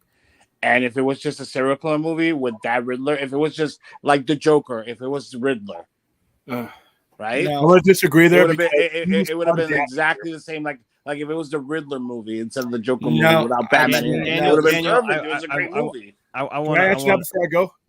Real quick, Daniel, I do want to point out, Daniel, that I'm not, and I don't think you're saying this, but I'm not like attacking the theme itself. I think the theme is great. It's very, very powerful. It was really. It's very powerful. What I was saying throughout the film, right? I felt like they kept going back to that same theme too much. Where like I felt like he could have made some other musical choices in there where it would have fit better to make it more musical instead of like there were just points where it's like it was a quiet moment and instead of like having music that fits that, it was just a quieter version of dun dun dun, you know, and it was like, okay, you know, that's all I'm saying. Like, I'm not criticizing the theme because I think the theme was great. Actually, you know, Jumper, I agree with you. Apples would be great with it. I just had a banana earlier with it, and so I had extra peanut butter left over. No, but it couldn't just be a serial killer movie just with the Riddler. Yeah, Rel says RJ wants to wake up to the screams of civilians getting mugged. Oh, that would be Well, I mean, that's a bit extreme, but yeah. Oh, I would. I love. No, but seriously, look, if they Wait, hold on, would've did done you say you would? Sure, why not? I would love to pay that. So I would love to be in the Batman universe where every time I jaywalk, Batman walks up and beats me near to death. You know, I'd love that. Right. I wanted more of those beatings, by the way. There just wasn't enough. Of course. I was like, when he was beating the hell out of these fools, I was like, dude, I want more. Hey, don't let that guy get away. Get him too. You know, don't just. Yeah, but he couldn't beat up he couldn't beat rid of a Tim Drake, dude. He would have killed Tim Drake, dude. Tim Drake didn't partake in any violence, so he got his ass whipped too. Yeah, and I would have enjoyed that. I mean, like I said, to your point though, Enosh, I would just say this, like, Hey, by the way, Thade, thank you for being here, sir. We are going to be wrapping it up in a few minutes, but hey, Thade, always great to have you on the show, man. I'm not leaving yet. I was telling them good night. Oh, I thought you were saying that you were leaving. Oh, me and no. Oh, the Batman. Well, I'm not going to say goodbye to Jalen and William. Screw that. No. I will see you all tomorrow at 5. Bye, We're William. going to be interviewing Lloyd Kaufman by tomorrow. You mean 8? You mean 8 our time, right? It's 5 of your time, right? Yeah, I'm on the West Coast. 8 p.m. Eastern. Yeah. Who are you interviewing tomorrow? Lloyd Kaufman, founder of Trauma Films. Oh, wow. Dude, we got to hype that, dude, man. We See, need to that's talk to type of thing. See, that's type of we got to talk to William knows about marketing, dude. That's the type of thing, dude. We got to like hype for like a few days, man, to let people know. I didn't know that. I've been telling everybody. No, you've been telling us you're going to have them. You didn't tell us when. You didn't tell us it was going to be tomorrow. Don't you think I would have hyped up the fact that you got the head of Trauma Films like coming on, dude? The Toxic Avenger. Are you kidding me? Anymore, Enosh. What's that? I talk and you don't listen to me anymore. No, I'm just kidding. You have not said that he was coming on tomorrow. I did. You have not told me that. No, you have not. Not on my show. You've been on a lot of shows recently, dude. You have not told me. Oh, okay. You have not told me that he was going to be on tomorrow. You told me he was coming on. We're gonna have our meeting right now. The communication error is like a married like grandparent couple. Like I told you this already. Well, anyway, Lloyd Kaufman's going to be on tomorrow. We're going to talk some wrestling. We're going to talk both episodes of Star Trek, both Discovery, Picard, AEW buying Ring of Honor is going to come up. All kinds of stuff. So that's a big deal. That's a big deal right there, man. Buying Ring of Honor. Holy crap! If you're a wrestling fan, that's. Yeah. So hopefully RJ doesn't stiff me this week, and he shows. Well, I'm just hoping. I was sick last week. I was really deathly sick last. Listen, Friday. Saturday, I'm hoping everything goes okay because Saturday night at 9 p.m. Eastern time, we are having our first induction into the Poindexter Hall of Fame. H. Barts will be inducted into the Poindexter Hall of Fame right here at 9 p.m. Eastern, and I'm a little concerned because every time I bring it up, all of a sudden, I've. Talking about wrestling. Satan takes over. Satan takes over, and I guess he's just listening or something. I want to know who that is. Who is that? I don't know, man. I don't know. They just literally every time I start to even discuss it or talk about it, all of a sudden it's just it just happens. Oh shit.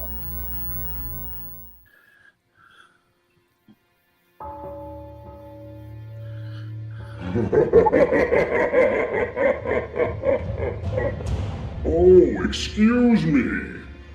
Were you trying to watch your precious Poindexter lounge? Well, don't let me keep you from it then. I simply wanted to remind you that I am watching. I'm always watching. And I will be watching this Saturday night at 9 p.m. for the Hall of Fame induction of H-Bots. Oh, Enosh, you can't run. or hide from the sheer madness that will soon descend upon the Poindexter Pantheon. Let the games begin! The invasion of the Poindexter Pantheon is coming. Or should I say that the invasion of the Poindexter Pantheon is imminent? You get the idea. Stuff is gonna happen and go down this Saturday. Stay tuned.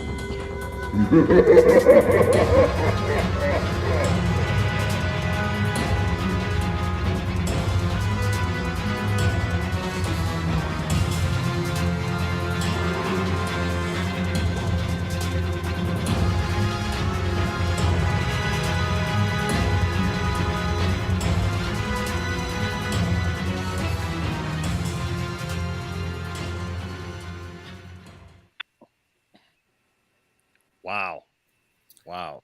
Interesting. Freaking demons. I think I know who it Is that Doomcock's sister? No, Maybe. I think I know who it is. Maybe. It might be Doomcock's sister. I think it's Wonder Meg. I think Wonder Meg has become Satan. Really? Yeah. Okay. Rel says, I can hear the haters now. First, Enosh defends rap, Aquaman fish sex jokes, and Satan is coming to the channel. What kind of preacher are you? That's awesome. That's awesome. That's fantastic. But, I stand by this all day long. I got a big question for you. Yeah. What kind of fish was it? Thank you. I'm gonna go in, brother. That was a great I'm sure people are really upset by that. I love how he has a sense of humor about it. Cancel Jason Momoa, but hey, I'm out here. He came back. All right. Well, tomorrow, Bye, William. Be safe, man. William's interviewing somebody. Bye, William. Thanks for telling us. All right. See you later. Bye, man.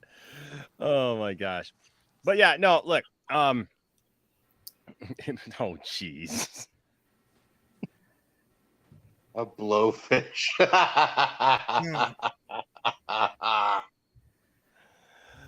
Oh. Remember, we're nerds. We know the right answers. Or suckerfish, I guess. Well, I mean, like I said, overall though, like I'm just glad you gave it an open chance. If there's stuff you didn't like about it, I'm totally like I liked think it. People should be open about that. Like, yes, it's okay. I absolutely liked it. I it's not that I hated it. I didn't hate it. Yeah, you said you just don't know how to word it, right? It's just kind of like you don't know how to word what you don't like, I guess. Yeah, there were just some things that just. It wasn't that it was bad. I thought the writing was great. I thought the setting was great. I thought the actors were great. I thought the music was great. There was just something about it that didn't strike me as being Batman. And I'll be honest with you, man, still, man, like that cowl, dear God, I cannot wait till the next movie so that they can actually hopefully do something about that cowl, because that cowl annoyed the heck out of me the entire movie. What don't you like about the cowl? It looks so cheap. It looks like so Oh, I think it's just because it's an early one, really, ragtag though. But I mean, the rest of the costume looks so good, and it makes his head look weird. And honestly, I didn't like his Bruce Wayne. That was another thing that I realized. Like, I did not like his Bruce Wayne. I think there really wasn't.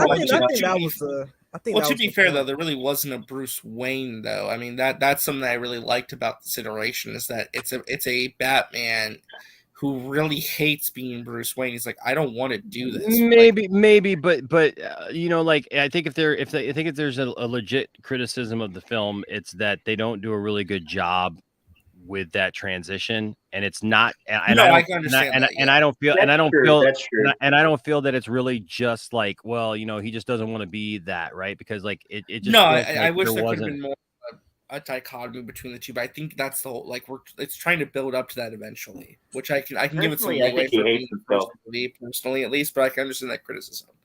100%, I can understand that. But again, I like the idea of this Bruce Wayne though, kind of like being like this recluse, like rock star in a sense, which I feel like kind of makes those Kurt Cobain references earlier more make more sense now looking at the actual film that we have, where it's kind of like this recluse rock star who doesn't want the public eye, the attention. He's like a little bit awkward about it. He hasn't like crafted that Bruce Wayne playboy persona yet, but but I feel like in this movie, he kind of learns the importance, especially later on. Again, I can't get into spoilers, but he learns the importance of having that dual identity, given what he does at the end of the film when it comes to a certain situation where he has to be Bruce Wayne to get something done, for example.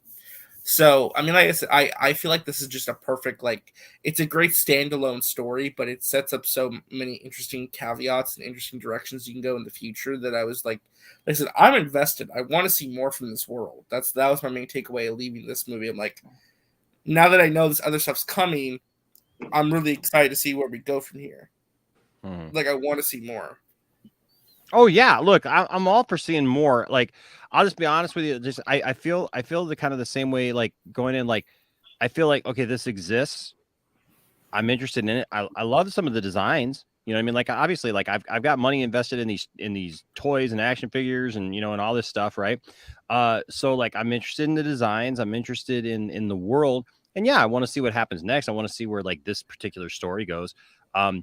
But this was not a Batman movie that I was like particularly just like, oh my God, I got to see this. You know what I mean? Like I just like I wasn't that enthralled in it. Obviously, I mean, obviously you were, and there's nothing wrong with that. I mean, I think that's the thing. It's like that's the great thing about having different takes on characters that speak differently. To be honest, I think I sit between you and RJ.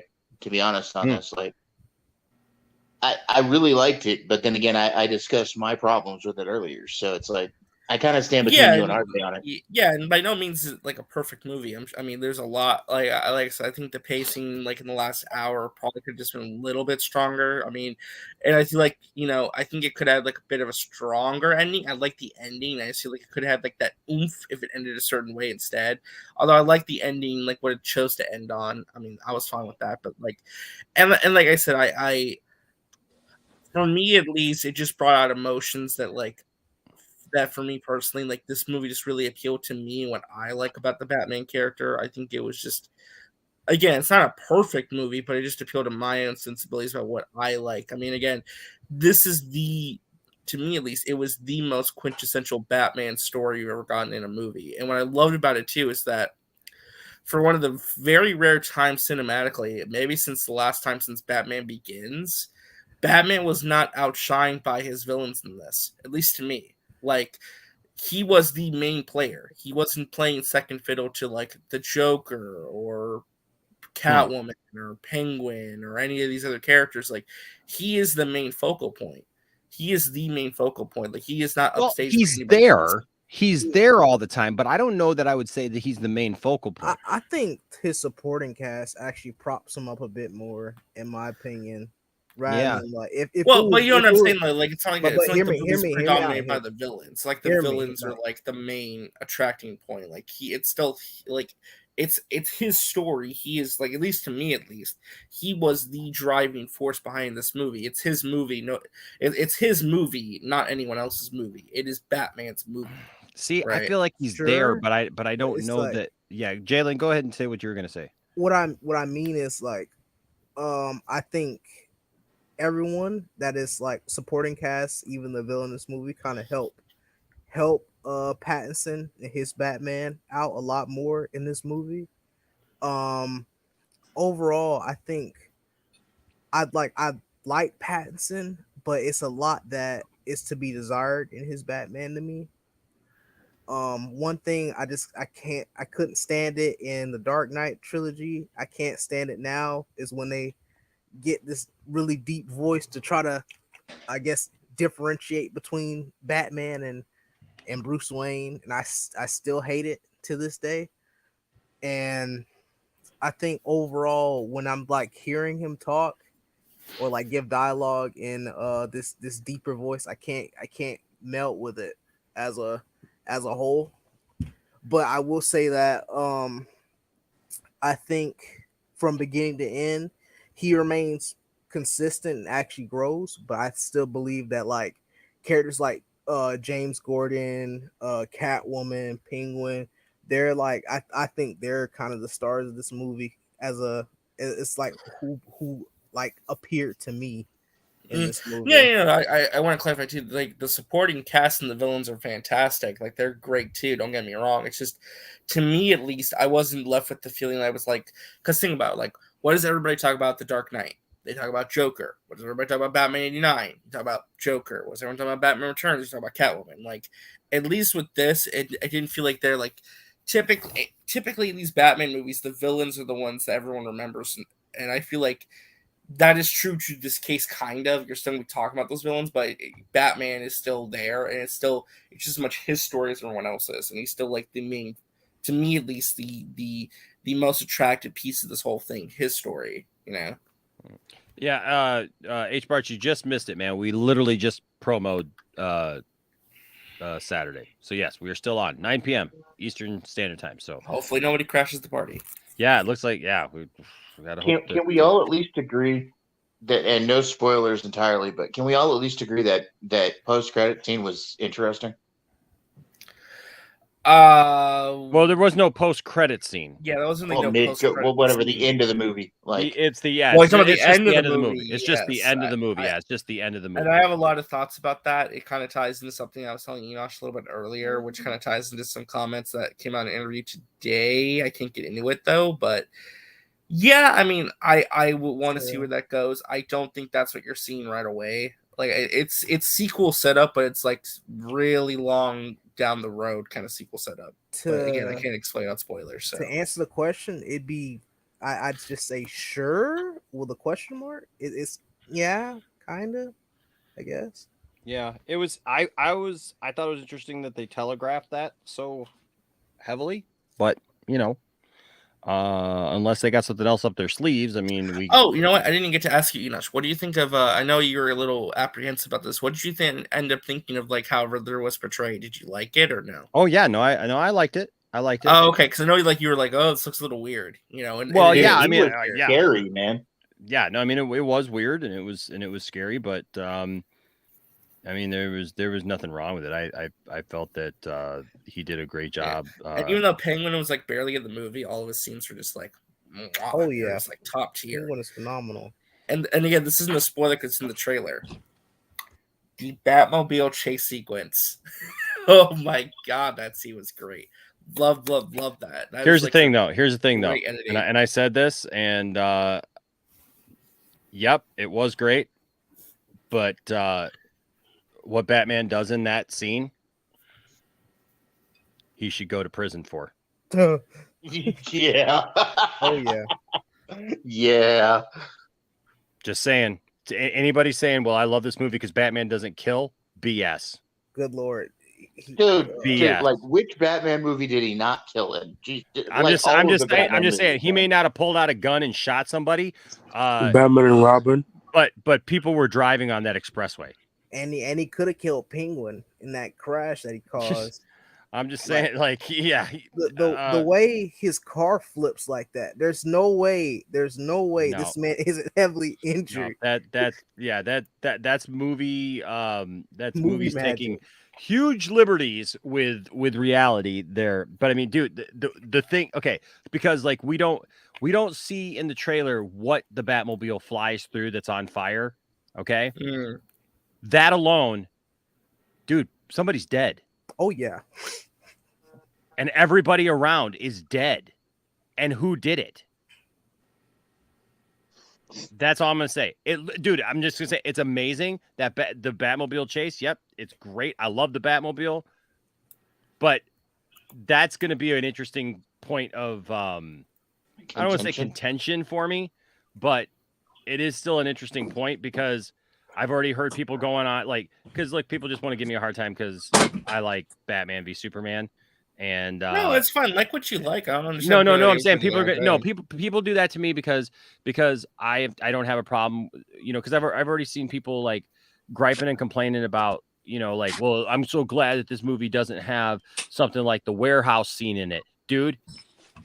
That scene is the warehouse scene on crack, and it's innocence.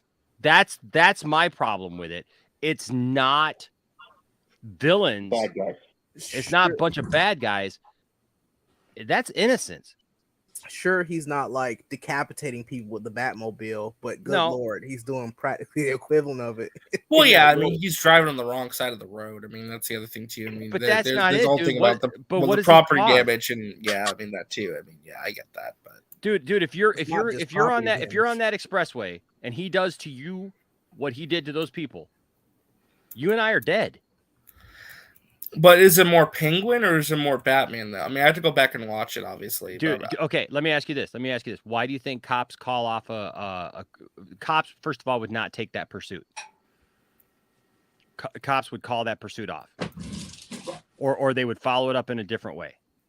Okay? They would not go full on over 100 miles an hour, which they try to point out. You know what I mean? The wrong way on the highway. In full pursuit, chasing somebody away and causing them to do that. But all the stuff that happens, dude, is behind the Penguin. And slamming into people, I'm just saying, it makes me question it. That's all I'm saying. I'm not, that's not, look, I don't have a problem. The only problem that I have is the idea of innocence, civilians. But it's a cool walking scene, Enosh. That cancels out. those are robots behind the wheel. They don't. Okay. Well, there you go. Well, then I'm fine with it then. Those aren't real people, man. Come on. They're not real people. Of course, there wasn't a family of 4 in that vehicle. Muffin Man, I'm just talking about what I see, dude. I'm just talking about what I'm not nitpicking. Listen, I don't want to get into spoilers, but let's be honest. People die. Well, I mean, we can't. They die if you want to look at it in that vernacular. The freak. Sure. Okay. Let me ask you this: if I'm driving down the road, so what are we hoping that truck driver got thrown way clear of the truck? He landed on pillows. Dude, come on. Let's just be honest. I'm just asking us to be honest. Well, it may make you feel really uncomfortable to think about that. We could complain about a lot of stuff. I'm not complaining about how many people did Superman kill in Man of Steel when he's fighting Zod? Superman didn't kill anybody. You mean when Zod Superman didn't cause any of that. Superman was literally fighting Zod. Well, you could argue Batman didn't cause any of the innocents to die. Batman. Okay, listen. I'm just gonna say, like, if you don't want a minor spoiler for the Batman, I guess. Close your ears right now or whatever. It's a very minor spoiler, but here's the thing. Batman crashes into car after car after car and literally causes that truck to jackknife. Or the truck to jackknife. That's his fault, dude. I love Jose's comment. Well, let's just say from the standpoint of my job, my career, that would have been a rather busy night for me. I'm just saying, dude. But again, causes a tanker truck to explode, dude. Like that dude, that truck driver just didn't like. Yeah, those guys are fine. Those guys are fine.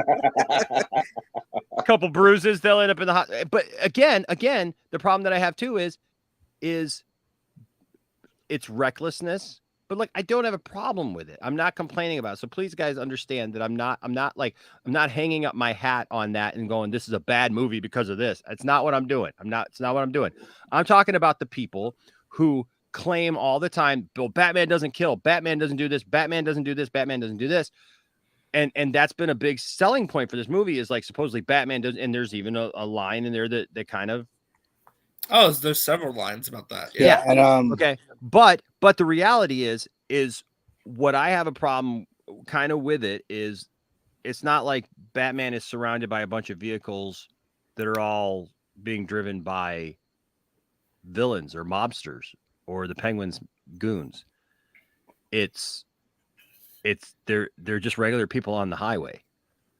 And Batman is slamming into them and jumping the Batmobile through trucks and like careening off of civilian cars, dude. That's kind of reckless, wouldn't you say? I mean, I know it makes us feel uncomfortable to talk about it, but he's meant to be a more reckless Batman anyway, so it fits with his character anyway. It's not like something that's like beyond. Yeah, but the next it's era. like, remember the 80s back through the 18 when the cars flipped over and people just got out like it was normal. Yeah, but Remember that? doesn't Back it in the make you 80s? feel? Doesn't it make you feel a little bit more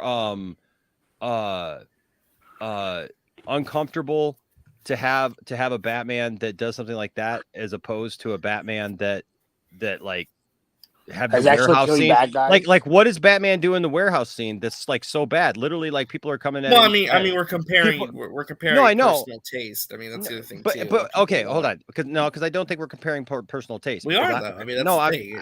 How are we comparing personal Because taste? it's about personal taste, but what people expect from their Batman, what they want to see him do. And Yeah, I'm that's asking, and I'm stuffing it back in those people's face, and I'm saying no, it's not a personal taste, and you can't just say, well, Batman doesn't do this, Batman doesn't do this, Batman. Look at it for what it actually is. Look at the warehouse scene. Batman is not pulling out a gun and shooting people. Batman is defending himself against how many guys? What, 30 guys in the warehouse scene who are all using guns, and Batman is using what he has at his disposal to protect himself and to fight off those guys, right?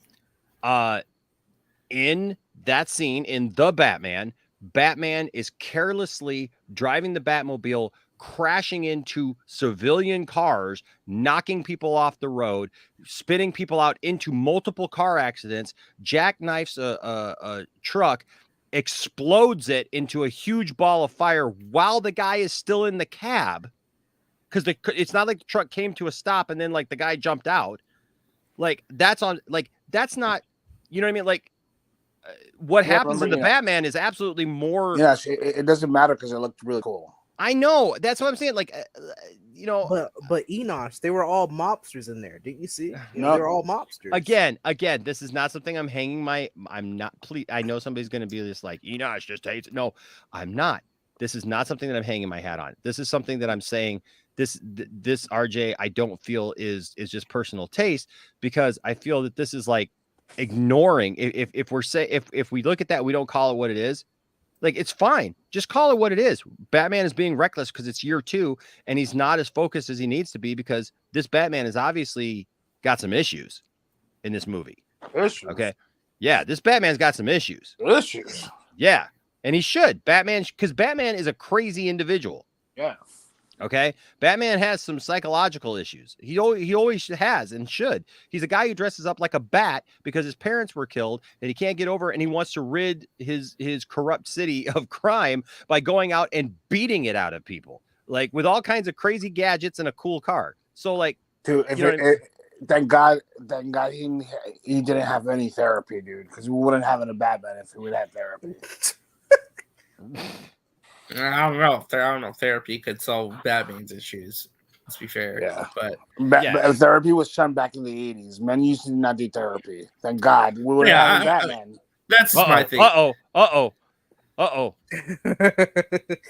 Wow, this was definitely a meme made in Microsoft Paint. I mean, Monkey Jeebus said it. It's funny. Doomcock was driving the truck. Doomcock was driving the truck. Jeez. No, Daniel here brings up an interesting point too. He says, I'm not sure if anyone else saw the movie feels this way. But talking about the plot points and things that happened was more enjoyable than actually watching it. No shade on well, what I would say is that when you're talking about with other people and you're able to engage in and think about the movie more on the more philosophical level and getting like really to analyze what you actually processed and you're processing what you saw in the theater, that could be, I mean, I think having discussions about movies is always fun. It's always some of the most fun part about when a new movie comes out is having those discussions. You know, it was year 2. No, you're fine, by the way, Mikey Jeebus. I'm not offended at all. It's not bad. It was year 2 of him being Batman because he was a lousy detective. Let me put it that way. I mean, I can oh, no, I didn't think he was a lousy detective at all, actually. I mean, he made mistakes, which I thought was... But the mistakes that he made actually felt logical and didn't feel like out of character or ridiculous. Like, it was like... It was really, at least to me, at least, I thoroughly enjoyed it. Like, the only thing he knew how to do was... The only thing he knew how to do was riddles. He knew how to solve riddles. Oh, I'm just joking, RJ. I'd have to. I mean, that's fine. I mean, that's your opinion. It's your opinion. I mean, no. I mean, what the fuck? What the heck? He's Taylor Swifting. Yeah, that lets me know I've been on this stream for far too long.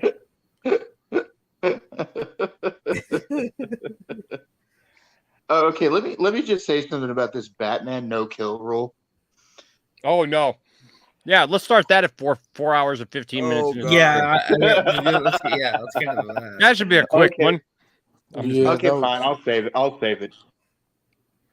No, you know like how many? Yeah. If he wanted to talk about Batman killing, this man gives people brain hemorrhages like on a daily. Well, basis. again, I mean that's where you need to like suspend your disbelief a little bit, though. It's part of just the fact of you're watching a comic book. Suspend disbelief. He beats people into a pulp, RJ. Yeah, I know, but again, that's Come on, RJ. I'm sorry. That I'm just saying. You know how I feel about it. You know how I feel about it. I know. I'm not changing my mind on that chase scene. Do you It's a think? stretch. Okay, suspending your disbelief, but do you really think that there's a way that all the stuff happened in that chase scene and nobody died? Again, you got to suspend your disbelief. There's a guy driving a truck. Hold on. There's a guy that driving raises a the truck. conundrum, though. Is it Penguin's fault or is it Batman's fault? You can look at it either way. It's both of their faults. Batman's the one driving like a maniac. The Penguin. Hold on a second. Hold on. The Penguin is being chased by the Batman. The Penguin gets way out here because of traffic. And there's all kinds of traffic between Batman back here and the Penguin up here. And the Penguin is like way far away. But the Batman starts careening all throughout traffic, knocking people, like spinning cars around, like doing all these things, knocking cars into other cars, slamming into cars, getting slammed into from behind because he slams on his brakes and a car hits him from behind, literally knocks into a truck, spinning the truck that's in front of him and behind the Penguin to careen around. So Penguin's like way off here somewhere, right? Penguin's getting away. And then here's the truck. Batman hits the truck, spins the truck around. Truck is going this way, and it spins all around and just happens. This is where I suspend my disbelief that the ramp up the back of the truck, because it just happened to be a vehicle truck, the ramp up the back of the truck, it just happened to be right there when Batman's was right there, but that's fine. So it spins around, blah, blah, blah. Batman's right there, jumps through, thing spins around. This truck never stopped. It didn't pull off the side of the road and the guy got out. Like, Batman goes here, jumps through the vehicle, through the other side, and the whole truck explodes. That dude's dead. It's a huge fireball. The dude's just dead. Unless he got out. I mean, we don't know. I'm just saying. I mean, again, dude, you're not gonna hop out of a corner, okay?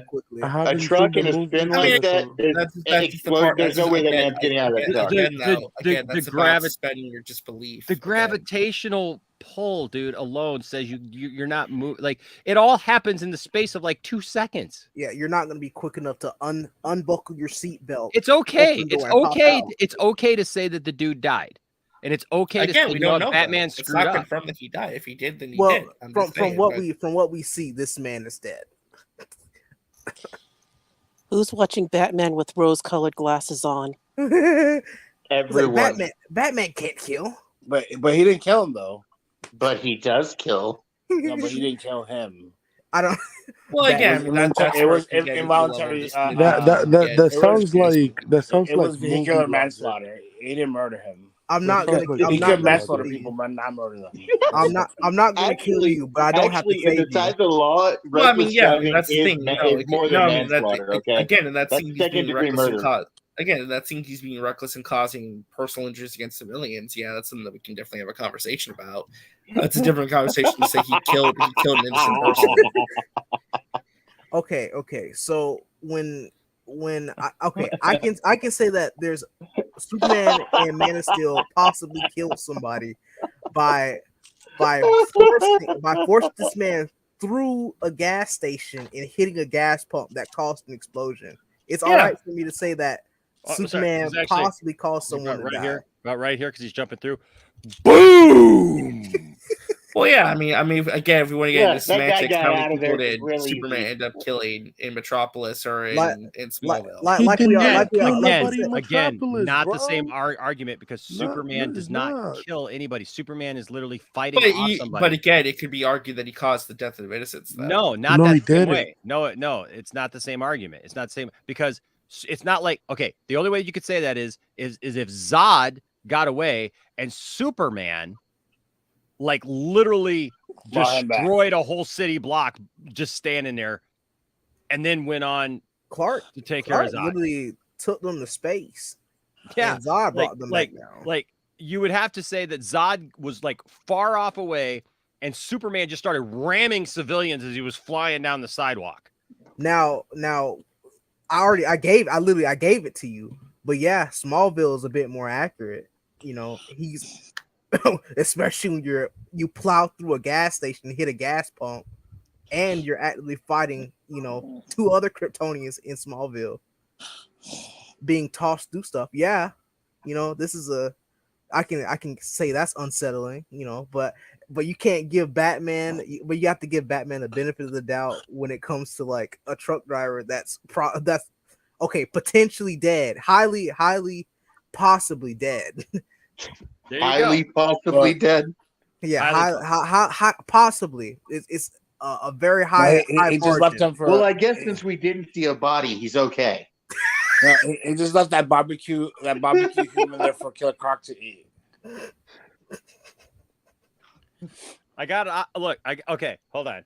You're gonna make me do this, aren't you? Okay, hold on a second. I mean, you don't do anything. I'm dropping it. I mean, This is making the corner side of my mind burn. So we got like to hot. scale.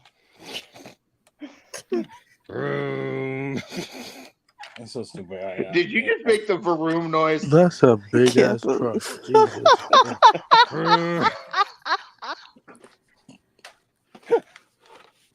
I haven't taken it out of the box opened that yet? Boom! Boom! Boom! Boom! Whoops! Spin! Boom! But did you see the cock? Did you see the pit explode though? Did you see that? Well, I'm just saying, unless you saw that, unless you saw that guy, the back exploded. Unless you saw that guy in the car when it was blowing up, he could have got out. You never know. I don't know, You man. never know. Bro, when I see that sounds like movie Zod, logic. Zod and Superman hit a gas pump that's next to someone that's pumping gas, and I can just say, oh well, you know, he isn't dead. He only has like what, 3rd-degree burns, you know? No, he disintegrated. What are you talking about? 3rd-degree burns? No, but we didn't see it, so you know he's alive. Yeah, he became part of the payment. I can. Oh, that's cool. Open these and do it again. He burned to a crispy crunch, dude. Yeah, that dude's dead. Yeah, that dude's like the crispy stuff at the bottom of your fish basket, bro. Like, yeah, either Batman is a crazy driver or the Batman isn't grounded. Well, the Batman wasn't grounded. He was flying through the air with the greatest of ease. So I can give Man of Steel Clark a lot of benefit of the doubt, but Smallville was as reckless as he was. It was not a smart decision. All those poor people. Joe says, Optimus, watch out! No, no, Optimus. All those poor people inside the IHOP. Yeah, but did Superman go after them? What was like we're like all the Kryptonians over at the Sears, and Superman's like, I'm gonna destroy this IHOP real quick. I'll be there in a minute. I'll be there in a minute, Feora. I'm gonna destroy this IHOP real quick. The truck driver flew away. He could have. You never know. Maybe the Flash exists in that universe, and he got him out before. You know. No, brother, you using movie logic. That's using movie. Well, that's what I'm logic. saying. It's all movie logic at the end of the day. It's all semantics. I mean, if you want to look at that way, you can. Dude, I just think it's a lot of reaching. It's a lot of reaching. Well, for of an course argument. it is. I mean, of course it is. I mean, that's just the thing. Again, people are going to look at it the way they want to look at it.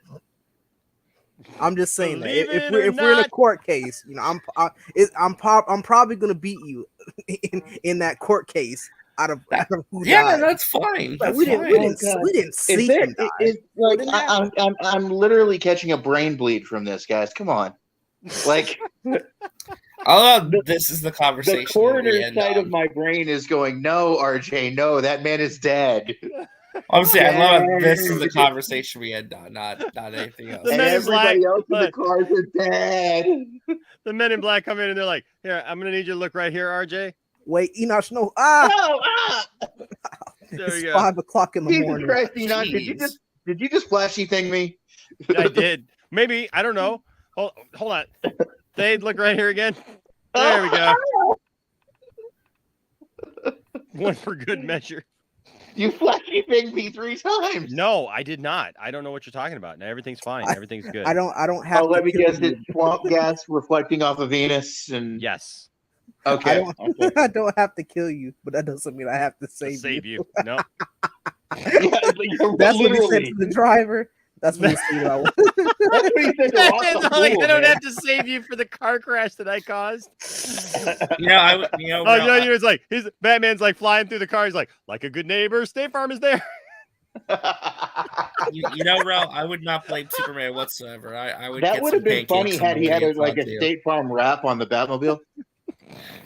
Yes, like a good neighbor. State Farm is there with a new truck. No, it's just the Batmobile is like a State Farm sticker on the back. If hit, call this number. Jake shows up.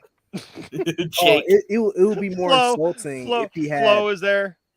It would be more insulting if he had House by Driving. This phone is annoying.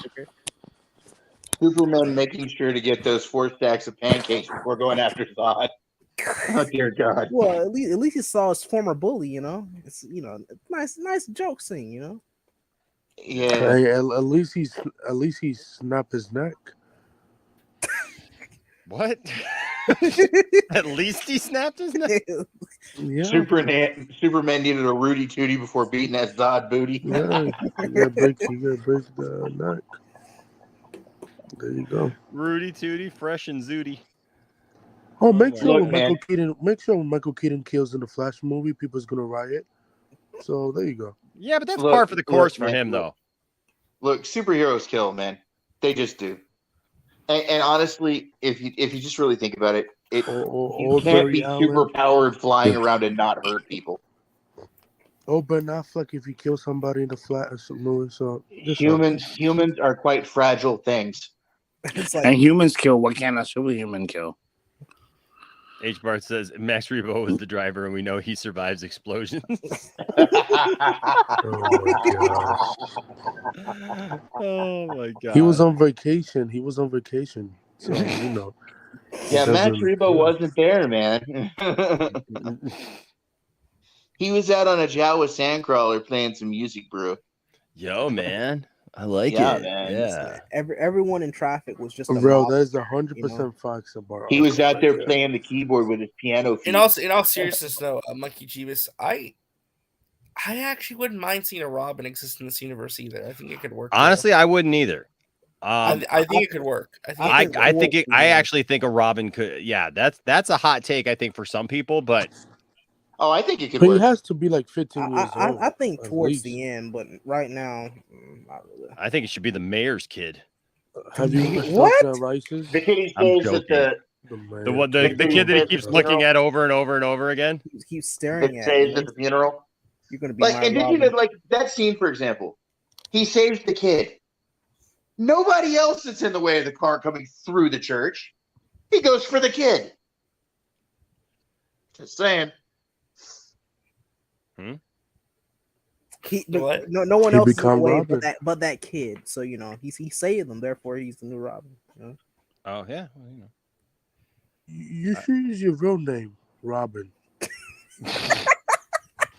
The kid's real name is Robin. I like your name. Come to find out, the kid's name is actually Dick. And oh my gosh, Dick. Great. He got adopted after. Yeah, and her mom's maiden name was Grayson. Yep. There you go. Yeah, I think Robin will be there's a lot of setup in this movie for him to eventually get a Robin in the sequels. So if that does happen, I would very much like to see that. I mean, I can see this Batman being messed up enough to have a Robin. Oh, 100%. I think it would end up in another Jason Todd, but Don't do Jason Todd. I'm sick of that motherfucker. Jesus Christ. Man, you're not gonna talk shit about Jason Todd. Not while I'm on stream. Bro, the way that they There have you in go. Titans. There I you mean, go. come on. Defend Jason. You're not gonna talk about my brother that way. It's all about the red hood, baby. Have you guys seen that TikTok? Uh-uh. It's this guy. I think he's a comedian. He's a comedian and he does like phone pranks or whatever. And he calls up this dude, and the prank is real. But the guy calls up and he's like, hey, can I talk to you for a second? And this guy goes, yeah, sure. He says, are you married to a lady named so-and-so? And he's like, yes, I am. He's like, have you been married? How long have you been married to her? He says, well, for 4 years. And the guy says, look, I don't know how to tell you this, but my brother's been missing for 5 years. And my brother, has had a sex change operation and stuff. And the guy stops and goes, stop right there. Are you trying to tell me that you think my wife is your brother? And the guy's like, well, I'm just saying, like, we've tracked it down and we're pretty sure.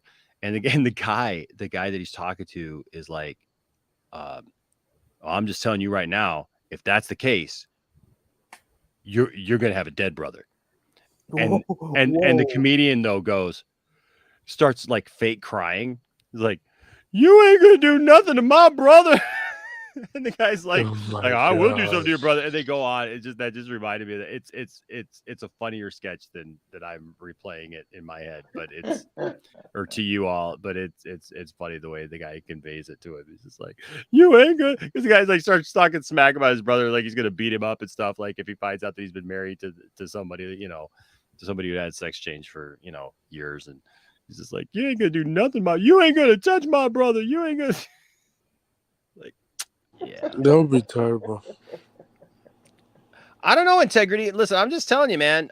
There's actually been a lot of talk about Robin. Actually, just don't call it Batman. No, I think he's agreeing. He's saying there's no way they're not going to use Robin. I think is what he's trying to say. 100%. Oh, I thought he was saying there's no chance in hell that they are planning on using it. Yeah, okay, yeah. Is it crazy that we are getting we might get 3 Robins in live action? Like, we have one in Titans, one in zero. Maybe one in Batgirl and one in Matt Reeves' universe. And that's just crazy to me. All these Robins. Well, there's also a CW show getting ready to start off. I don't believe that until I believe it. Let's not talk about that one. I don't want to know about that one. You talking about Gotham? I don't know about that one. Yeah, we don't want to talk about that one. I believe in Toy Story trailer. There you go. What? Okay. I mean, that's okay. I don't know That's it. Tell you. Simple. Cancel HBO Max. You have a problem with Gotham Knights? What's not the video game? That game been delayed for next year. I mean, I don't. Am I missing something that like is so bad about this show that I don't know. We saw the plot a month ago. I mean, yeah. I just think it's weird that we're getting Gotham Knights as a game and then we're getting Gotham Knights as a show as well. But it's not connected. That's just I know it's not connected. I just think it's it's odd that we're getting 2 of the same thing.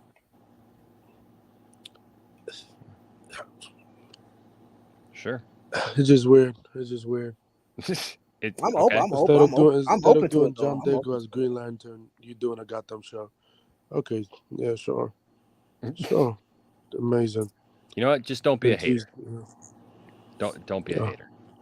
Don't be such a square. Right. Hey, Elsa. Elsa is here, and Elsa, I wanted to let you know, I got your Elsa is in Portugal, and Elsa sent me a card in the mail, and I got your card today, and she sent me some nice postcards from Portugal, and thank you, Elsa.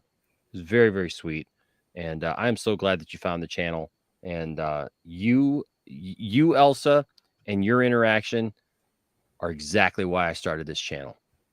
Is to meet people literally from all over the world who love the same stuff. She loves Luke Skywalker, and she's a huge Star Wars fan. And you know what? All the silly arguments we get into about did Batman like cause multiple vehicular manslaughter? In I would say cold blood, but he melted those people. I mean, they're probably still stuck to the frame of that truck. Like plastic. Damn. I've been trying to reach you for a long time about your car's extended warranty and that it doesn't cover dead, melted people. But Elsa, you're awesome.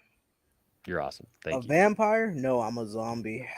You're a zombie. That should All be right, guys. good. Well, hey, good stream, good times, good conversations. Always enjoy talking about the stuff. Like I said, I like it. I gave it a 7.5, which I thought was fair. I don't think it's perfect. But look, I definitely think they can expand in that world. Did anybody else real quick? Did anybody else think that it felt a little strange, like at the very end when Batman is like out in the open? No, because to me, like that was reminiscent of a lot of like the works of like Darwin Cook, for example. Actually, that was one of like the highlights of the film for me because I loved how oftentimes you never get to see Batman portrayed in the light of being a symbol of hope for those who are good in Gotham. So I actually quite enjoyed that because it was a different interpretation of that character we haven't seen yet. You know, just speaking personally, I thought that was something that actually really was intriguing to me. I actually quite liked that. I felt like it though. It kind of took Batman away from being that mysterious being, though. You know what I mean? I mean, again, you could argue that, but again, it that's an aspect of the character that does exist and has credence in the comic book. So I mean, Well, yeah, and it's probably him just doing community service for all the people he killed in that pile up.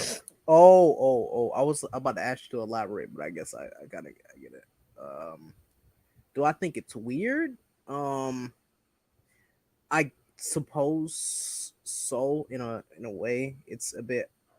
It's all right. I don't typically see Batman like doing the after cleanup like I don't like Spider-Man would, but it's I don't mind it. It was all right to me. It was I think it shows his progression throughout the movie, how he started and how it ended. So yes and no, I guess. Fair enough. Anybody else have any thoughts of that or no? H Bar got a good question. How do you think Affleck film would have been accepted by critics? Probably just let's be honest. It would be negative. I mean, it depends on the movie he was gonna make. Though I feel like we know aspects of it, but we don't really know the full grasp of like what his vision was. We know for that Batgirl movie. was in it. We know that the lead assassin was in it. We know that Talia was in it. Do we? So, I didn't even know half that. Joe Manganiello said a couple of months ago. But that movie was constantly in flux, though. Like it seemed like it was like whatever it was going to be kept changing a little bit like through the subsequent rewrites. If I they were saw going to explore the death of Dick Grayson, probably at the beginning of the movie. if I saw the movie that you're asking about, I would be able to give you a clear answer. But since it doesn't exist, I can't. I'm probably would have been a 10 out of 10 movie. I love the absolute like polar opposites of those two answers. Like, bro, I mean, Jalen's like, you know what, we really can't really, tell you, like based on a movie that, we're never, we haven't seen. It's like 10 out of 10. Well, bro, but let's be honest. It would have won all the Oscars. It would have swept him. But let's be honest, like Ben Affleck movie, if you guys Batman, I mean, it's still one of the biggest robbery in history. We never got to see his movie. Movie. I agree with you. That's the biggest robbery ever. WB fucking up again. There you go. So, yeah. Well, it's also the fact that the star of that movie didn't want to make it. So that's not true. WB meant turn him into alcoholic. So what? I mean, that's a bit extreme to say that an entire studio caused someone to relapse in their alcoholism. Right, he's doing better now. I'm happy for there's Ben other Affleck. stuff going on in his personal life. He's doing too. better right now. He's doing better. That's all. That's all I'm happy for Ben Affleck. He's doing better. He's doing movies. He's producing movies. He's doing good right now. Whatever happened to him in the Flash movie? I'm strictly a milk and fruit juice man myself. A chocolate soda, or a lemonade, or a big tumbler of cool milk, or even just a glass of ice water when you're thirsty. Stop it, I'm drooling. Ben Affleck before working for Warner Brothers. He should have been shot on site. I mean, listen, we will see how we'll see how the Flash movie goes, because there's already more rumors going around about Ben's role in that movie, and we'll see how that's received. Yeah, he died at the end of the movie. There you go. Boom. Well, I wasn't going to be Just so saying. blunt about it, but Jesus. I mean, he probably does. It still doesn't affect anything else. I mean, honestly, Not it really. No, but all they're Enosh, doing. Enosh, hold on though. You know, if he dies in that movie, the outrage will be immense.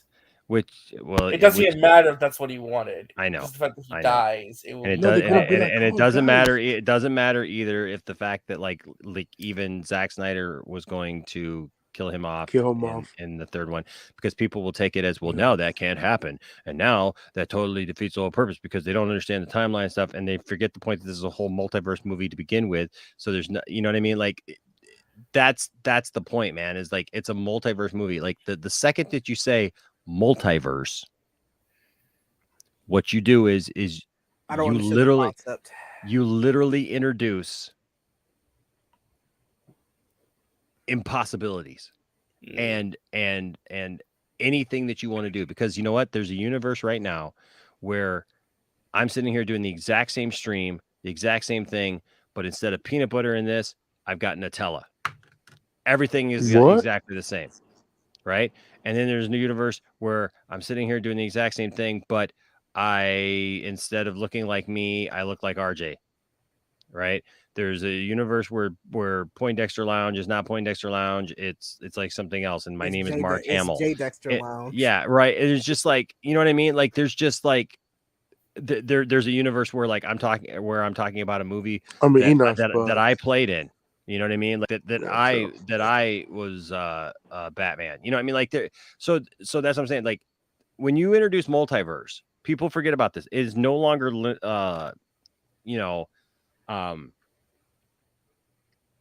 linear. It's not linear anymore. It's not just, hey, this happens. So all these things are exactly the same. Exactly. That means there's a universe where Ben Affleck is now hosting the Poindexter Lounge. I mean, to be honest, and he's talking about Enosh Fee and whether or not Enosh is going to come back for more Snyderverse. Oh my gosh. Just saying. I mean, but I mean, you heard it here first. Steppenwolf does mention the multiverse. Mm-hmm. So if that movie would have come out in 2017, we would have talked about a whole different game.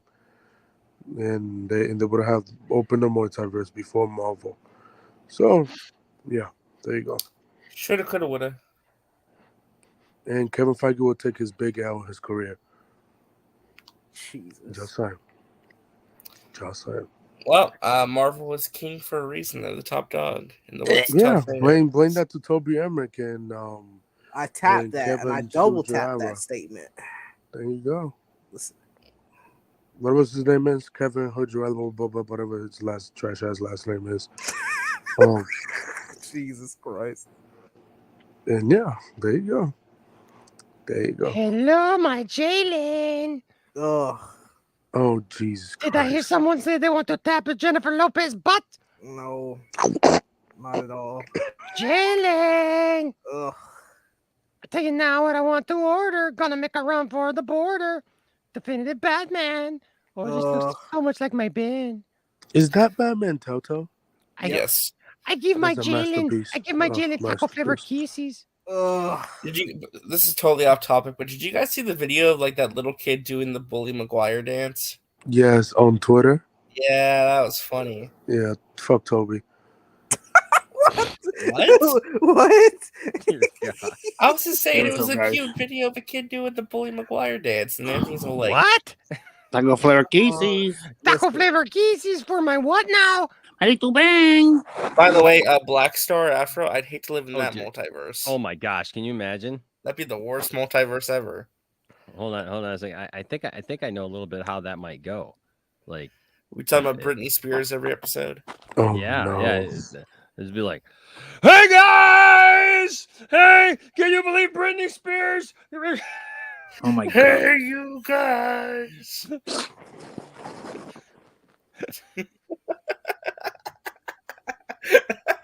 Out of everybody on YouTube, out there. You want to talk about Britney Spears? Like, 1, really, bro? 2, 3. I just can't Jesus believe Christ. me hosting Poindexter Lounge, and my name is Andy. It's been confirmed Enosh is coming back for the Flash to round out his Batman story. Yes. No, it's confirmed that John Wesley Shipp is coming back in the Flash movie to kill his character. There's a universe where Enosh is under Doomcock's mask. Oh no. No, it's No, it's Doomcock, but it's Mad Max the Mandalorian. Doomcock. Yep, there's a world where Doomcock does nonstop videos about Poindexter Lounge. See, that would be funny. Mm-hmm. So there you go. All right, guys. Hey, thanks to everyone who's here tonight. Thanks to all my panel. Thanks to the chat. You guys are awesome. Thanks to we got 2 new members tonight. So that's awesome. Awesome. 2 new members. Thanks to everyone who gave super chats tonight. Appreciate you all. Thank you guys for your support. Thank you guys for all that. And we're very, very thankful for all of you and thankful that you guys show up. We had a great turnout tonight. I had quite a few people in here, and it's a great topic. And I hope that you guys enjoyed the conversation tonight, and I hope that it spurns more conversation going forward. And I'm sure we'll do a spoiler stream, maybe next week or something, and kind of talk about everything where we can actually get into some of this stuff and talk about how many people died in that car accident that Batman caused. And 3,000. So that's quite a few. Yeah. Yeah. Hey, by the way, H Barts, I don't know if you saw this, man. Did you see Did you see this that like Defoe didn't know how to say his own name? What happened is big family. Father's called William. Love the guy, but I don't want to be Billy. I don't want to be William Jr. Okay. You want your own identity. And when I was a kid, I was always seeking a nickname. And then I finally found one where a friend of mine just started calling me Willem, like a lazy way of saying William. I didn't even know how to spell it. And then the irony was, by the time I became an actor, to go back to my birth name felt like a stage name. So the truth is, I just stuck with the name that I felt like. Yeah. So Willem Dafoe. For like 40 years, we've all been saying Defoe, and you've been just sitting there going like, well, I won't say anything.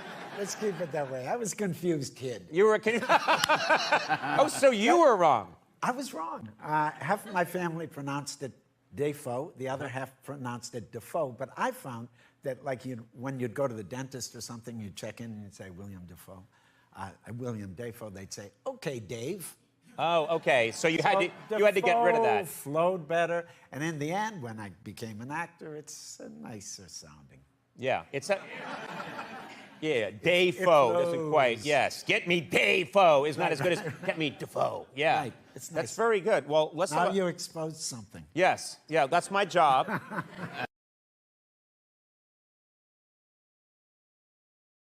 So basically, we learned that Willem lets you pronounce his name however you want to. Whatever way it sounds nice.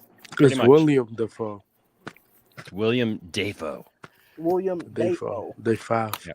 So listen, I'll just say this: go watch the Batman. Don't put it off. Like, don't wait to see this at home. This is a movie Go that boycott I think this is a movie that I think that you need to see in the theater. What about pirating the movie? As a lot of people are apparently doing. Don't do that. Don't pirate the movie. Don't pirate the movie. But seriously, the thing is, do yourself a favor. See this on the big screen. If you're going to see this movie, allow yourself to see it on the big screen because it's worth seeing on the big screen. Make your decisions then. Listen, like I always say, if you don't go see something, if you don't watch something, I really don't want to hear your opinion about it because you're coming from a position of ignorance. I have a lot of friends. They haven't watched a lot of stuff in the last year, the last few months even. And so I'm not going to rely on them even for those because they're not coming from informed positions. I think it's always good that if we're going to make a point about something, we should come from an informed position, at least.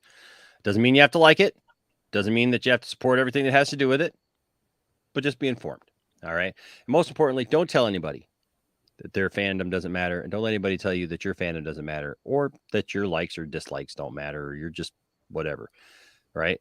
And don't try to pick fights with people. Just, you know what? Try to treat people with love and respect. And I know it doesn't always work out that way, but know when to walk away. As Kenny Rogers used to say, know when to hold them, know when to fold them, know when to walk away, know when to run. Don't count your money while you're sitting at the table. There'll be time for counting when the dealing's done. And our dealing is done for the night. So thank you guys for being here. Appreciate you.